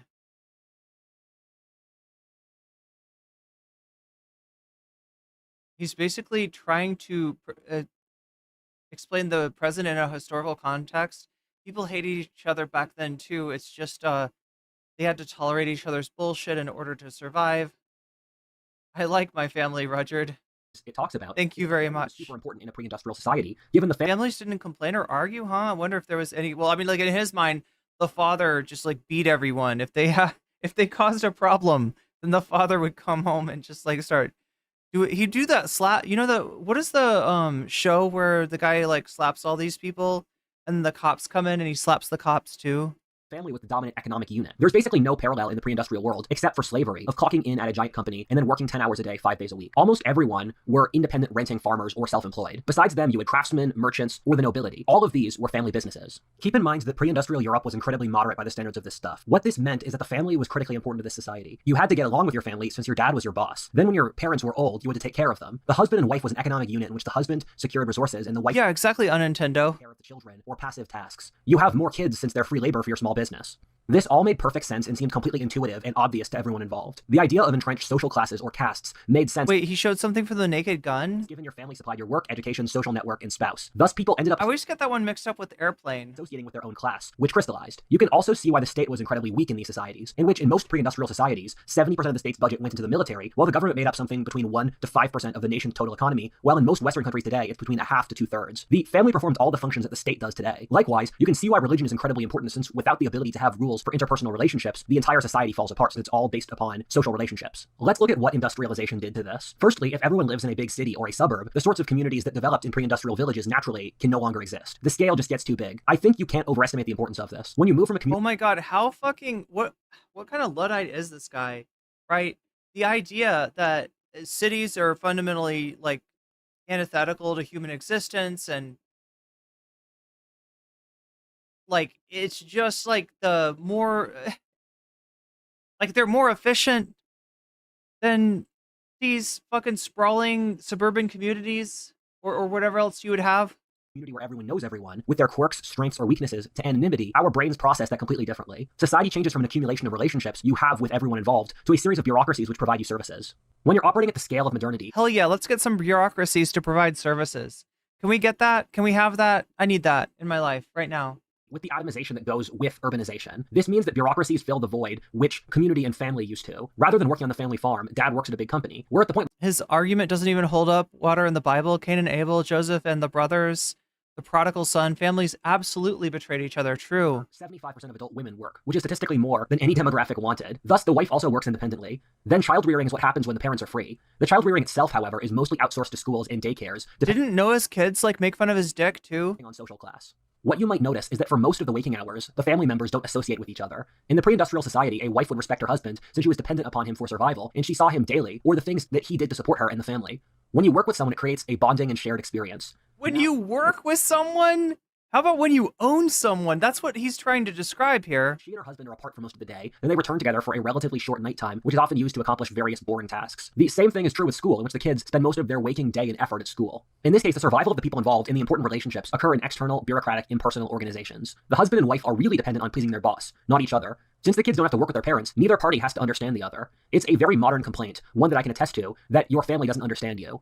I think a very modern feeling is not being understood. Like, you wear lots of different masks for different situations. You wear a mask for your boss, for your wife, for your children. You compartmentalize your life, but none of it's really you. In the pre-industrial world, you just lived, worked, and did everything with your local community. The only comparable group were servants or slaves. Everyone in your local community knew you, and there was more of a concept of the flaws implicit in human nature. Keep in mind, our society's conception of human nature isn't accurate. From looking at both ancient wisdom and modern studies, humans tend to under-prioritize material wealth or comfort for happiness, and over-prioritize interpersonal relationships, community, and religion. This is why historic societies lived in poverty, as do people in the third world do today, but they can be happy. Thus, the weakening of all this stuff isn't a side effect, it's the main course. You're creating this silent gnawing pain inside the modern world, something which is so personal, you'll never get people to talk about it, but which is secretly killing society slowly. There are two depressing things about the Industrial Revolution which have negative social effects, those being scale and standardization.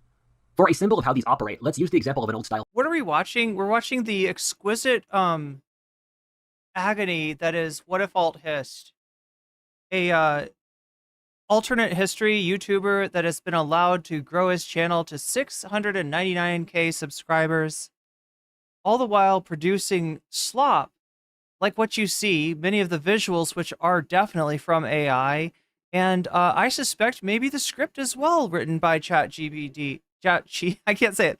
ChatGPT. That's what we're dealing with, right? One of the just worst things in the world that everybody loves. It's like a masochistic endeavor to watch one of his videos. Factory. You know, the kind that Henry Ford made, in which every person had a job of attaching a little bit to a car. There was a French author of the time who wrote, "Imagine the life of someone whose entire life is to put the screw on that bolt." In the pre-industrial world, you had a concept of the pride of craftsmanship, and you literally knew the person you were making the cart or the axe for. Certain eras of history end up naturally selecting for certain traits. For the Industrial Revolution, it's those two traits being scale and standardization. Is this before he tried to study Marxism? You know, because he would have known that This is before alienation from your labor, when somebody could tell, the part of the labor that you had done and charge for it accordingly. That societies which resulted in standardizing a process or increasing the size were able to crush those who weren't. For example, family farms are no longer the way most crops are grown in America, given giant agricultural empires using industrial level equipment and owning thousands of acres naturally outcompete them. This is a Is that lavender? I can't tell. I want to think it's blueberries, but that's not the color of blueberry leaf. Oh God, what if that was how blueberries were?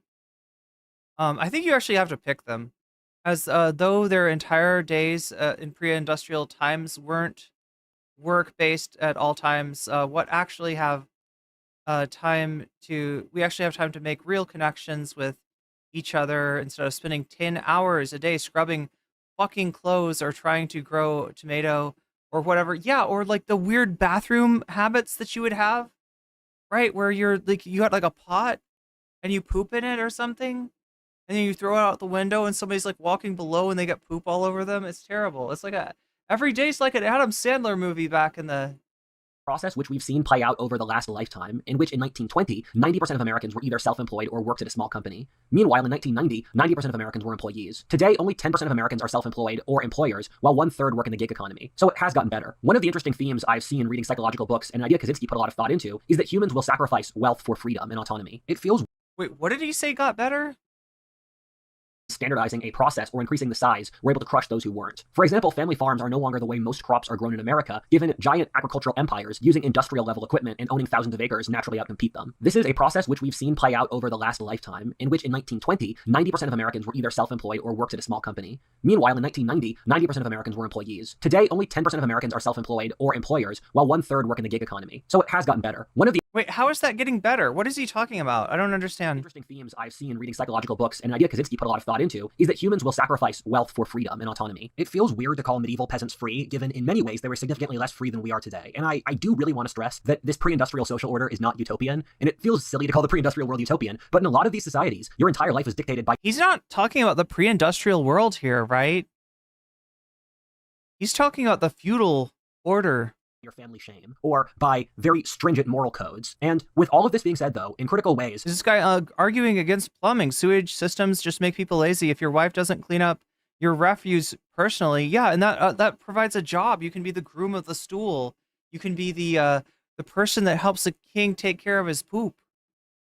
The most noble and revered profession. Pre-industrial societies were more free than we are today. There wasn't a concept of having a boss who would watch over you all day as you worked, a regulatory system, rules of conduct, and all that stuff. Once you study pre-industrial anthropology, you find that people just lived their lives. There wasn't a sharp separation between work, family, religion, community, government, or the nation. No concept of working a 9 to 5. In the pre-industrial world, there was no concept of being employed. A lord or master craftsman would have servants or apprentices. Given they lived with their boss, there was more of a concept for responsibility for their lives. So you get owned. Yeah, you start off owned by your fucking... as people, not just employees. The thing is that they existed to perform tasks. The servants or apprentices lived with the lord and did what needed to be done, and then just went back to living their lives. Work in the pre-industrial world was largely seasonal, with a few months of heavy work and then months of doing nothing. Whether or not people worked more hours than today in the pre-industrial world is complicated and varies massively based off time period and region, as I explained in this text wall. Furthermore, for the apprentices and servants, that wasn't expected to just be your life. Those were things you did when you were young, which you then grew out of. An apprentice to a craftsman would later become a master craftsman, often even inheriting the business. There was a huge social crisis in early 19th century England when you had this whole social class of people who ended up working in factories for their whole lives. Am I a Christian? No, but I'm working on inventing a new form of Christianity, except surrounding David Bowie instead of Jesus. As employees. This was... Or maybe Iggy Pop, I haven't decided. Unnatural. There was an attitude that an employee wasn't a real man, and thus had no real right to get married. A lot of the discourse around Luddites and Marxism during early industrialization was due to the social turmoil the Industrial Revolution did to the traditional... Maybe Nick Cave? Could we do Nick Cave? Employed social structure. The modern school system was explicitly designed... What do we want to do, Nick Cave? I don't know anything about these people. ...to break people's will, to make them easier industrial employees. We have loads of historic records of how difficult it was to get pre-industrial... How about a religion based on Steely Dan lyrics? ...to acclimate to modern work. They would show up from... I'm sure that Donald Fagen would love that. ...hours late whenever they wanted, take days off randomly, would refuse the work their bosses gave them, would talk back to their boss, and everything like that. We literally have records of the founders of the American school system around the turn of the 20th century, literally saying their goal was explicitly to do this. For more info, watch my video on this topic. Keep in mind, we don't remember anything we learn in school past, let's say... Tell the Irish how much better agricultural society was than modern.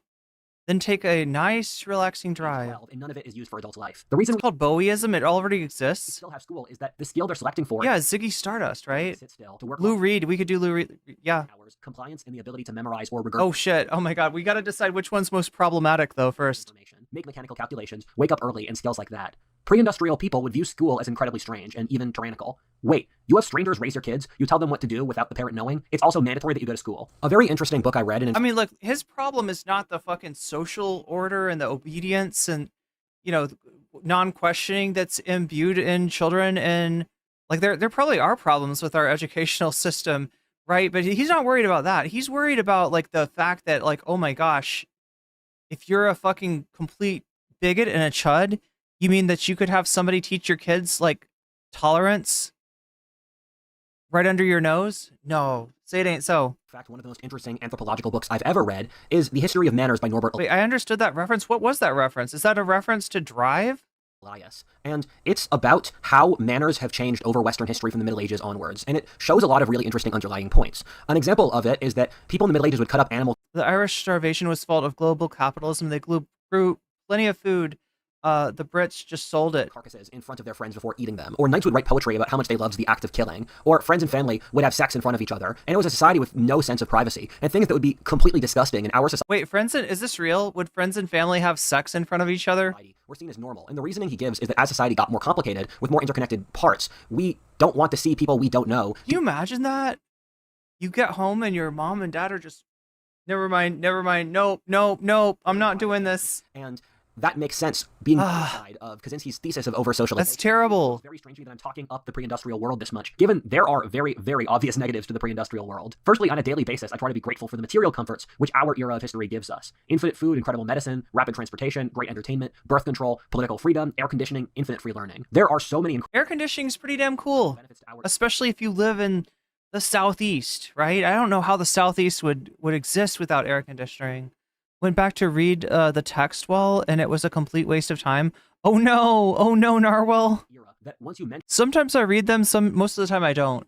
Criticizing it feels insane. However, at the same time, you look into the soul of our society and you find something that's very, very sick. If you don't see it, it's difficult to explain to you. But for those who do see it, he always uses the same. This drives me nuts. This is a video from 3 months ago, and he's still using the same stock footage. Overwhelming. We can talk all day about how wealthy our society is, but it's also clear that something is very, very wrong. What the lesson here is that wealth is nowhere near the most important thing for happiness. Once you're out of poverty, wealth and happiness statistics. Biceps in Bikini says, every video Rudyard injects his childhood drama into fabricating his ideology. Have basically nothing to do with each other. I was having a conversation with my manager. We were talking about people we knew who were hyper woke and asked Motherfucker has a manager. Chat, I need to get a manager. No, not really. I don't like the fact. Okay, I don't know. Am I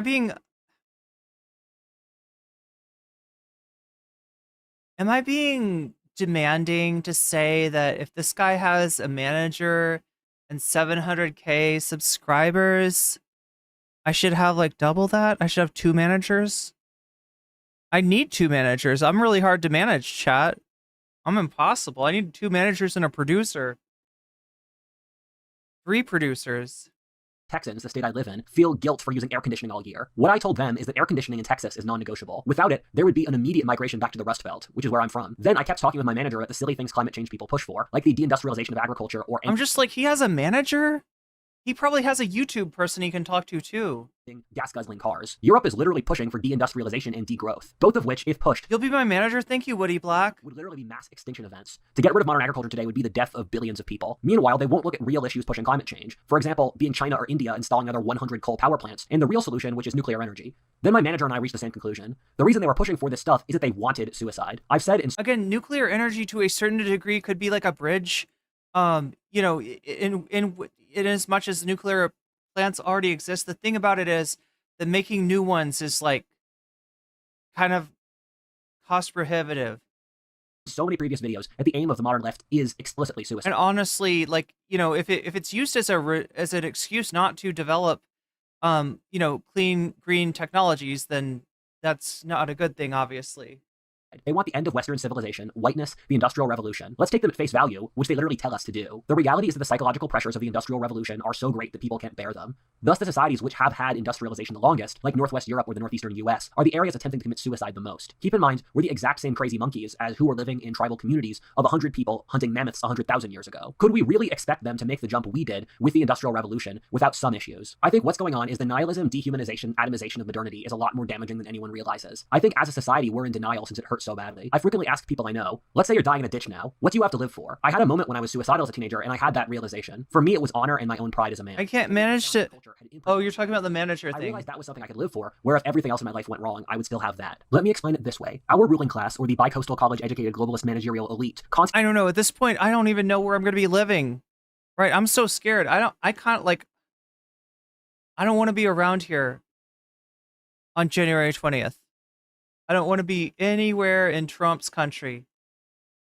Shit on the Victorians as being repressed and a cold society. So that's my first order of business now, is to get the fuck out. When someone or some group isn't psychologically stable, you can look to their projections to figure out what their own insecurities are. I know a lot about the Victorians. Repressed or cold is not the right word for them. If you look at Romanticism, the letters they would write to each other, or even their view of history, it's very emotional, very dramatic, and they were very expressive. Yes, for sex, this is a very prude society, but keep in mind... Yeah, what role was the Fantasy Night playing? There was a tremendous amount of prostitution and porn as well. Meanwhile, for our ruling class, they are very repressed. Repression is separation from our natural human urges. For example, being polyamorous and seeing your girl get railed by another man is very repressed and not liberal. Wait, show Sneeko. If you're gonna say that shit. Since you are fighting your natural biological urges of masculine protectiveness. Hating your country is repressed, since you are biologically wired to love your own people. Being a hyper-rationalistic Redditor is repressed, given we're naturally wired to use magical and religious thinking. I'm not saying these things are good or bad. What? But merely what our nature is. Our ruling class competes over how malleable and compliant they are. They compete over how much they can submit to authority. This is since in the bureaucratic industrial system, your ability to submit to the machine determines your social value. This is why we're such a feminine society, in which telling people no is taboo, in which we accept absurdities like that men are women, that the nation— Wait, did he actually say that? Did he actually say the destruction of whiteness? Oh my god, dude is literally a great replacement enthusiast, believer. The neoliberal ultra-capitalism is nowhere in the video, right? If excessive wealth does not mean happiness, then the takeaway isn't reverting to absolute poverty. It's redistribution, dumbass. Shouldn't exist, or that we should print infinite money. The ruling class are in a competitive virtue signaling contest to demonstrate how servile to the machine they are. Kaczynski wrote one of the best criticisms of the left that I've ever read. His criticism of leftism is so brilliant that it's easily become one of the top 10 most paradigm building things I've ever seen. He said that the left is a resentful reaction to the over-socialization of modernity, that the left is a power fantasy of having total power over absolutely everything in society, that the reason they don't have a plan for what the dictatorship of the proletariat would look like is that the endpoint is to get a dictatorship itself. I'm going to talk about this more in the video on the anthropology of the left, which I will write very soon. However, Kaczynski repeatedly keeps on crapping on the left in the most insightful ways I have ever seen. The great irony for the left is that they simultaneously push for contradictory psychological drives. Firstly, they seek to push over-socialization even further, in that they want to break human nature. The left wants to remove all animal aspects of humanity, whether sexual or family bonds, ethnicity, religion, martial values, honor, freedom, and the like, to be sublimated into the state. I have frequently said in previous videos that a society in collapse will push its worst trait even further. While at the same time the left pushes for total liberation from any standards or responsibility, they also simultaneously want total power with no responsibility, which in itself is an oxymoron. They also push for the collapse of modern civilization and industrialization. At the same time, they want a fully automated space communist civilization. He's the most anxious video essayist on YouTube, I swear. I mean, maybe part of it is that I always play him at 1.75 speed. I don't know if that's... you're hearing actual anxiousness, or I just have him sped up. The problem is that nothing the left says makes sense as a coherent strategy, and it never has. He just conflated the Romantic and the Victorian eras, despite the fact that the Victorian era started when the Romantic era ended. As a psychologically unhealthy person rebelling against conditions which they didn't evolve for. What I think happened is that through studies in ancient wisdom, women are more dependent upon— Oh my god, the studies in ancient wisdom. You remember the Saw? This is why I recommend studies in ancient wisdom. I love studies in ancient wisdom. Community and religion. Not studies in ancient wisdom, chat. Studies and ancient wisdom. I hate his AI art so much. Yeah, and I'm sure... like, I suspect that his script is partially AI. Than men are. Thus, women, with the removal of those pre-industrial stabilizers, rebelled against the society through leftism without actually understanding the actual psychological drivers of what was happening. Yeah, this was leftism. Women's suffrage was the cold impersonality, nihilism, soullessness, and loneliness of modernity and tried to solve it in the female way of, we should just love each other and take care of everyone. When that didn't work, they begged to have the system burned down due to racism or climate change or whatever. Part 3. Yes, and. Okay, we've gotten this far. I think a lot of people, including myself, could find themselves— Yes, fully automated luxury gay space communism. Yes. Agreeing with Kaczynski up to this point. I think his explanations for the flaws of industrial civilization are brilliant and original. I frankly find few other authors who have covered— Or we could do solar punk, chat. Should we try solar punk? In any kind of way. Although is solar punk cool? I've never tried it before. Let's do solar punk. The Unabomber was drawing influence from Jacques Ellul and Louis Mumford. However, the thing that I myself, and I would say most sane people, object to is what Kaczynski recommended after, and in fact, what he actually did. Chat, we got to figure out how to run our cult, right? You know, we gotta figure out, like, right, so far we got, like, okay, cults suck, right? But the uniforms are fly, and the food is great. So that's why we got to infiltrate all the cults out there, find their best recipes, steal their recipes, and just, you know, get really good snappy outfits, right? For he says towards the end of his manifesto, which is pretty short and it's free online, so I'd recommend you folks read it after, is that industrial civilization will go— Maybe we could have solar punk uniforms. Two separate directions on its current trajectory. He said that the 21st century would be the decision point for this, and that choices would be made which would change said trajectory in that time. Or lunar punk. Could we do lunar punk? The first would be that the psychological pressures of modernity would be great enough that it would collapse naturally. He said this would— Does he have a Discord? If so, it's a cult, maybe. I don't know, but I saw somebody. There was somebody that I watched this week that, like, I just didn't know very much about, and I just saw a Chud Logic video, talking about— I don't know. It sounded like a Discord cult. Be promulgated by mental health issues, collapsing birth rates, rising crime, collapsing standards of conduct, and that sort of thing. You could very easily see wokeness or the collapsing birth rates as a form of this. A collective, social, just giving up. A sense that there's not really a point anymore. As longtime viewers of the channel would know, I agree with him. I have made so many previous videos talking about the global crisis that the planet will face in the 21st century. You could call it so many things, between the population crash, the psychological— So he's like on board fully with the Unabomber. Black Death, Mouse Utopia. If only he'd been around for the Unabomber to, you know, send him a nice little letter. If only he'd been around for that. The secular cycle, the crisis of the 21st century, the end of the— Like he could have become pen pals, chat. Rudyard and I'm sure that he would love you, Rudyard. I'm sure that he would completely agree with your interpretation of his work, and he'd be a big fan. He'd send you lots of correspondence, let's just say. Americana. All of these add up to the realization that there is an attempt to put into words what is really an enormous historic crisis, which must occur like an avalanche that's about to crash. Wait, it's not a cult. I know what and who you're talking. It's not? Okay.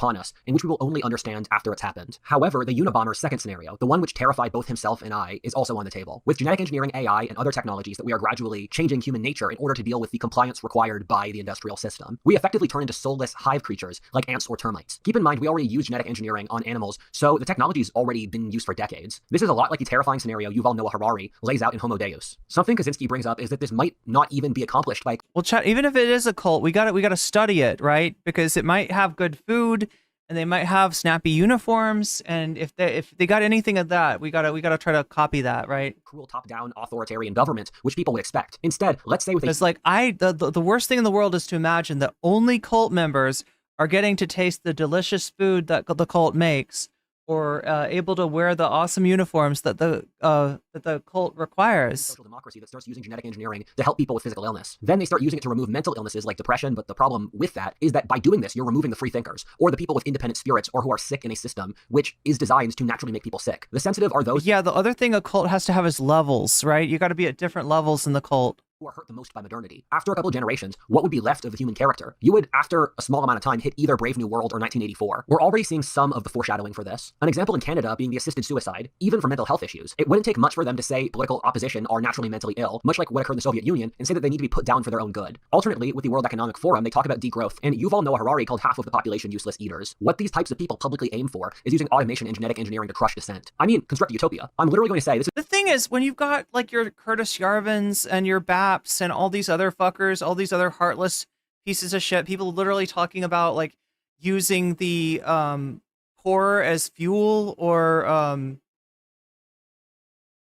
whatever, then you can't really come at us with this like, yeah, but what about the World Economic Forum? And also like attributing this shit to the left, attributing neoliberal shit to the left. Like that's Davos. Come on. Publicly saying that they're doing now. I really want to stress this. The thing that makes humanity beautiful is our individuality. It's our inner soul, our ability to It's our beer commercials. Yes. sense the world. It's America's terrible like light beer, like our piss water beer. When you remove that, we've lost the game of human history. When you don't have like mega fast golf carts that ride on the beach, then yeah, it's all fucked. It's the equivalent to Mordor winning in Lord of the Rings. The world these kinds of people would make would turn humans into cogs. Or mental illness is equals a superpower? Wait, that's a 4chan thing? Not even animals. The human spirit buckles under tyranny, which is why evil must lose inevitably. With all this being said, what happens when you change the human character so it no longer buckles like that? It's in no way a coincidence that all the great artistic pieces of the industrial world, whether Star Wars, Lord of the Rings, Fight Club, American Beauty, Princess Mononoke, The Matrix, and so many more, are the fight against a giant depersonalized. Wait, I'm sorry. This is not from Princess Mononoke, is it? Is this AI art of fucking... Or is... No, that's like, there's a signature. Did he just steal somebody's art from DeviantArt? Force so that the human soul can survive. I hope you folks understand why I don't think the Unabomber was crazy. The calculation he's making from his perspective is completely rational. I frankly would have done something similar if I was him, but different in one important way. I would have known in normal circumstances no one would read this. Oh, I thought you were going to maybe say I wouldn't blow people up and kill them. I thought maybe you would just say that. One of the great points Kaczynski makes is that even though we have a legal freedom of press with the big news stations that control everything, and so the reality is that there is mass control over information dissemination in a way that didn't exist 200 years ago. To be fair, one of the biggest things this channel does is trawl for obscure but brilliant 20th century authors that were completely forgotten by history. If he wasn't... Trawl? Did he say trawl? We trawl for them? A terrorist, I would probably have never heard of Kaczynski's work, even though my job is looking for forgotten smart authors, since he wasn't... Oh, so the terrorism thing was just to get in the algorithm. I got it, chat. He wanted to have a banger manifesto, and so killing people was what made him controversial, just like Trump. Operating in my chosen field of history or anthropology. If I were Kaczynski, I would try to do something crazy to get people's attention. I would probably start making hyper-controversial statements, maybe throw a huge raffle. With all that being said... The greatest accomplishments of human arts, like Star Wars. I'm not sure any of that would actually work. Where I think most other people differ from him is in his acts of terrorism. At the end of his... Okay, there you go. There you go. So he says that we should forcibly try to... I thought you weren't going to say this, Rudyard. I thought you weren't going to disavow. Destroy the manufacturing ability of industrial civilization. Literally fomenting hatred of technology. How does he constantly blame everything on communism while he's talking about neoliberalism, right? Itself, and attacking those who work in the field. The thing, though, is that this is a terrible strategy. If he asked me, I would tell him that would only result in invalidating his cause and turning the entire ideals of the organization into a social taboo. It would work if the general public disliked technology more, but the reality is that the average person loves the conveniences of modern technology and never wants to part with them. I think Kaczynski was... Does he really want to take on the tech bros, though? Like, I don't get the feeling from I think they love the tech bros. I think they love that the tech bros are, nominally on their side, even if, like, they're being exploited just like the rest of us, right? Like, the more, like, liberal tiers Elon Musk can be perceived as causing, the more the right wing loves him. He was in a tremendous amount of pain psychologically and needed an easy or quick solution. He was feeling powerless and so tried to do the most direct... Knights of the Republic 2 is the peak of human art. Yeah, that's true. I also get the sense he was a man who reached a point where... He has Ben Shapiro brain. Well, I'm also making him talk super fast by putting him at 1.75. But that's the only way I can take him. Otherwise, he talks too slow. Didn't really care much whether he lived or died. I don't approve of his terrorist activities, but I will point out that he won. He's gotten to the point where his ideas are very widely circulated. Hell, we're currently talking about them on this channel, and most of you know who he is. If the struggle of the 21st century is as close as he believed it would be, he might actually have indirectly changed the tide of the conflict. I don't think Kaczynski, if he saw the results of what his actions would be, would have been disappointed with the result. Imagine Ted Kaczynski being a big MAGA guy. He's like, yo, voy votar for Donald Trump. Comparable to how I've said before that Al-Qaeda won 9/11. There's a book called The Grace of Kings, which is one of my favorite fiction books ever, about a fantasy version of Chinese history. The title of the book relates to a faction betraying a treaty with another faction in order to unify the country. The meaning of The Grace of Kings is that in the grand scheme of things, the character did the right thing by breaking the treaty, which then allowed the unification of the continent. When all said and done, are the 3 lives Kaczynski killed worth changing history for? Only time will tell, but this line of thinking eventually ends up with Hitler and Stalin when pushed to its natural conclusion. And these sorts of things, I can see why traditional world religions tell people to stop worrying and to trust God instead. In that, right when Kaczynski committed these crimes, a new technological discovery came out, which completely changed the calculus on this entire issue. This is one of the best and worst parts of modernity, in that changes occur so rapidly that you have no idea what the world will look like even 30 years from now. That discovery, one which radically pushed disunity, was the internet. No one really thinks through the geopolitical ramifications of the internet. Everything comes back to fiction for him. Well, he got his start as an alternate history geek. However, it's going to become an absolute game changer. When the Unabomber was writing, the world was at peak pro-centralization. Due to the technology... Rudyard shows how fascism is the inherent flip side to communism. they notice the same issues, but completely different. Yeah. Sheer scale was very efficient. The internet flips the entire calculus in that rather than a single company making products, it's cheaper to get it off Etsy, or rather than working with a traditional taxi company, you use Uber instead. Rather than outsourcing to a university, you're learning through YouTube. The internet has potential, if used correctly, to turn everything the Unabomber said on its head. The internet could allow the ruralization of society, the breakdown of— He still thinks Uber is a good thing. Does he not understand? Like, all of these disruptive technologies, what they do is they seek to destroy an industry and essentially destroy a market, and then solidify control, replace it with something that they can, dominate, right? And then, raise the prices on. Of top-down government authoritarianism, organic social operation, and self-employment. The rise in the gig— I love how he thinks that it's actually, no, they've figured out a way to do the same thing that taxi companies do for way cheaper and more efficiently, and that's why you're saving money, and not that they are well-capitaled companies driving their competition out of business in order to then subsequently raise the prices. Economy, as well as digital replacements for legacy— Rudyard loves the gig economy. Why don't you try it, Rudyard? Why don't you try the gig economy? Institutions is literally just proving all of this. The internet also has the potential to go into other directions in which the government can use it. He'd be Peter Thiel's blood boy if he could. To monitor the entire population for their whole lives. I'm going to do something I normally don't and shill crypto. If we don't want the internet to devolve into authoritarianism, we have to develop an— I'm surprised you're not selling an NFT. Encrypted, secretive, private, blockchain-based internet which doesn't allow data oppression. And the next generation, we need to have an active decision to keep the internet and our societies by extension free. Botology does a lot of this stuff around this topic and has built a movement around making sure hierarchical authorities can't use the internet to control people. If you're interested, check it out. We also need to make an active decision that we want to be the sort of society which values the human soul, that we respect and love our own humanity even with its flaws, that we aren't willing to trade our souls for money which will realistically accumulate to the elites. You know, this stuff used to depress me. I went through a few-year period of— Nobody's trying to buy your soul, dude. Nobody's trying to they don't care about money. Because the rich are materialism pilled, and I don't mean the living in a material world because I'm a material girl. I mean like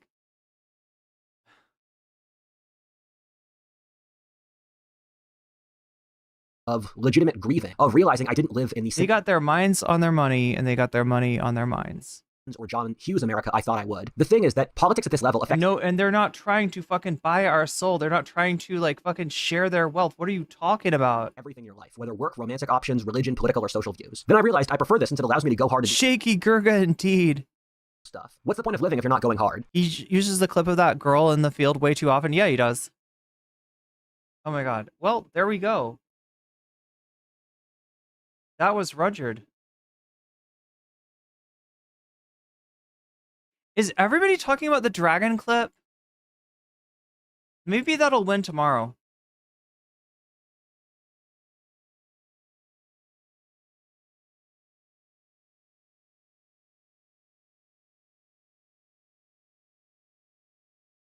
Money really doesn't matter when you're rich enough because it's just a tool to celebrate you from others. Like rich enough to say money doesn't matter, yeah. I miss people trying to sell me ShamWows. What about the You'll Love My Nuts guy? The guy, was he selling his nuts or was he selling... Oh no, he's selling the slap chop.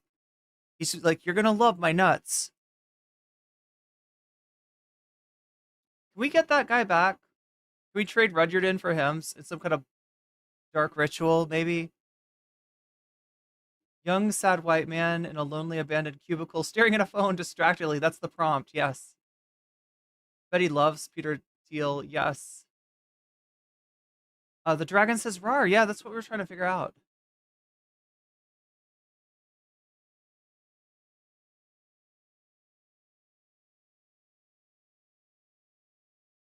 Cats rule everything around. Get the money. Yeah, I should get to bed pretty soon. I want to thank my Patreons one more time. Because you're supposed to get that shout out twice a stream if I think about it.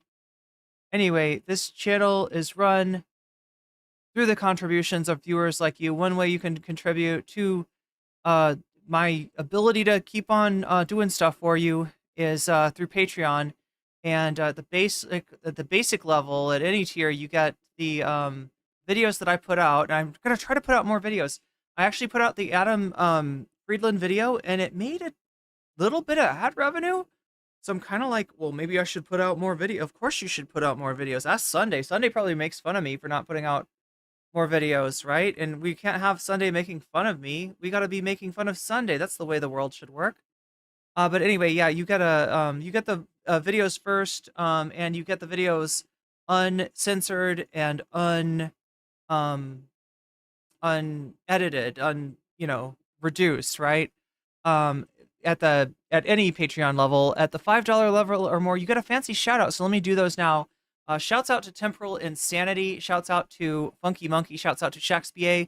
Shouts out to Nadia. Shouts out to Moe Noabe. Shouts out to Just Julie. Shouts out to Jules K. Shouts out to JR. Shouts out to Hot Ham Radio. Shouts out to Good for Gabby. And a fancy shout out to Zerazerex, Rachel K, Crystal Saphira, and Omega Star. And for those of you that are on the fancy level, actually for all of you, right?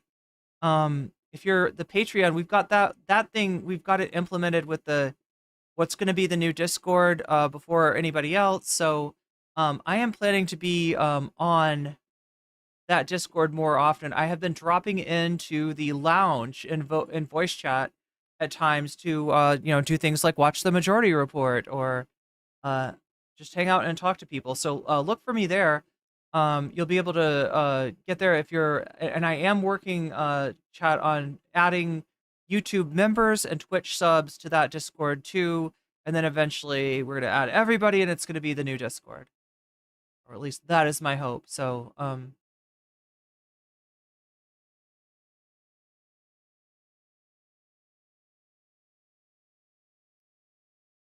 anyway, thank you, Patreons. And look for me in eventually the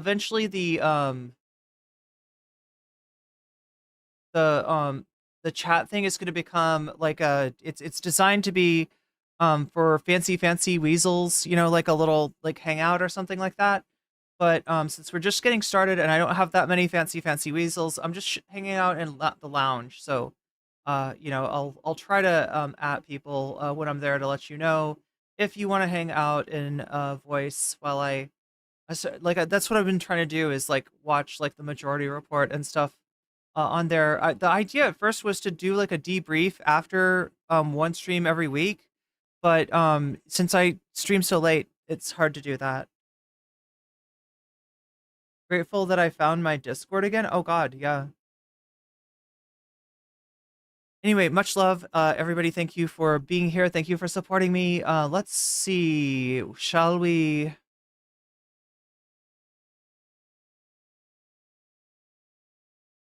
Let's raid into Average Joe Patriot 1776. I think that would be a good. Are you with me, chat? We're gonna raid into a Patriot channel. A Patriot.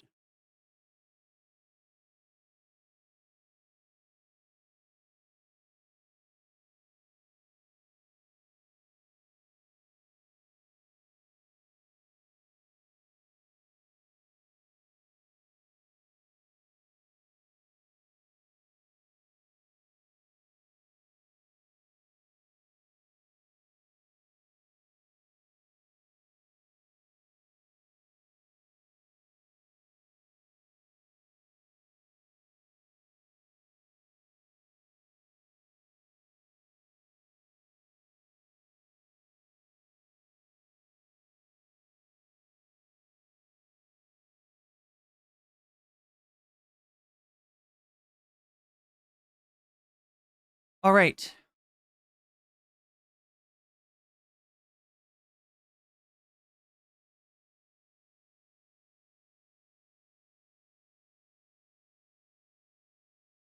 Oh, by the way, I'm raiding into Echoplex Media. We haven't raided them in a little while. I may be on their channel soon. We're trying to set something up. We're both very busy people, but sounds like fun. What was it? Conspiracy Bingo. I think that's what they offered to bring me on for. So look for that in the future. I'm gonna get to sleep, and I will talk to you tomorrow. No, only on Twitch. But yeah, I'm gonna go to bed as soon as we raid. But much love, everybody, and I'll see you hopefully again tomorrow. Again, I had to do some real life stuff today, because we had got roommate issues. I've got electric bill issues.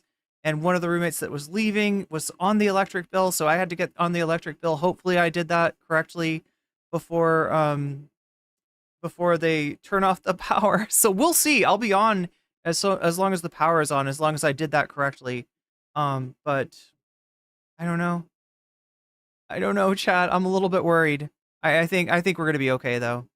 Anyway, hopefully I'll see you tomorrow, and not have to wait until Monday and not have all my food rot if I didn't do that correctly. Anyway, we'll just no fear. Let's knock on wood. Good luck, everybody. And yeah, I'll try to talk tomorrow more about the relocating thing. For those of you who are relocating or interested in that, want to know how that works.